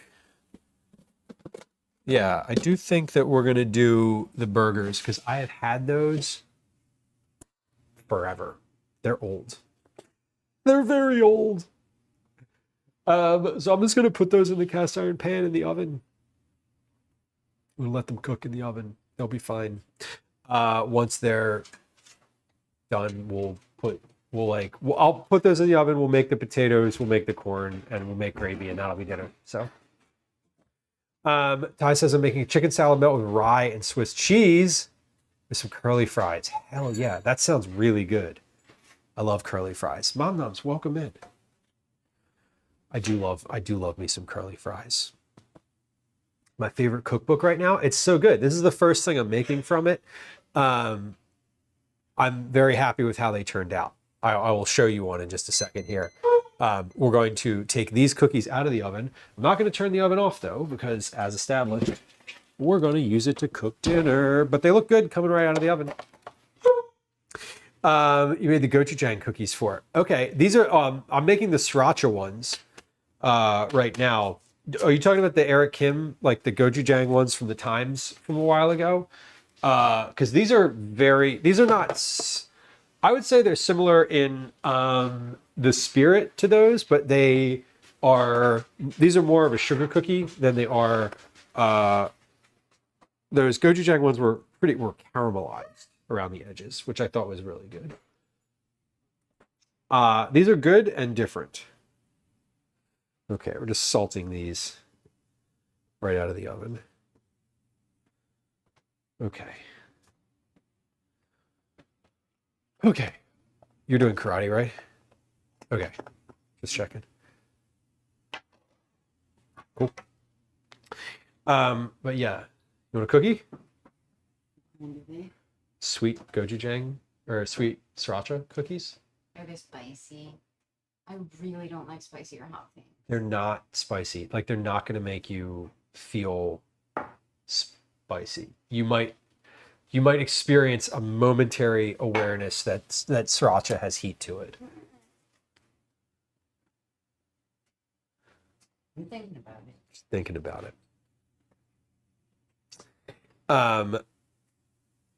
I think they're really good. I'm gonna have like another one. Yeah. Okay.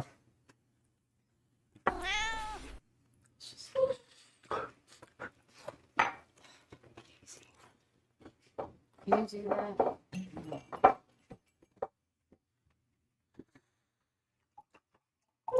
Full, half.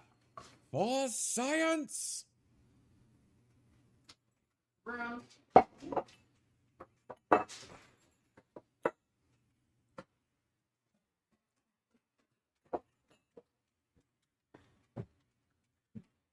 There's more.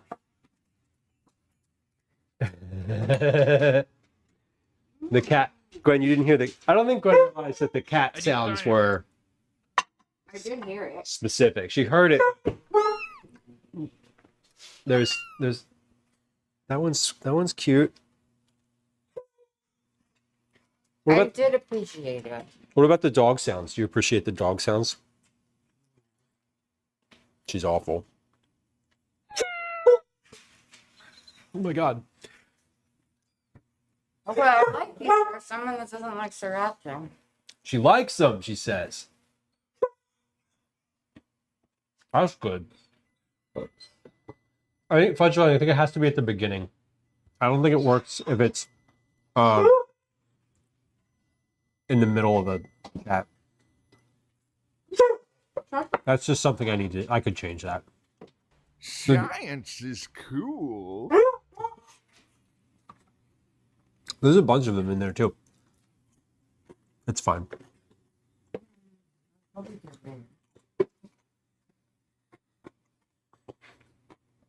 Our cupboards are bare, she says. Anyway.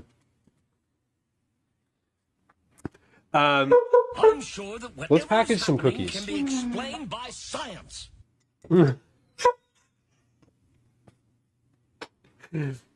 There are, I think there's like eight or nine different ones. Okay. Daisy's over here campaigning for dinner.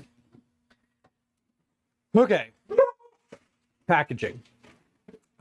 We have our vacuum sealer. I have pre-made bags here. I'm always a little worried when I make the bags ahead that the cookies are going to be like too big or too small, or like that they're going to be missized or the wrong size for how big I make the bags, because you have to pre-seal them and cut them, but these are fine. Once again, we've judged appropriately, which is great. Okay, there we go. Mom says, I've been talking to the author on Threads. He's having a hard time because the cookbook hasn't sold enough and her publisher isn't letting her start a fourth book. Well, we're doing our part today. And in the future. I think the next like several Cookie Club cookies are going to be out of this book, because I was really, really excited to get it. I think, I mean, I'm sure it would not come as a surprise that what do I need to get? Thing with flowers on it to The put coffee in. the travel mug. You got it. I'm assuming, I'm not assuming. I know this because I've seen her like posting about it, but like it is annoying. And I would imagine as an author, you're just like, what the fuck? Because like the cookbooks that sell, like the cookie dessert cookbooks are like like American classics, you know, that kind of stuff, like the Pioneer Woman's 50/50 amazing cookies. Like, ugh. No shade to the Pioneer Woman, but like, I don't want that cookbook. I'm assuming that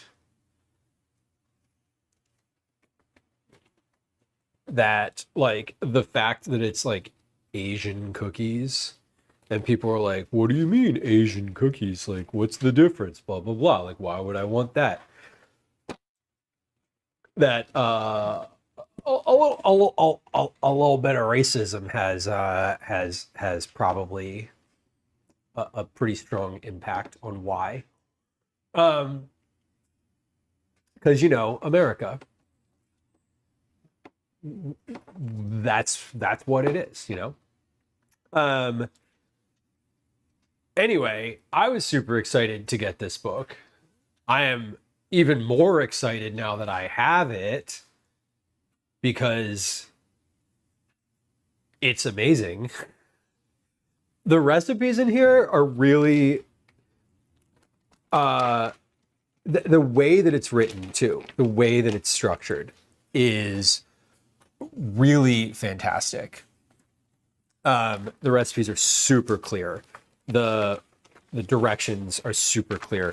Like what's required, how much time, like prep time, cool down time, cooking time, all the info you need to like decide whether this recipe is like a good one for today is like super available at a glance.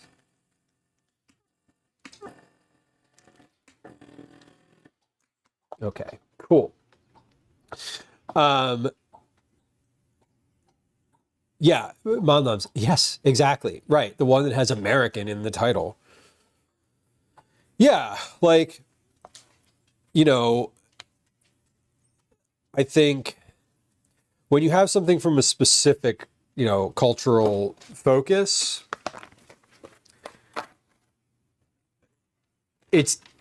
that's the, like, you know, you could say it shouldn't be that way all day.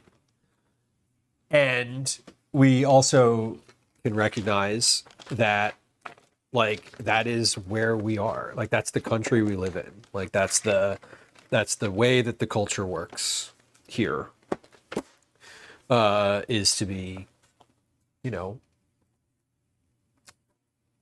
kind of racist. And that's, you know, you see something that's like specifically another culture. And also, you know, I think a lot of people just see something like that and they're like, oh, I'm probably not going to have the ingredients that are in there, so I'm not going to look. Like, I'm not even going to look at it. Or like, oh, you know, it's got flavors that don't seem like a thing that should go in a cookie. That's a little weird. Yeah, okay, you know. Go enjoy your barbecue sauce and everything. It is upsetting, and I think, you know, there's a section in here where she's writing and talking about how I don't remember the exact context, but she's like talking to somebody about baking. And like baking in, it was Japanese baking specifically. And someone would be like, oh, I didn't realize that like they baked in Japan. And it's like, what do you mean? Like, but Charlie says, meanwhile at Starbucks, I'll have a matcha latte. Yeah, exactly. We can appropriate culture super easily, right? Super easy. Super easy to like take someone's culture and use it to your advantage, but to allocate the right like association and attribution, you know, we've talked about this before with the whole like the whole Allison Roman thing where her stew got really popular and people were like, it's curry. And she was like, well, no, it's like it's custom. I like made it up. And people were like, it's curry. Like, it's literally a curry. Like, what are you talking about? Just say that it's a curry. Like, there's no shame in it. You didn't make it up. You're using it for your material advantage. Like, at least just be aware of that. That's what you're doing and like name it, right? I don't know. It's, yeah. Bumlum says people are especially racist against Asian cultures until it's gentrified, like Korean food is going right now. Like, yeah. And I'm not even super familiar with that sort of that wave of popularity. Like, I know that like Korean street food is a big thing on like the internet right now. I don't know if there's like super specific dishes. I'm assuming that that's what you're calling out there. Get agitated, totally. The Sriracha confused me a bit, but I'm more than willing to give it a go. Yeah, like, and that's the thing is like, I think it's the like I'm unfamiliar with it, so I don't like it. That annoys me the most. Because like, you know, Gwen, who you just watched eat one of these cookies, was like, is it spicy? I'm worried about it being spicy. I don't like spicy. Okay, well, like if you gave her a tablespoon of sriracha and were like, eat this, she would be like, why did you just do that to me? Right? But like, you try it and you're allowed to not like it. But you know, you're also sort of don't like say that it's yucky if you haven't tried it. Moms, I remember reading that, right? And she like died on that hill. She was like, but like, I made it up. I'm like, okay, then like attribute it to the 4 to 5 recipes that you used to create this, right? Just attribute those. Give a nod to the people whose work you used to build your recipe. It's not hard and it's totally fair.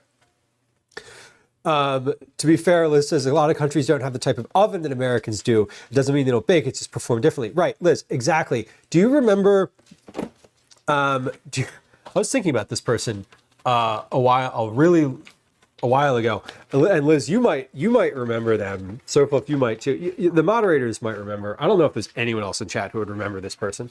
But Kambara TV used to be a regular chatter. When I first started streaming, like way back. Like I say way back, it wasn't too long ago. It was 4 years ago almost. But Kambara lived. I don't know. They haven't been in chat in a while. I hope they're still good. I hope they're fine. And no ill will. I'm just like, I was thinking about this person recently because they used to chat about being in Malaysia. Living in Malaysia, cooking in Malaysia. They used to talk about food from Malaysia. And I remember talking to Kambara in chat on this channel. And I remember them, I say them because I think Kambara's, I think he used to talk about his wife. But I remember him like posting in Discord. Like when I first opened the Discord in the food photos channel. And I remember him being like, these are the first cookies I've ever made. I don't have an oven big enough to fit a sheet pan. And I was like, what do you mean? Like, I remember we talked about it and yeah, he's like, I don't, my oven I can't bake in my oven. Like, I don't bake. Like, I don't bake anything. Like, what are cookies, you know? And I remember the cookies that he posted were like, you know, they looked fine. They weren't like picturesque, stunning cookies, you know, they were cookies. But like, culturally, it doesn't bake. It doesn't mean that baking doesn't exist in that culture. you know, it's like, hey, we're gonna bake bread in a tandoor oven. Like we're gonna take these flatbreads and like slap them against the side of the oven, and that's bread. You know, that's a very different process than what we go through. So it's definitely, you're right in saying that like the capacity to do things is different in other countries. So also the familiarity of like how to do the thing the American way or whatever is, we get very homogenized in this culture. We get very like insular in thinking that, you know, this is the only way to do something, or this is how everyone in the, more to the point, it's thinking this is how everyone else in the world does it and making assumptions, which, you know, is not great, obviously. Mom says, I'm doing a series where we learn to cook Korean food, language, and then cultural history behind the foods. That's lovely. What have you made? What have you made that's been the most? What's sort of like opened your palate or changed your opinion the most? It's funny. I was thinking about Kambara the other day because I was looking at folks that have first badges on the channel, and Kambara has one of the currently existing first badges. I was mainly thinking about who has them that hasn't been around for a long time, and if I wanted to like make changes to that. I didn't, but anyway, I was thinking about Kambara the other day. Sweets in general are more predominant in our culture, like candy types of things. Ours, the U.S., Gwen.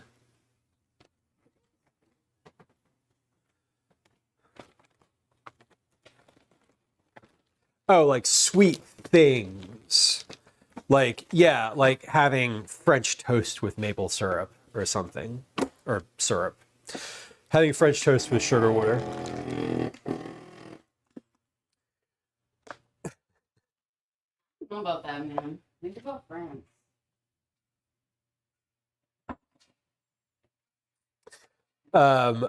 Mostly studying Marlon says so I can stage and create at one of the Michelin star restaurants. Good luck with your research. It sounds fun. Tati says here we have these bread ovens made of brick and cement on the way to the beach. They're often dome shaped and fueled with wood. See, and that's like there, direct, clear example of like a thing that I don't have any experience with. I would love to have bread out of one of those ovens. I bet it's good. I think like a trend towards sweeter, more sugary foods. You don't think that's France? No, I didn't. I didn't think so.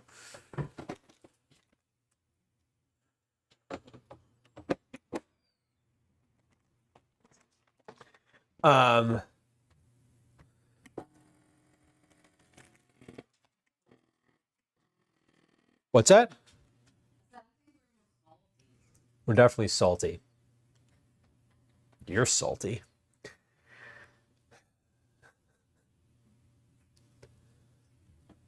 Those types of things are interesting when you see something go between like oh, this is for rich people to like, this is for everyone.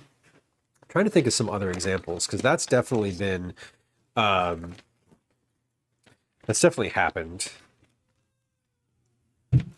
Sweet as a breakfast sounds weird to me. Maybe pancakes as an I'm craving dessert for breakfast kind of day. Yeah, whereas like Calvin had a pancake casserole for breakfast this morning, which the recipe for which included sugar. It was leftover, and it was a recipe that I was testing, which I thought was pretty good, but was also definitely like a very sweet thing.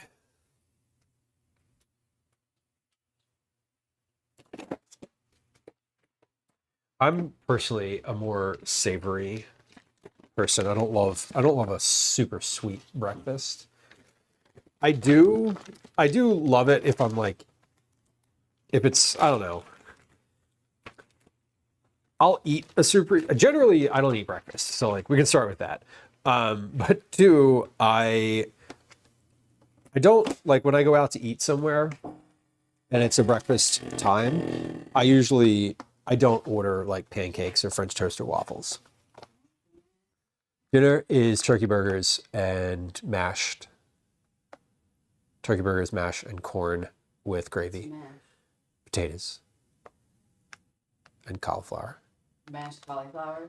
It's all getting mashed together. I knew that's why you only said mashed. Because I knew it wasn't just mashed potatoes.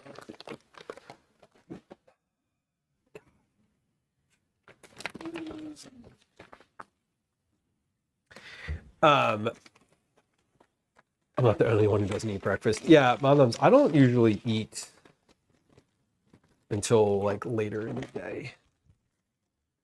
I'm not I don't love eating in the morning. I feel tired. When I eat super early in the day, I feel like I need a nap right away. One of the more interesting poor versus rich people would be horses and cars. Wait, did poor people have cars first? No, I mean, no, right? No. But are you saying like culturally? Like I don't have enough money to own. I don't even have enough money to keep a horse now. I know that. A horse, though, for me at this moment, wouldn't provide any reasonable. I don't have a reasonable need for a horse. I don't have any fields to plow by hand. You know, I don't have to like take my goods to market. Ty says my mom makes a pancake hot dish with blueberry powdered sugar.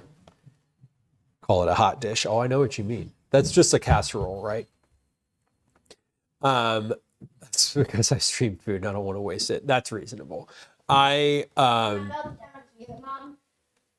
belt is right there on the oh, that's a bookmark. Okay. Calvin came down looking for his karate belt. Which only the rich having cars and the poor having horses is the opposite. No, that's true, caretaker. Yeah, well, I mean, once you didn't have a need to have a horse, there was no need to feed and stable one, right? I mean, I can't imagine I would need a. I don't know what the hell I would do with a horse. I certainly wouldn't ride it. There's folks in Philly that have horses that live in North Philly that ride them like around in the city.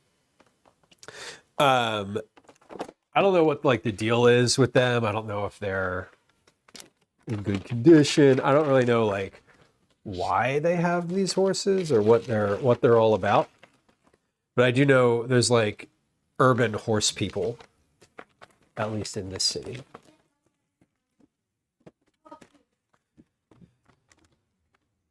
Took her as a companion for your stepdad so she couldn't be ridden. So she just got to like walk around. Sounds like a good life for a horse, honestly. Shart said someone picked up their kid on horseback in the school pickup line, but I live in Texas. That's kind of fun, honestly. I've only ever seen a horse out in Philadelphia, like someone that wasn't a horseback police officer. I've seen those. The police have horses here. Some of them do anyway. Okay, have fun.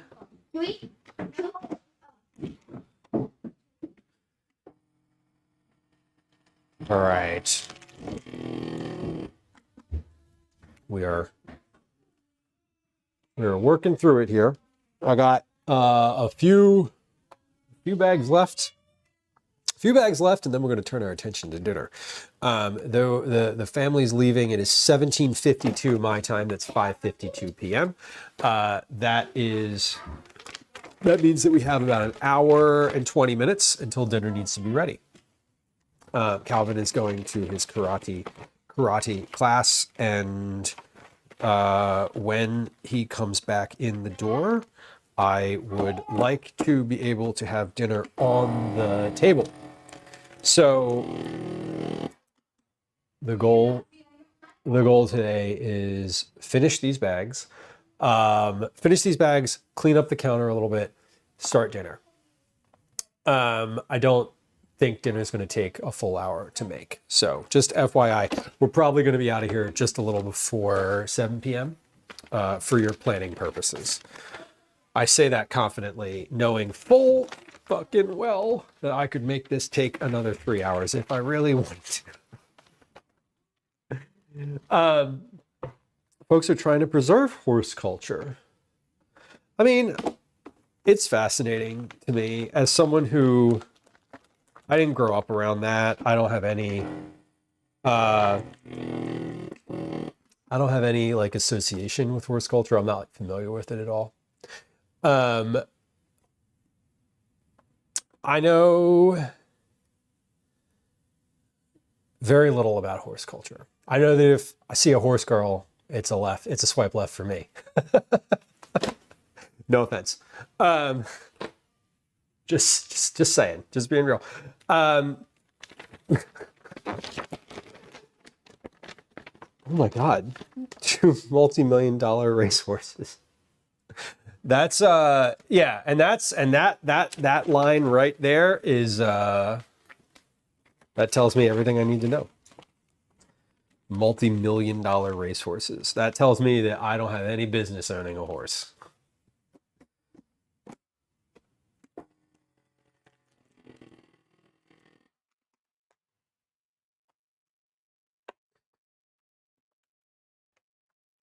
Moms, that's upsetting, but good. Bad news turned good. We've had.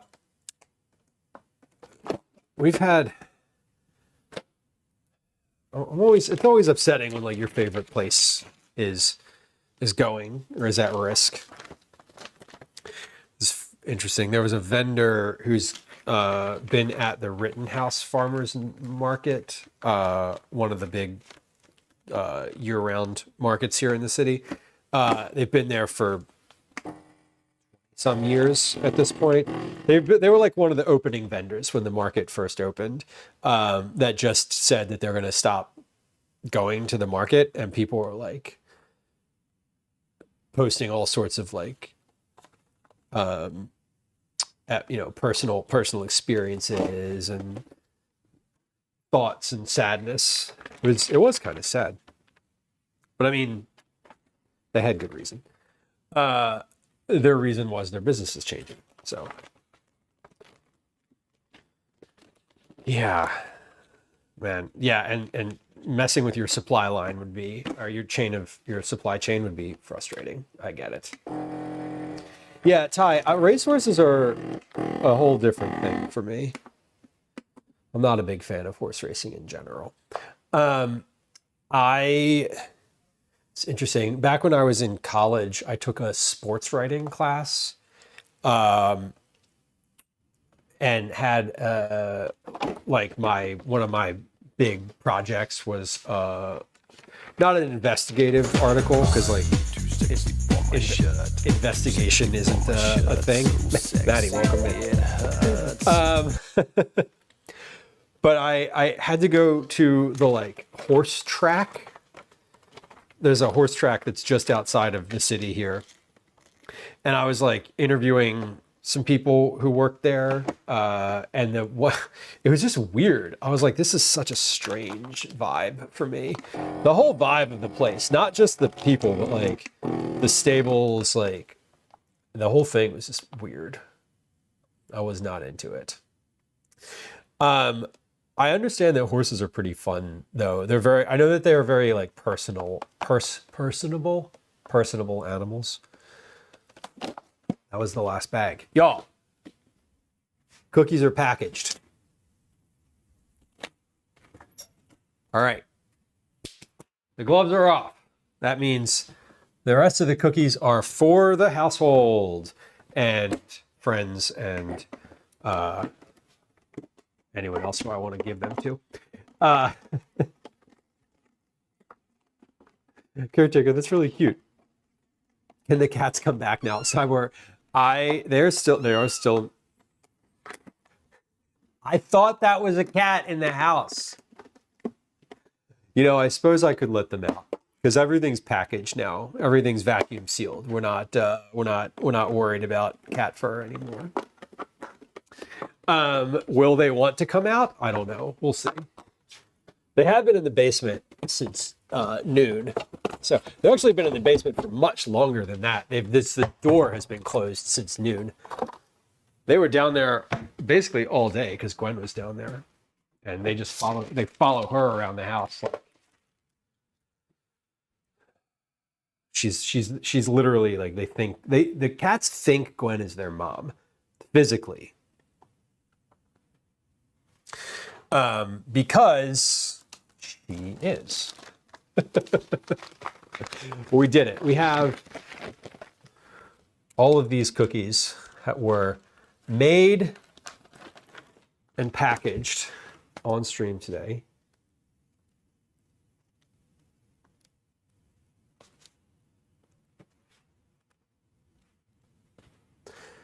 And are ready to go out to folks for Cookie Club. I'm going to put those on the counter over there. We're going to clean up now all of the other cookies that are here. I'm just going to stack all of these on one cooling rack.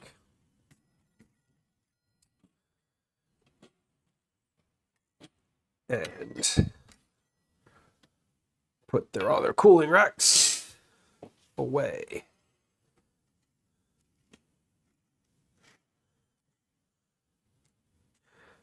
Yeah, I made a bunch of extras, but like we have friends coming over tonight, and we'll have some cookies for them.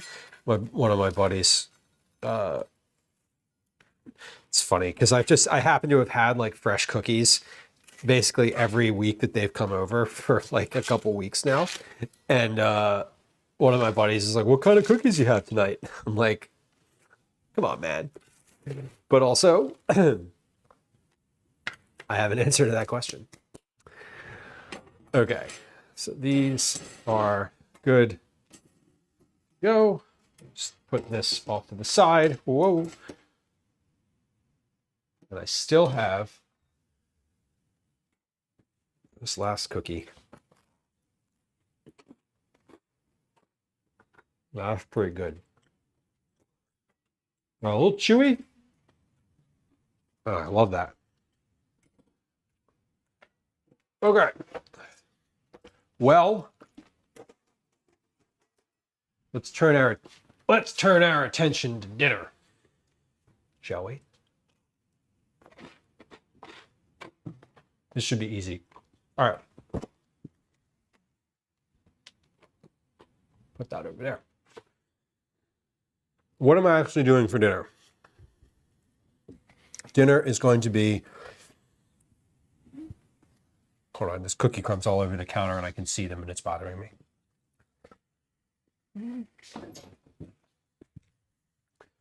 Hold on, let me get a little notepad here. Okay, dinner is going to be not complicated. Dinner is going to be turkey, burg, over toast with mashed cauliflower and potatoes.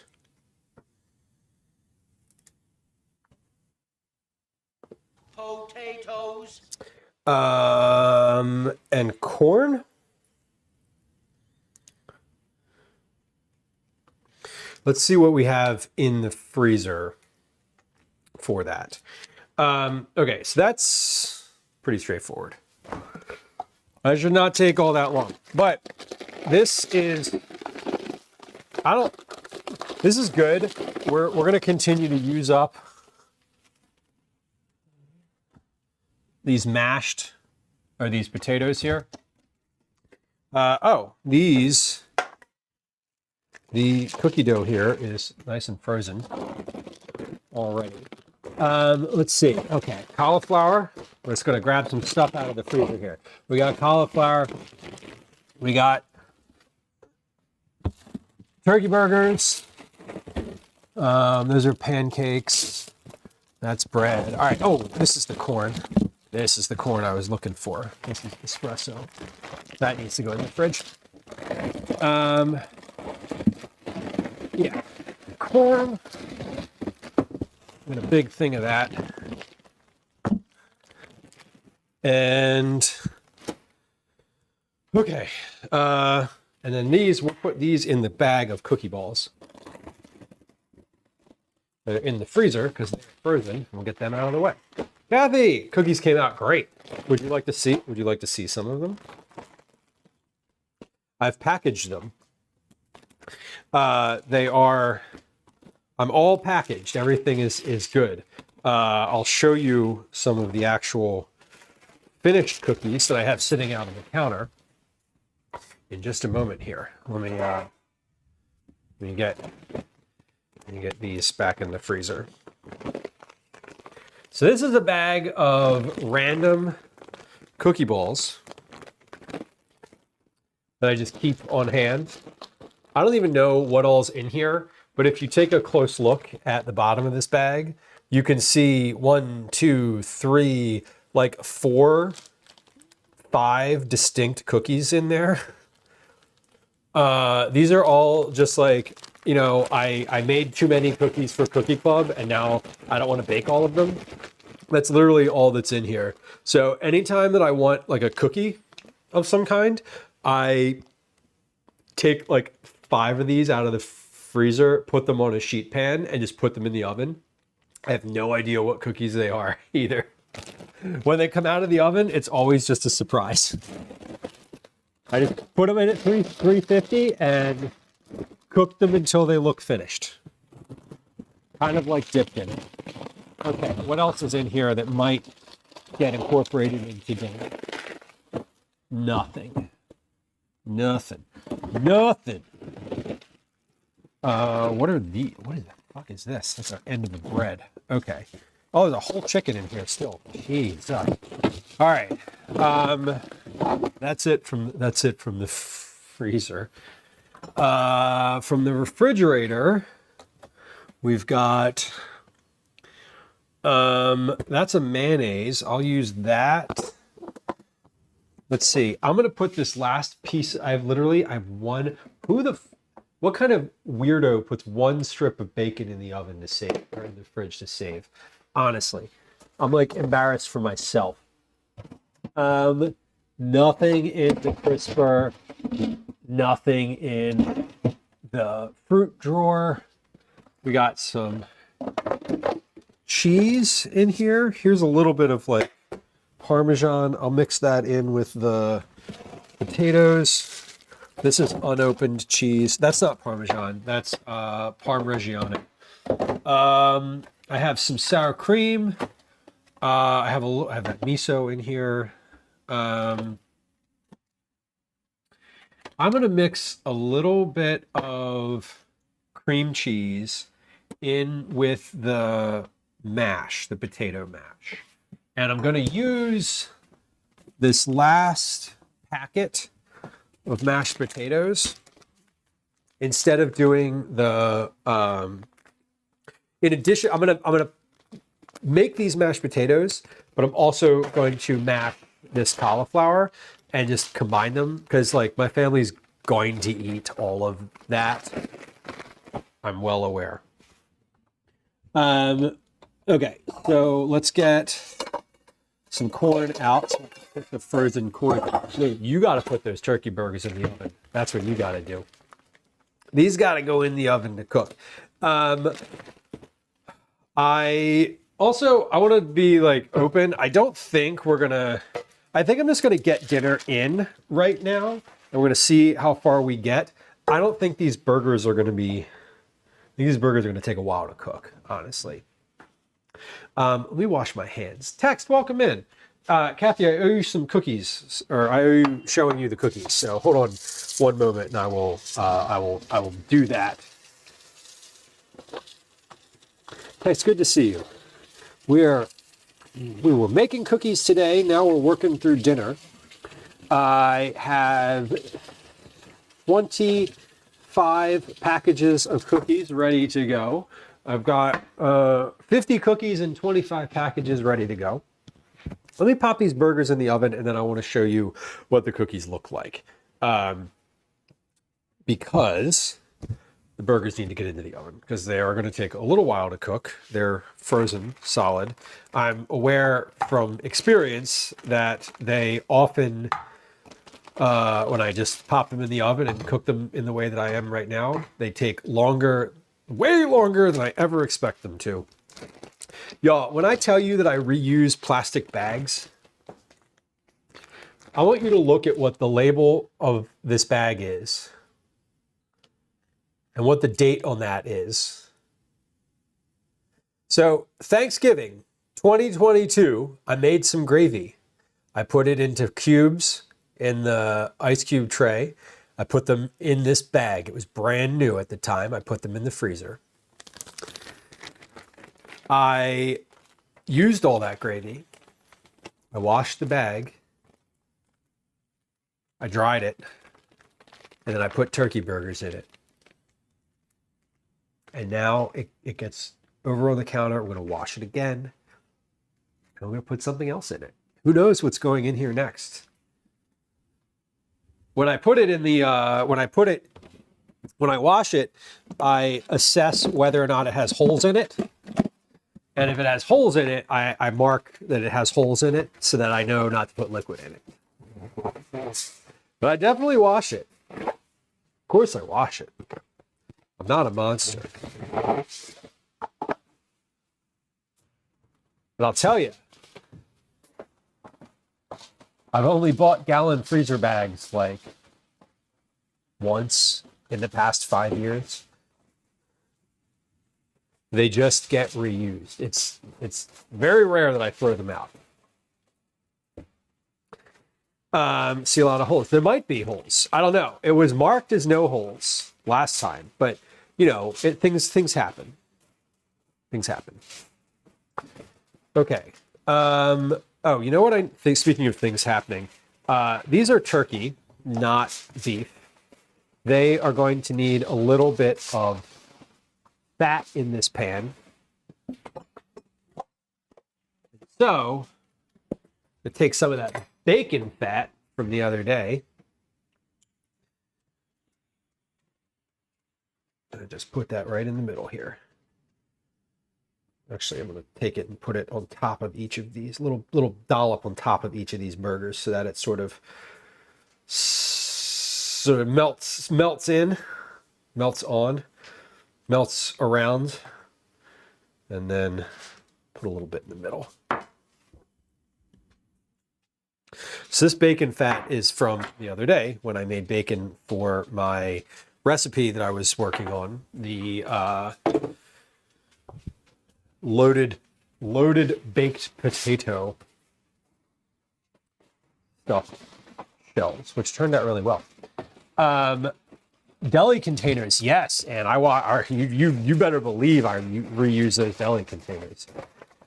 Yeah, you know what? I have favorite carryout places, and the reason they're my favorite is because their containers are very good. They're like just the consistent quart and pint size containers that are like the thick plastic that holds up really well.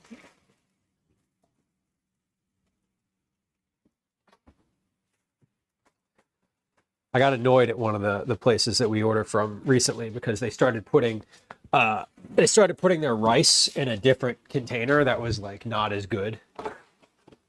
And I was like, what the fuck? Like, I order from you because you got the good containers. What are you doing to me? Anyway, let's put some of this corn in a bowl, and then I promise you I will show you the cookies. Okay, so that's one. 2,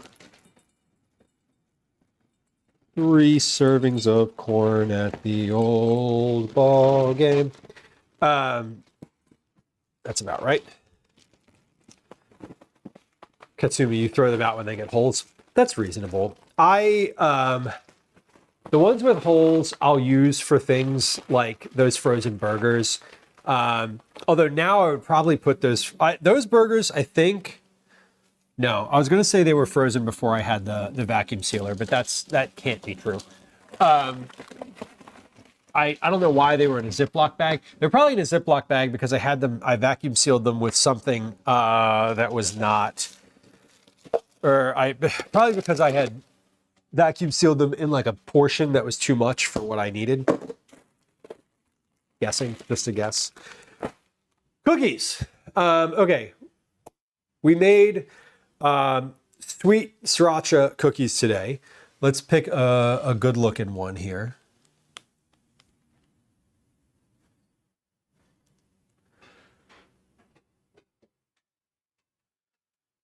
Okay, sorry. Phone buzzed and just making sure. Hold on. Oh, whoa, hold on. I got a text. I got a text that I actually wanted to look at.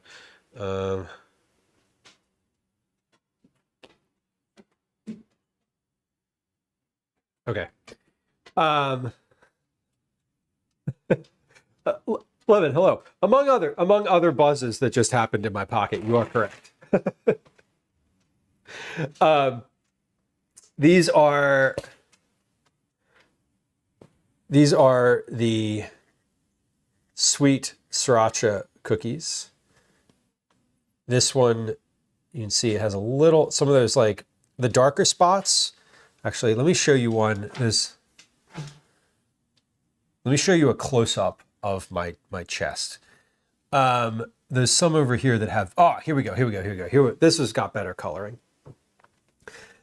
This one has a little bit clearer red lines on it. You can see like red throughout it. That is sriracha, like the spicy rooster sauce. They are not spicy per se.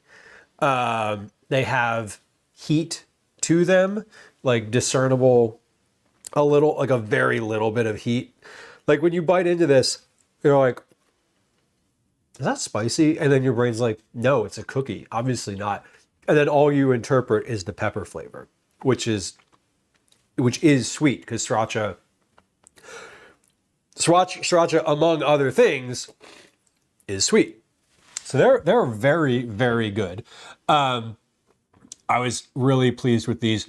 I would say from a standpoint of like, I don't know, we were talking earlier about how like the idea of a flavor that is that you don't have experience with, you know, whether or not it could feel off-putting or whatever. Like I was like, hey Gwen, do you want a cookie? And she was like, are they spicy? And I was like, no.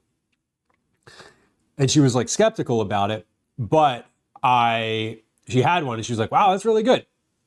So I am excited that this is sort of the first one that I made out of this book. I'm imagining that I will probably use this cookbook for the next several cookie clubs. So get ready because we're gonna experience some different flavors here, and I'm excited about that. I'm also gonna make some of these just on stream for myself because some of these are not good. They would not be good for cookie club because they have like they're too liquidy. Like they have there's one in here that has pork on it and like a maple dressing. Sounds amazing. Wouldn't ship well. But these are fantastic. Not at all spicy in the sense of like, would you, if you were someone who like doesn't like spicy food, Would you find these accessible? Maybe. Probably. Ty, you don't save your bags? That's reasonable.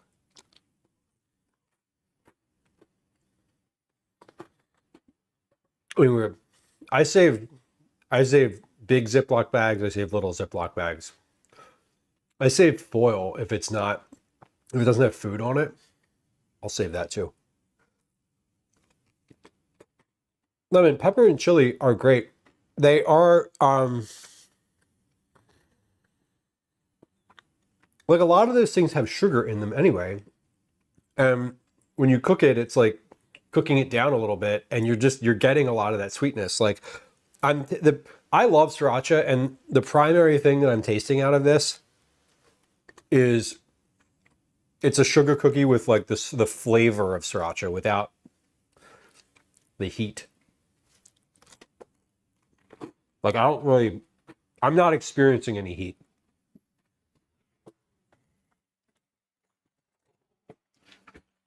You know what I haven't had in a while?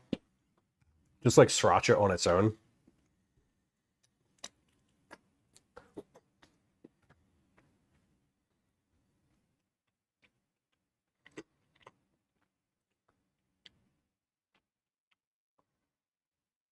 To be fair, I'm not experiencing a lot of heat from this either. My heat tolerance is also very high. The number one ingredient in this is chili. The number two ingredient in this is sugar. So why is it sweet? Well, so it has more sugar than salt and more salt than garlic. I always said they got canceled because they screwed over their pepper supplier and they had to switch. It's not the same. Well, now it's available. Sriracha really isn't spicy to me. Tatu says, yeah, it's not. It has heat to it, but it's not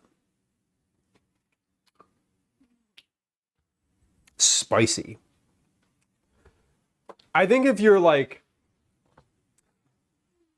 if Tabasco is your idea of spicy, you might be fine this spicy, right? Certainly if you have physical reasons not to eat spicy food, you might find this unapproachable. Broccoli, welcome in. Avo, hello. Did I say hi to you? I know I read your chat, but did I actually like speak the words hello? I don't remember that I did. Got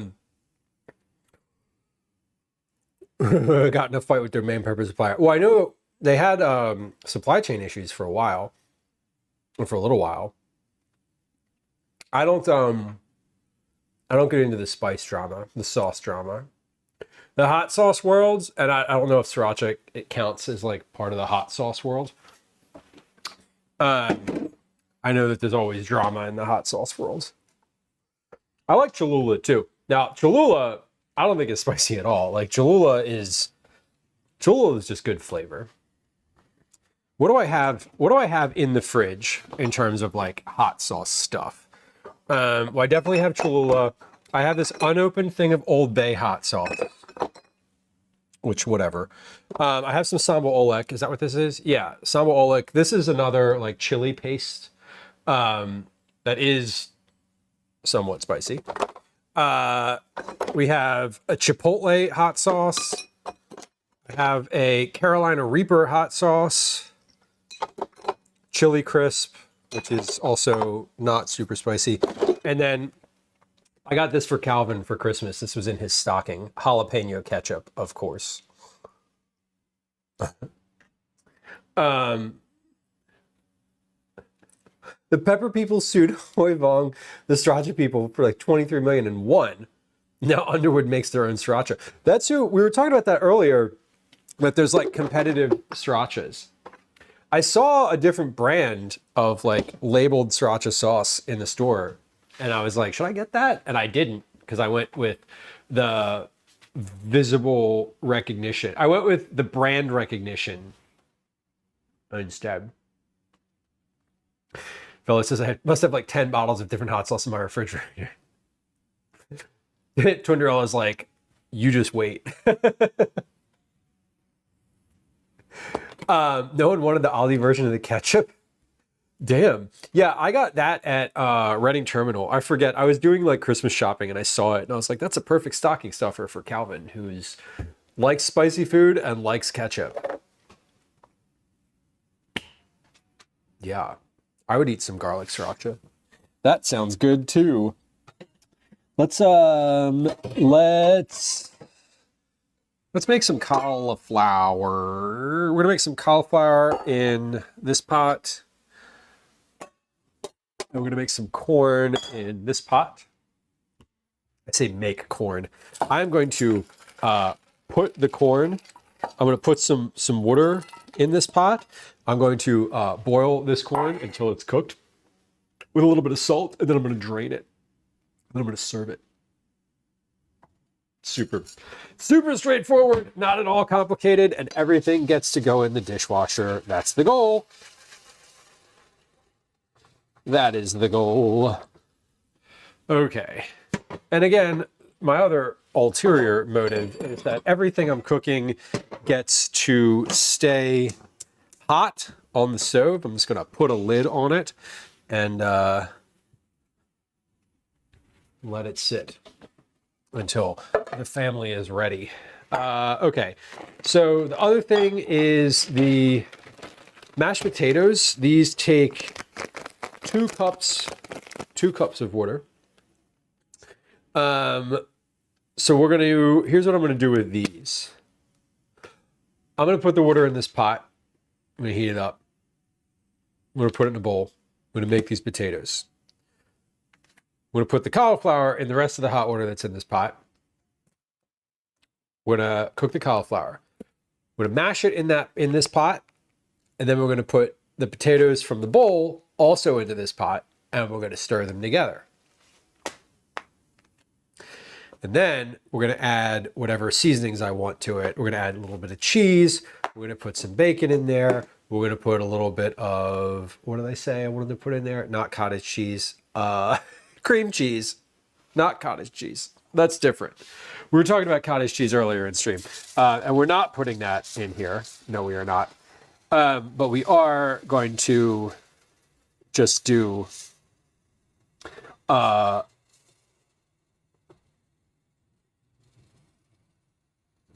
we're gonna make some additions. That's what we're gonna do.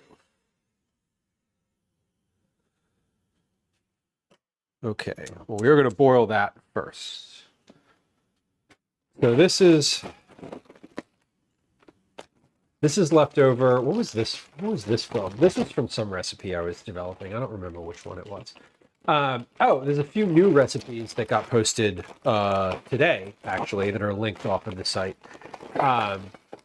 The chicken pot pie toast and the shrimp pasta that you all saw me work on are live now.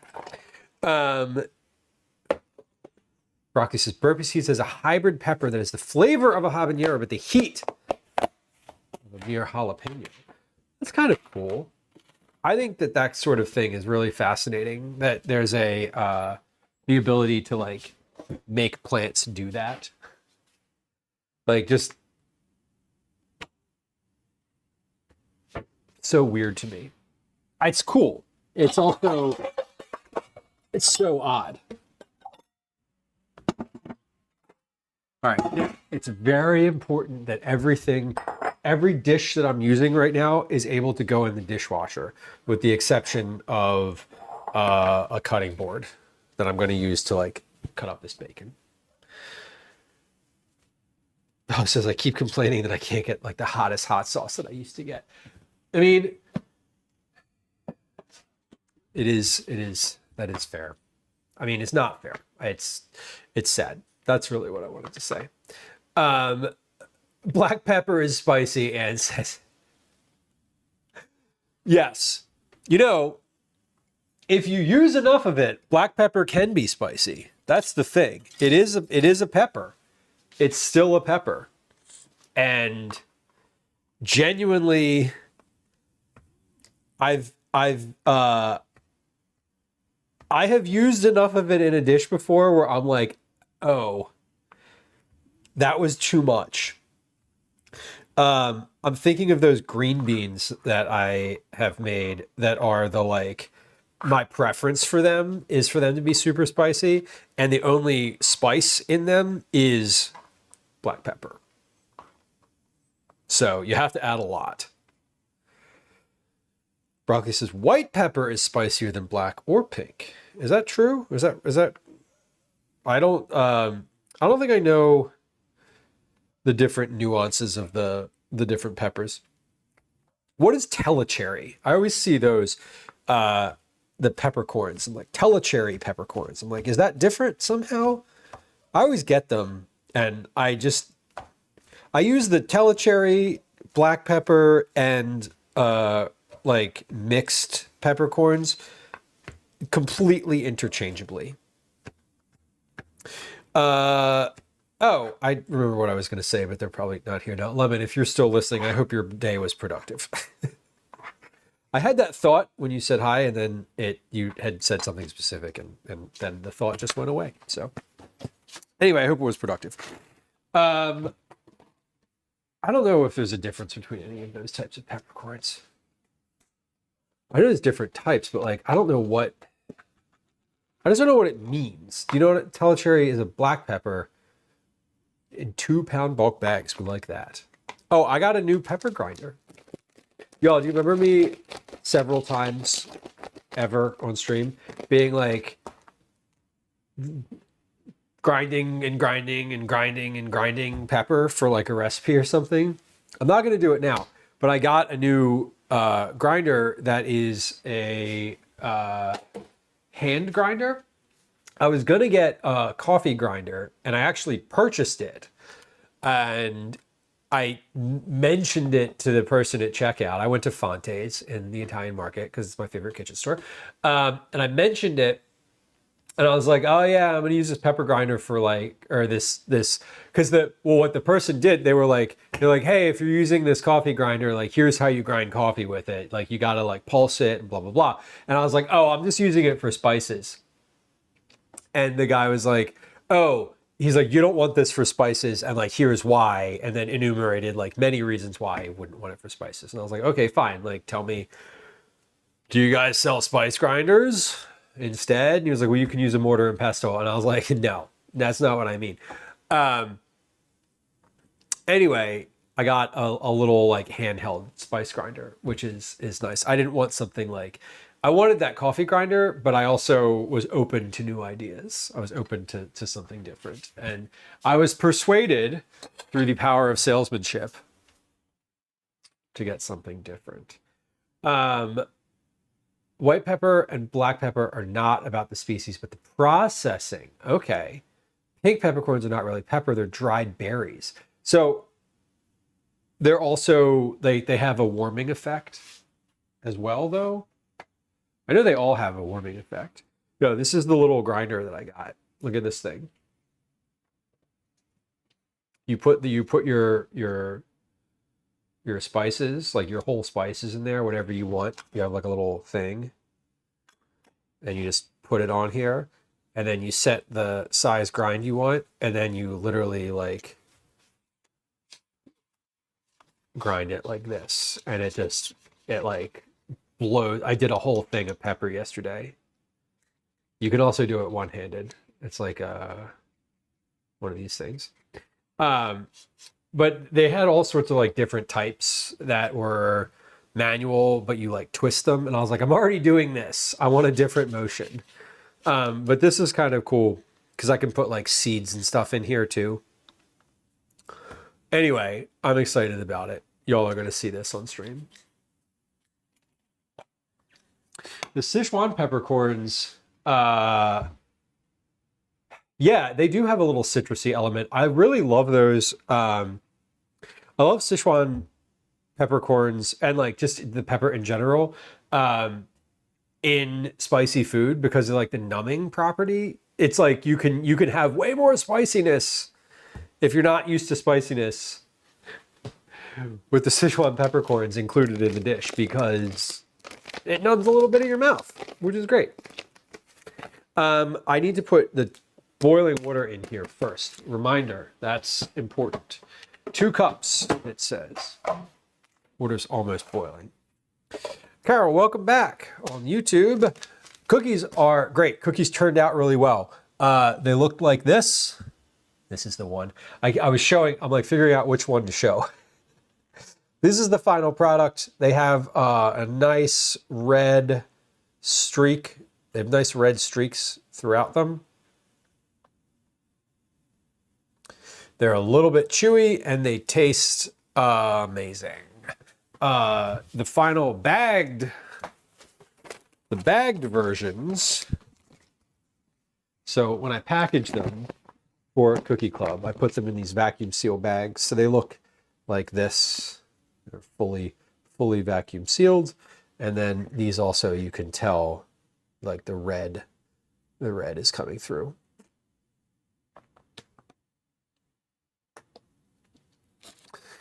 Cyber says I have a Sichuan peppercorn grinder that I use probably more than my telecherry grinder. I always I don't always forget. Sometimes I remember, but mostly I forget that I have Sichuan peppercorns in the cabinet at all.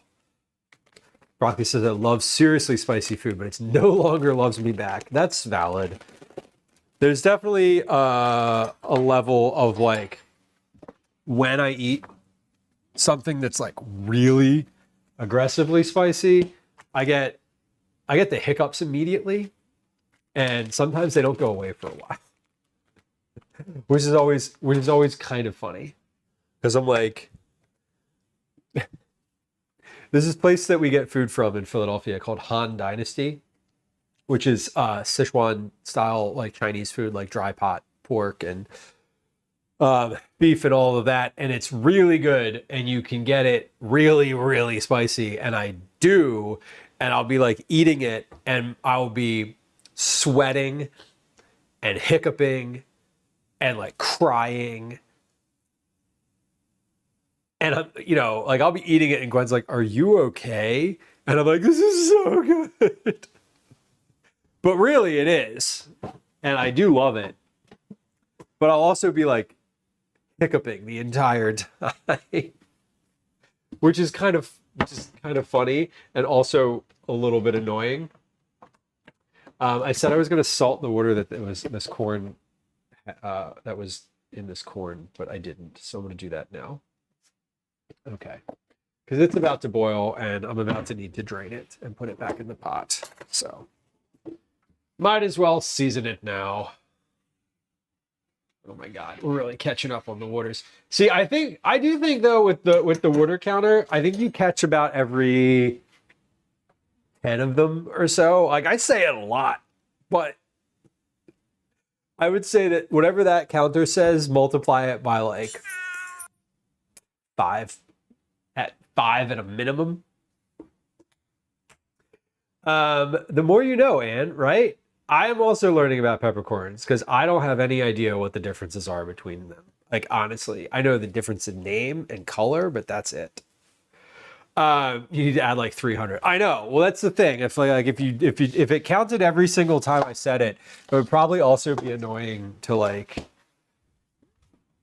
because it would just be like filling up chat. Some sentences would just be like, just that. All right, I'm putting a little bit of butter in with the corn once it's finished. So once I drain the corn, I'm gonna mix it with some butter. And where's my colander? There it is. I'm gonna put it back in the pot and just mix a little bit of butter in it.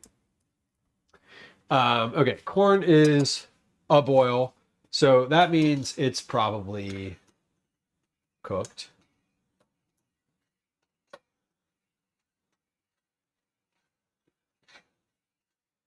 Broccoli says, as much as I love gochujang, I have to go easy on it. That's valid. I still have a pretty solid tolerance for spicy food, both like in my mouth and just like the enjoyment of it, but also like in my stomach, I can still handle a lot of that. I know that some folks, as they age, kind of age out of being able to have like super spicy as part of their diet, but I I haven't hit that point yet, so I'm feeling fortunate for that. Speaking of hitting a point, I have hitting a point where my microphone is in the red, and I have a new microphone that Rode sent me. Thank you, Rode. That has not yet been paired with my my receiver. So it's here, but it doesn't work yet. So we're gonna plug this in. I'm gonna plug this in while we're working here. There we go. Broccoli, thank you for the bits. I appreciate it. I appreciate it. I'm in my mid 60s. That's, yeah, I mean, like, I'm waiting for the time when it's just like, well, your body says no to that anymore. It's coming. I know it's coming. I love the story in this cookbook that Kat tells about her grandmother, how her grandmother, like, for her entire life, like, loved spice, and like how her grandmother would just chew on like a variety of different like aggressively hot peppers as like a snack and just not have any sort of effect from it. And she's talking about how one of the, I think it was the gochujang cookies. Where's my colander? That are in this book. She was talking about how like her grandma would have liked them and how she would have been like happy, would have loved to have served them to her grandmother, but how her grandmother probably wouldn't have found them spicy enough. And I, of course, appreciated that sentiment entirely. All right, corn is done. Feral Terminator, welcome in. Speaking of pepper, we're going to use some of my pre-ground pepper in this corn, and I'm just going to toss that one in there. I'm waiting for this water to boil. So I put those burgers in the oven. I am not looking at them. I did not check them. I am not going to check them for a little while until the potatoes are completely finished, because I want them to cook. So when I open the oven and take them out and look at them, that is going to be taking away from their cooking time. So I don't want to do that. So I'm just going to let them stay in there for a little while longer, as everything else kind of comes together. And says, my body said no to alcohol too. In my opinion, I don't get drunk, just sick. So I don't even enjoy drinking. Valid. I stopped drinking for other reasons, but one of the reasons I stopped drinking, the biggest reason I stopped drinking, I think I would say, is that I didn't get drunk because I didn't drink enough for that. I've never in my life enjoyed being drunk. It's not a good feeling. I do not like it. I don't want that. But I got to the point where I was just like, well, I had like 2 drinks yesterday at like 6 p.m. and I woke up at 7 a.m. the next morning and I felt awful. My body felt awful. I was like sick. I was like, this isn't even worth it for me. Like, this is not worth it at all. And yeah, that was one of the reasons I stopped. Because why bother? 474 grams of water in here is what I need. This water is boiling. Sea Films, I'm great. Welcome in. How are you doing? Okay, 4, 1, 2, 3, 400, 30, 40, 50, 60, 70, 79. Close enough. 479 grams. I'm going to put these potatoes in here. Now, I'm going to need to get some more potatoes. Check. Add entire pouch of potatoes. Mix thoroughly using a fork. Okay. I'm gonna need to get some more potatoes to test this recipe again. So I'm making these for dinner tonight because, like, why not? Okay, immediately mix with a fork. Got it.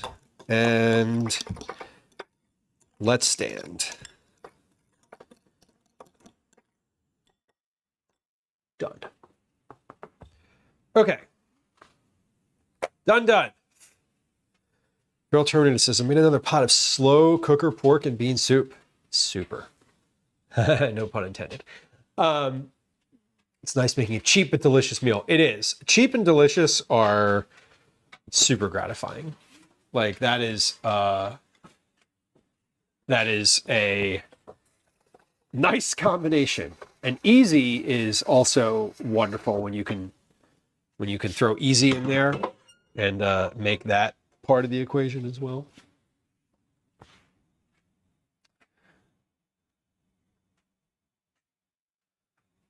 All right. There we go.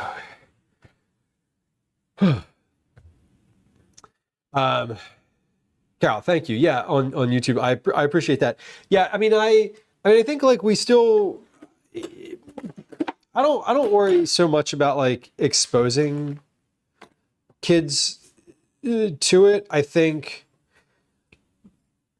the way that you treat it, or the way that you treat drinking is important.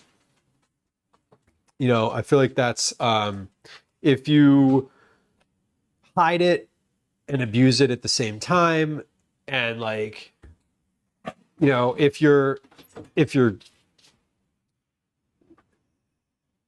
trying to keep it, like, under wraps, but you're still doing it all the time, I think that's harmful too. Like, I feel with having kids around and being sort of like, one of the things that we try to do in my house, my partner and I, is really not, I don't want to say normalize things, because that's not the right word.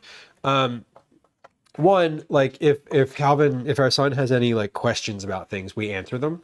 And if there is, like, we don't try to, like, hide necessarily. Like, I know, you know, I think it's, yeah, if you're, like, drinking all the time around your kids, that's a different story than, like, seeing your kids seeing you have an alcoholic beverage and, like, knowing that, like, hey, my parents drink and they do it responsibly. I think there's also a lesson in that. Like, if they see you doing something responsibly, I think there's value there too. I don't know.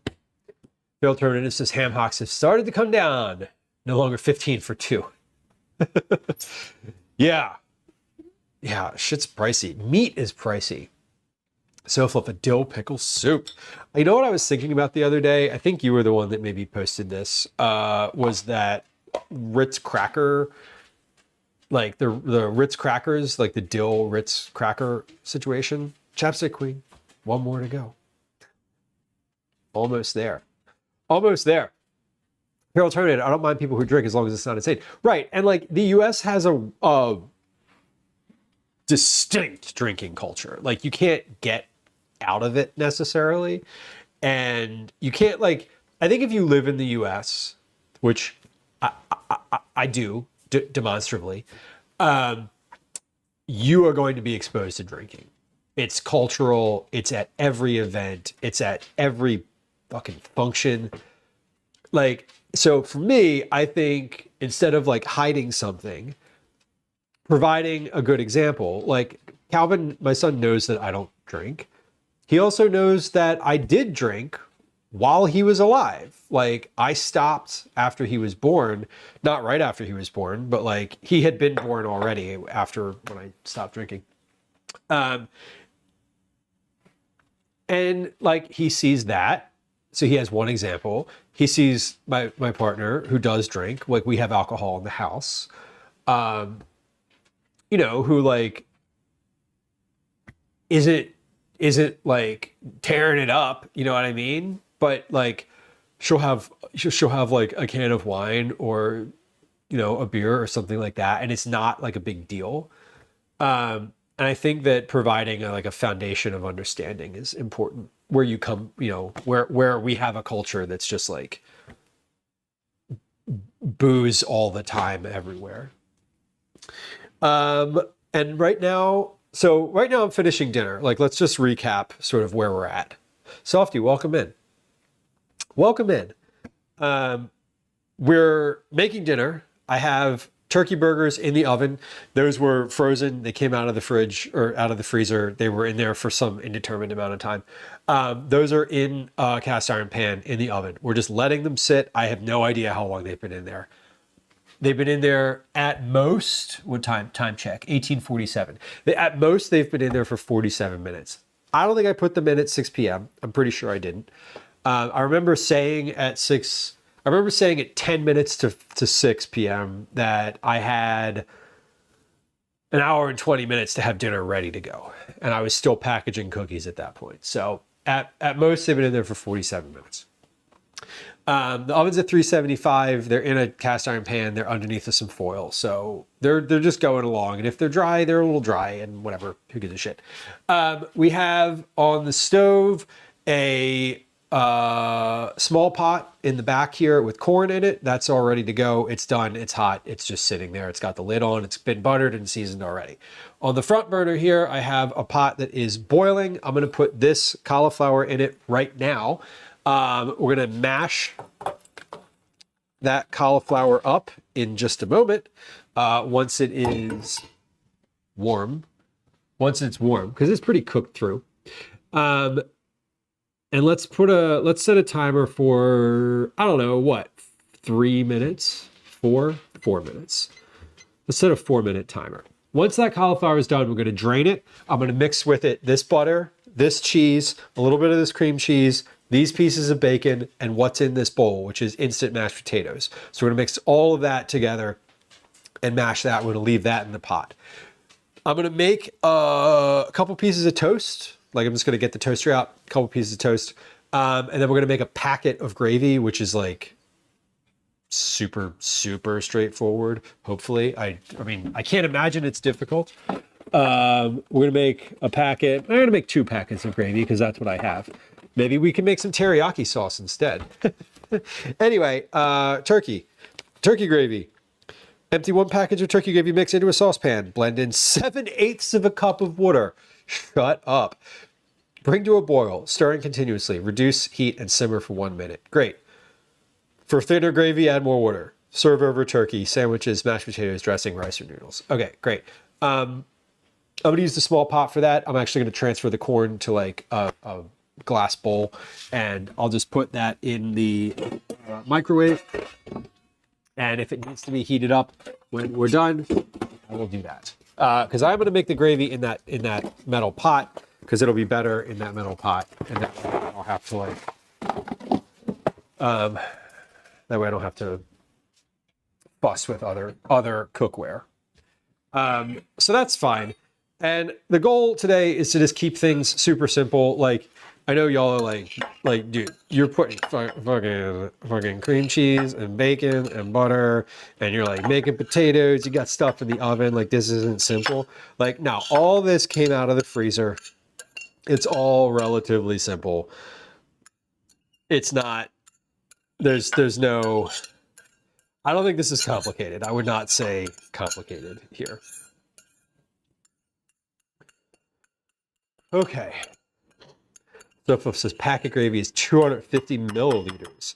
I don't know what this one says 7/8 of a cup, which is like, what the hell number is that? What kind of cursed number is 7/8 of a cup? That's like not a measurement that people use here. Like, I have no idea why that is a number that's being presented to me as a measurement. What they should just say is put a little less than a cup. Jamie, you're sending friends. Oh no, okay, cool. We'll be here. We're working on some dinner right now, so that's what's up. Sounds like someone was converting it from milliliters, right? Well, a cup is 237 milliliters specifically, if we're getting technical.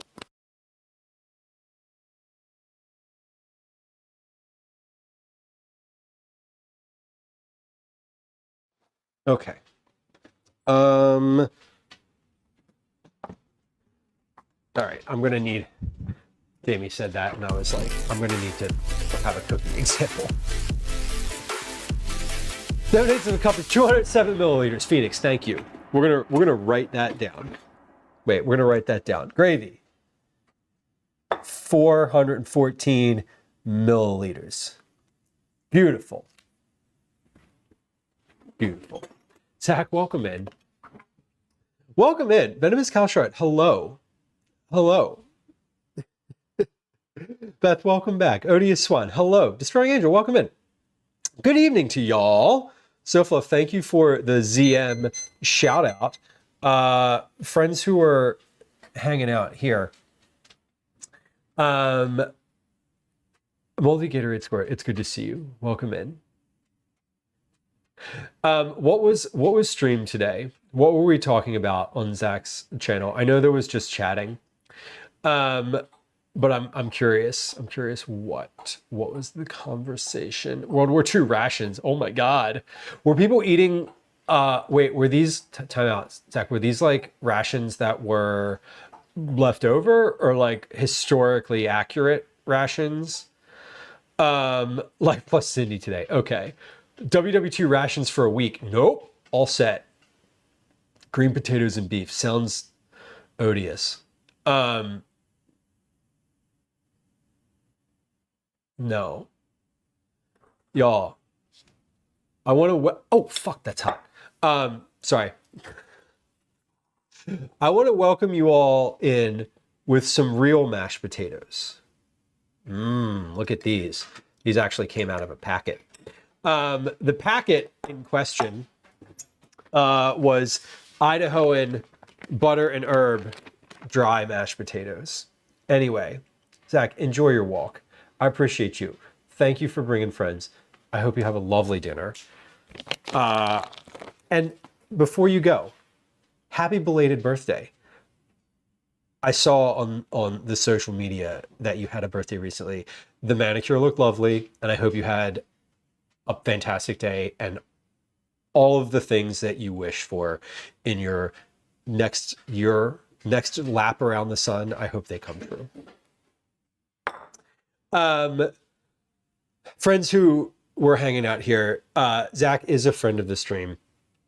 Zach is a lovely human who does very regular and lovely just chatting streams. Does reacts to several different YouTubers and lots of different like fun content. I always like to say that Zach is like the perfect amount of petty. And Zach is someone who, when they're on your team, you want Zach on your team. You want Zach on your team. Because otherwise they've got like all of the right words to like send you up, which is fantastic. Anyway, I really enjoy their content. Zach, thank you for bringing friends. For the folks who just joined us, a couple housekeeping notes. One, follows are silent. So if you hit the follow button, there's no sounds, there's no alerts, there's no chat messages, there's no whatever. You will not be noticed. I will be thankful for you. I will see that you hit the follow button, but we won't like discuss. My name's Lieu. It's nice to have you. I am a home cook, a recipe developer, a recipe tester. I'm a parent. That's what the dad's part is for. I live in Philadelphia. My pronouns are he, they, and I am happy that you're here. We talk a lot about cooking on this stream. It's mostly a cooking stream. We do vegetable forward family meals. We do recipe development. We do snacks. We do baking. We did some baking today. We made cookies. They have Sriracha in them. They look like this. They're going out for Cookie Club this month. Man, cookies in chat if you want to know about Cookie Club. We love chatting here. We're currently making dinner. We are... Jamie asked if I'm making shells again. I'm not making shells again, but Jamie, I do want to tell you, Gwen this morning, literally this morning, was like, hey, I ate some of those leftovers that you made from last night. Like, they're really good. They reminded me of like with a potato with like you know, when you like put bacon and all the cheese and the stuff on it. And I was like, because she didn't know what I was making. I didn't like tell her. I wasn't like, hey, I'm making this. And I was like, oh, really? I'm glad that you enjoyed them. I was just like happy to hear that because it was pretty funny. Text to ask if I have any favorite gluten-free recipe. I would have to think about that honestly, Text, because I don't specifically. I don't think I am. How do I put it? A big fan of gluten. Like I don't often consider the gluten aspect of when I'm cooking. I'm wondering if there's anything, if you hit command recipes, there's a list of recipes that I've written that some of them might be gluten-free, but honestly, I kind of doubt it. I kind of doubt it. Like, and I'm not trying to be glib. I don't. The answer to your question, like directly, is no, I don't. I probably have some things that you could make gluten-free. Empty 1 package turkey gravy, mix it into the saucepan, blend in 7/8 cup of water. As we understand, 7/8 cup of water is 414 milliliters. Okay, so we're going to empty this into the saucepan. I am sort of waiting for that cauliflower to soften. I just checked it with a fork a little bit. It's not quite there yet. Friend is a gluten allergy. She's coming over for Super Bowl on Sunday, so I want to make sure she has something around to eat. Hey, y'all in chat, do y'all have any gluten-free favorite recipes that might be rather straightforward to make? Potentially, I love a recipe that is Ansa's hummus and veggies. Oh, hell yeah! So hummus to that point, 214, not 414. Well, we said it was 207, and I'm making 2 packets. Tidy Whiteys, welcome in. So I'm making 2 packets. So I need more. Yeah, I'm doubling it. We're always doubling everything. Today's been a double day.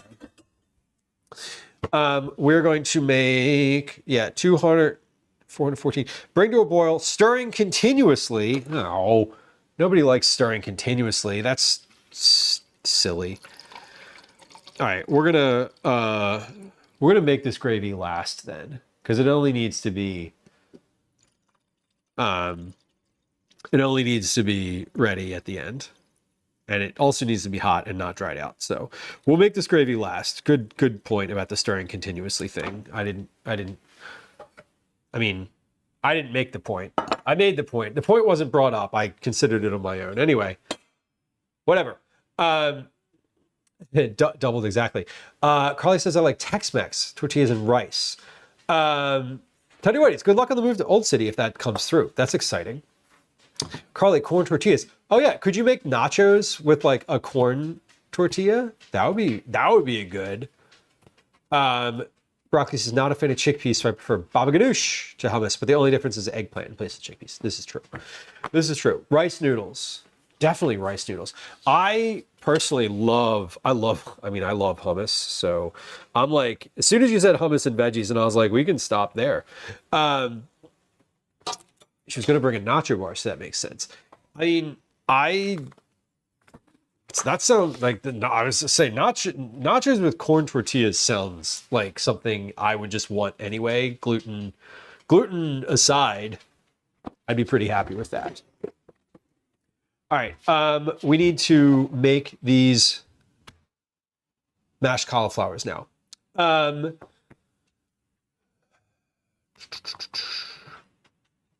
You make wings crispy in the oven just by dusting them in baking powder. That is true. Does cornstarch also work, or is it just baking powder?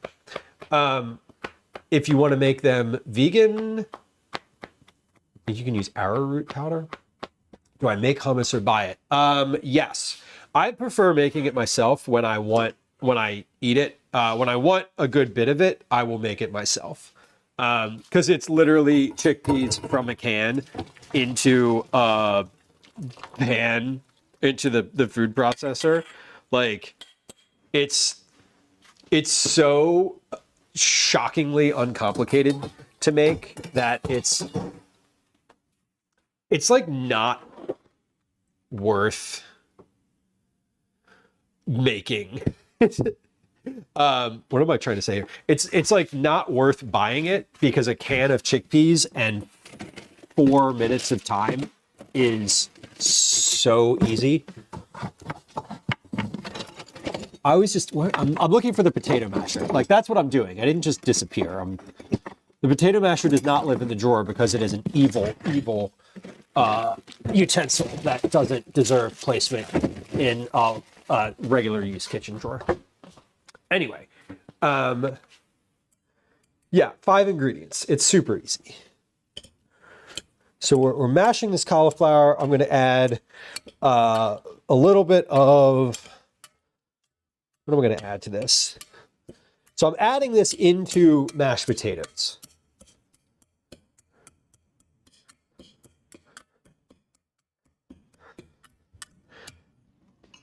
Jamie, I noticed, didn't say anything, and I don't think anyone would have noticed, but now that we're here. It's literally 5 ingredients. You can make it super complicated. Obviously, you can like make hummus ridiculously complicated if you want to, but you know, I have a recipe that you know, you skin all of the chickpeas, you use the chickpea water from the can, like it's a whole thing. And you don't need to do any of that, really. Nachos, I love. Something with rice noodles would be interesting. Like you could do like a casserole style dish with rice noodles. That could be pretty good. Yeah, the chickpea water. You got to get the bean water in there. Soak and boil the dry chickpeas. Yeah, I think the recipe that I have that I've used before when I wanted to make like fancy hummus, it's supposed to be, I think it was in like the New York Times or something, and it's supposed to be a take on the hummus from this place in Philadelphia called Zahav, which is an Israeli style restaurant. That they, you know, they're known for having good hummus, but they are, it's like super fancy hummus. And, you know, yeah, it does require that. It requires like skinning the beans by hand, that type of thing. So, hummus says, I'm Palestinian and I grew up using the water from the can, so technically it's traditional. Facts. That is as valid a source as you are going to find right there. If you grow up some way and it is that way, then that's your tradition, and that is reasonable. All right, we're adding the potatoes to this bowl, or the cauliflower. Sorry, not potatoes. Adding the cauliflower to the bowl. We're going to mix that in. I'm going to cover this up. We're just going to mix all those together. So we have mashed cauliflower and mashed potatoes in the same bowl. Who's going to know? No one's going to know. Gwen's going to know, and Calvin's going to know. She's going to be like, oh, it's cauliflower in there. And I'm going to be like, shut up. It's all mashed together. It's fine. The butter was salted butter, so that was fine. Let me add a little bit of salt to this because it's going to be, I added salted butter, but that's not quite enough. It's never quite enough. I also added a little bit of cream cheese to this, just to help kind of smooth it out, instead of adding like half and half for milk. Yes, Carly, when you're near any Middle Eastern place and you can get like a deli container of the best hummus. Uh-huh. There's a place in oh, that's so good. There's a place in Reading Terminal Market that it's called Kamal's Middle Eastern. And that's exactly the case there. They just sell like quart and pint containers of hummus. And, you know, it's just like an unmarked deli container. They put the lid on it. They wrap the whole thing in saran wrap, and you take it home, and it's like the best hummus you'll have. And Lord knows that all they really did with it is exactly what I described, which is just like a blend up a can of chickpeas. Although most places like that have their own, you know, places that do hummus in that way. Why did I just open this drawer 3 whole times? Usually have their own like recipe. The hummus vat, exactly. It's what we all should strive to have, a vat of hummus in the house, honestly. Tex, I hope you have some inspiration for your woo! Fuck, that's hot. Goddamn! I think those burgers might be done. How long were those in there for? An hour? Oh yeah, these are done. Hell yeah. Hell yeah. Look at these. Turkey burgers, y'all. Did I wash my spatula? Where did I put that spatula? I thought I washed it. I don't know. I guess I didn't. Okay, whatever. It doesn't matter. Literally doesn't matter. All right. These are... Oh, yeah. These are done. Okay, good. Dinner is ready. Oh, no. Dinner's not ready. Do I need toast to go with this? I don't actually think I need... I think I'm going to put this on a piece of toast and, like, no one's going to eat it. That's my guess. You know what, though? We're going to do it anyway. All right. I'm turning the oven off. I'm going to put the lid. I'm going to put the foil back on these. We're going to make the gravy. It is 19:09 per my clock here. That means my family's going to be walking back in the door here in a matter of moments. So I'm going to put these bowls in the oven. And the oven is off, confirmed oven off. Okay, let's just do a couple pieces of toast. We're gonna do literally 3 pieces of toast. I don't think anyone's gonna eat the toast. It's just something to soak up the gravy. And we're just gonna do like, because my original concept for this was open-faced turkey sandwiches. So we're gonna open the faces of these yawns. 1, 2, 3 pieces of toast. Here they are. 1, 2, and toast. All right, let's make this gravy real quick. Oh yeah, tahini. I always forget about the tahini. Recipe, Woman says, add the can of hummus with the most of the liquid, a clove of garlic, salt, juice from half a lemon, and salt to a blender, and blend it together until smooth. It does not need to be more complicated than that. I definitely agree with you. I'm with you. 7/8 a cup of water. That means 414 milliliters. That sounds like a super easy to follow recipe. 1, 2, 3, 415 milliliters. You do not salt it twice. Got it. So just as much salt as you want. It'd be too salty. Well, some like it salty. You never know. Stirring continuously. Reduce heat and simmer for 1 minute. Okay. Let's stir continuously. We can do this. Okay. Am I bringing this to bring to a boil? Okay. We're going to bring this to a boil. Should not take that long. Should not take that long. Well, we did it, y'all. We have made dinner. We made cookies. We made dinner.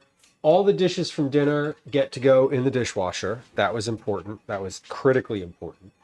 Actually, no, that's not true. This whisk that I'm using doesn't go in the dishwasher because it has a little plastic thing around the top of it, but that's fine. Everything is ready.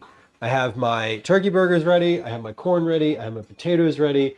I have some gravy here on the stove, thickening. I have toast in the toaster, getting ready. We made a bunch of cookies. I don't know exactly how many. We made a lot of cookies. We packaged all of them. We have quite a few remaining. After stream ends today, we're going to finish packing. I already have the boxes packed. I have the boxes packed. All of the boxes not packed. Sorry, the boxes addressed. They're not packed yet. These are not completely toasted. The boxes are addressed. The cards and little swag packets are done. The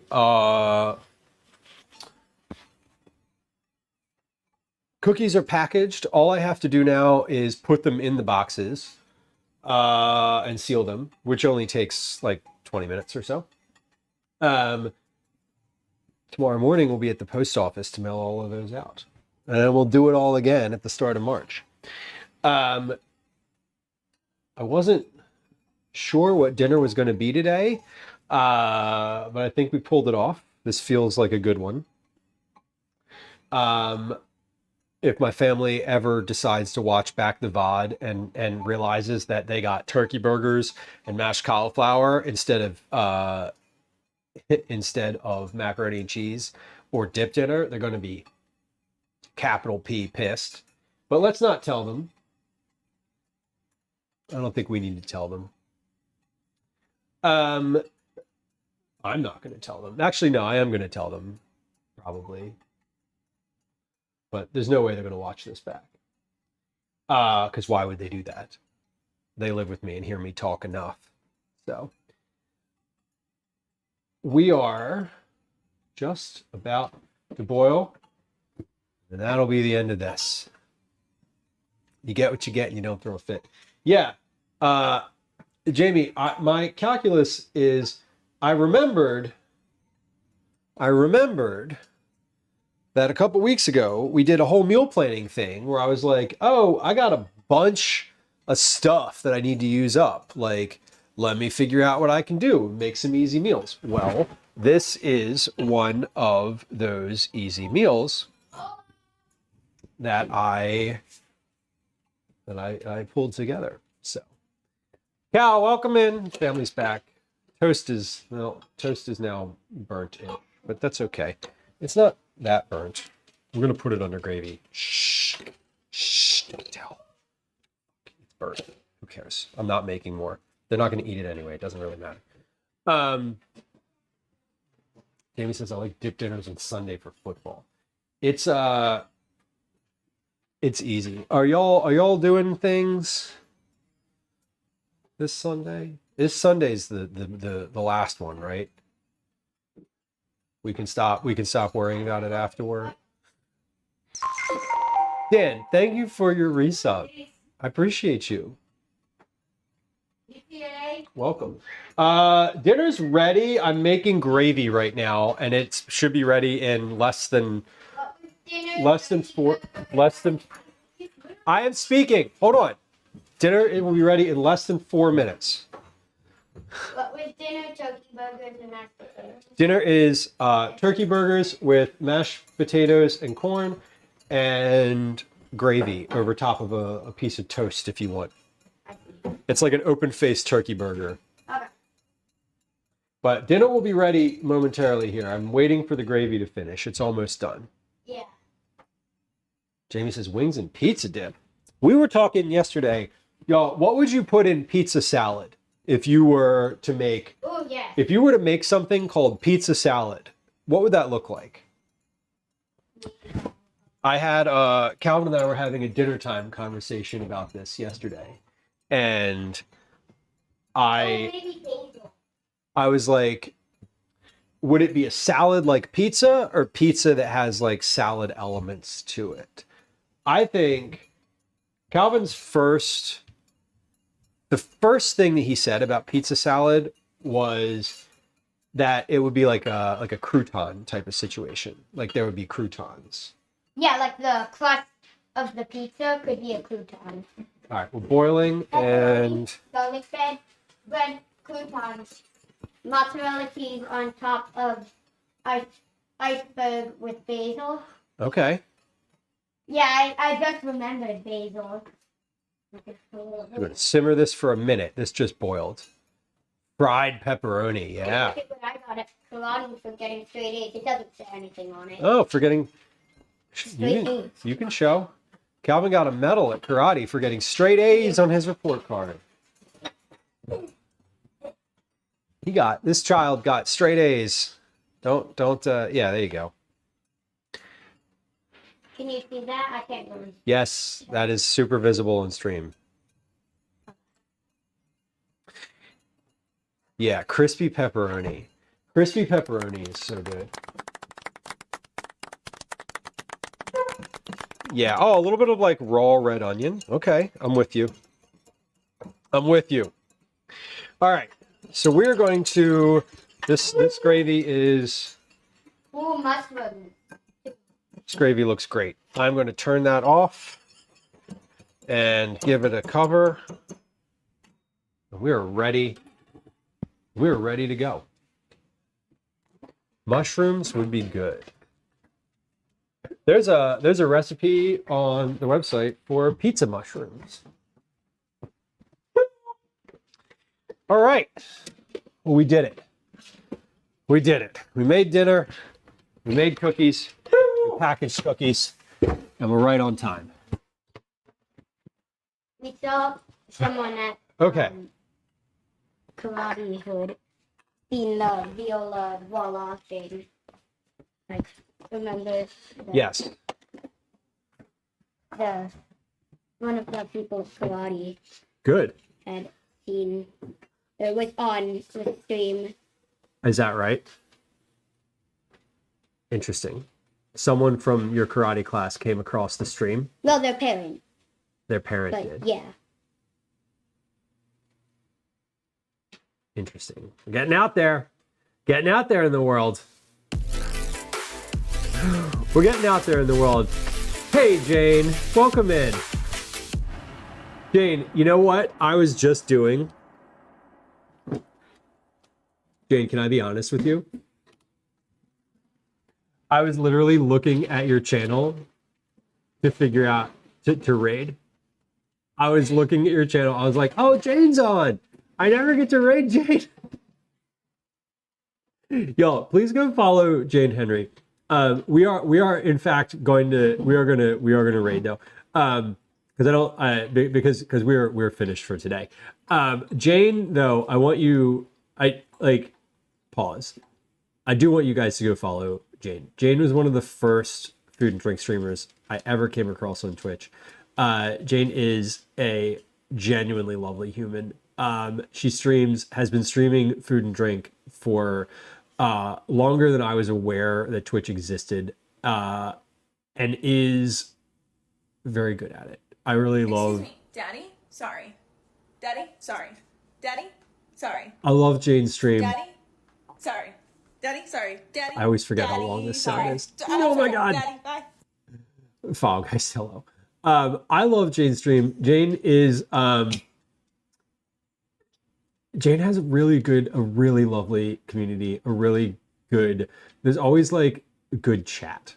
Like if you enjoy just a nice, like easy background, like easy chat with someone who is like not trying to be big and flashy and like entertaining in that regard. Jane also streams like later in the evening. For me, my time sometimes, and is I really appreciate like just hanging out in her stream and lurking. And yes, Fogus, you can ask Jane all kinds of fun questions. She is a pastor as well as a cook. And as I said, I remember hanging out in Jane's stream for the first time when I was like, she was one of the first people I followed on Twitch. Jane, it's lovely to have you. I know that you were outside doing out in the world things.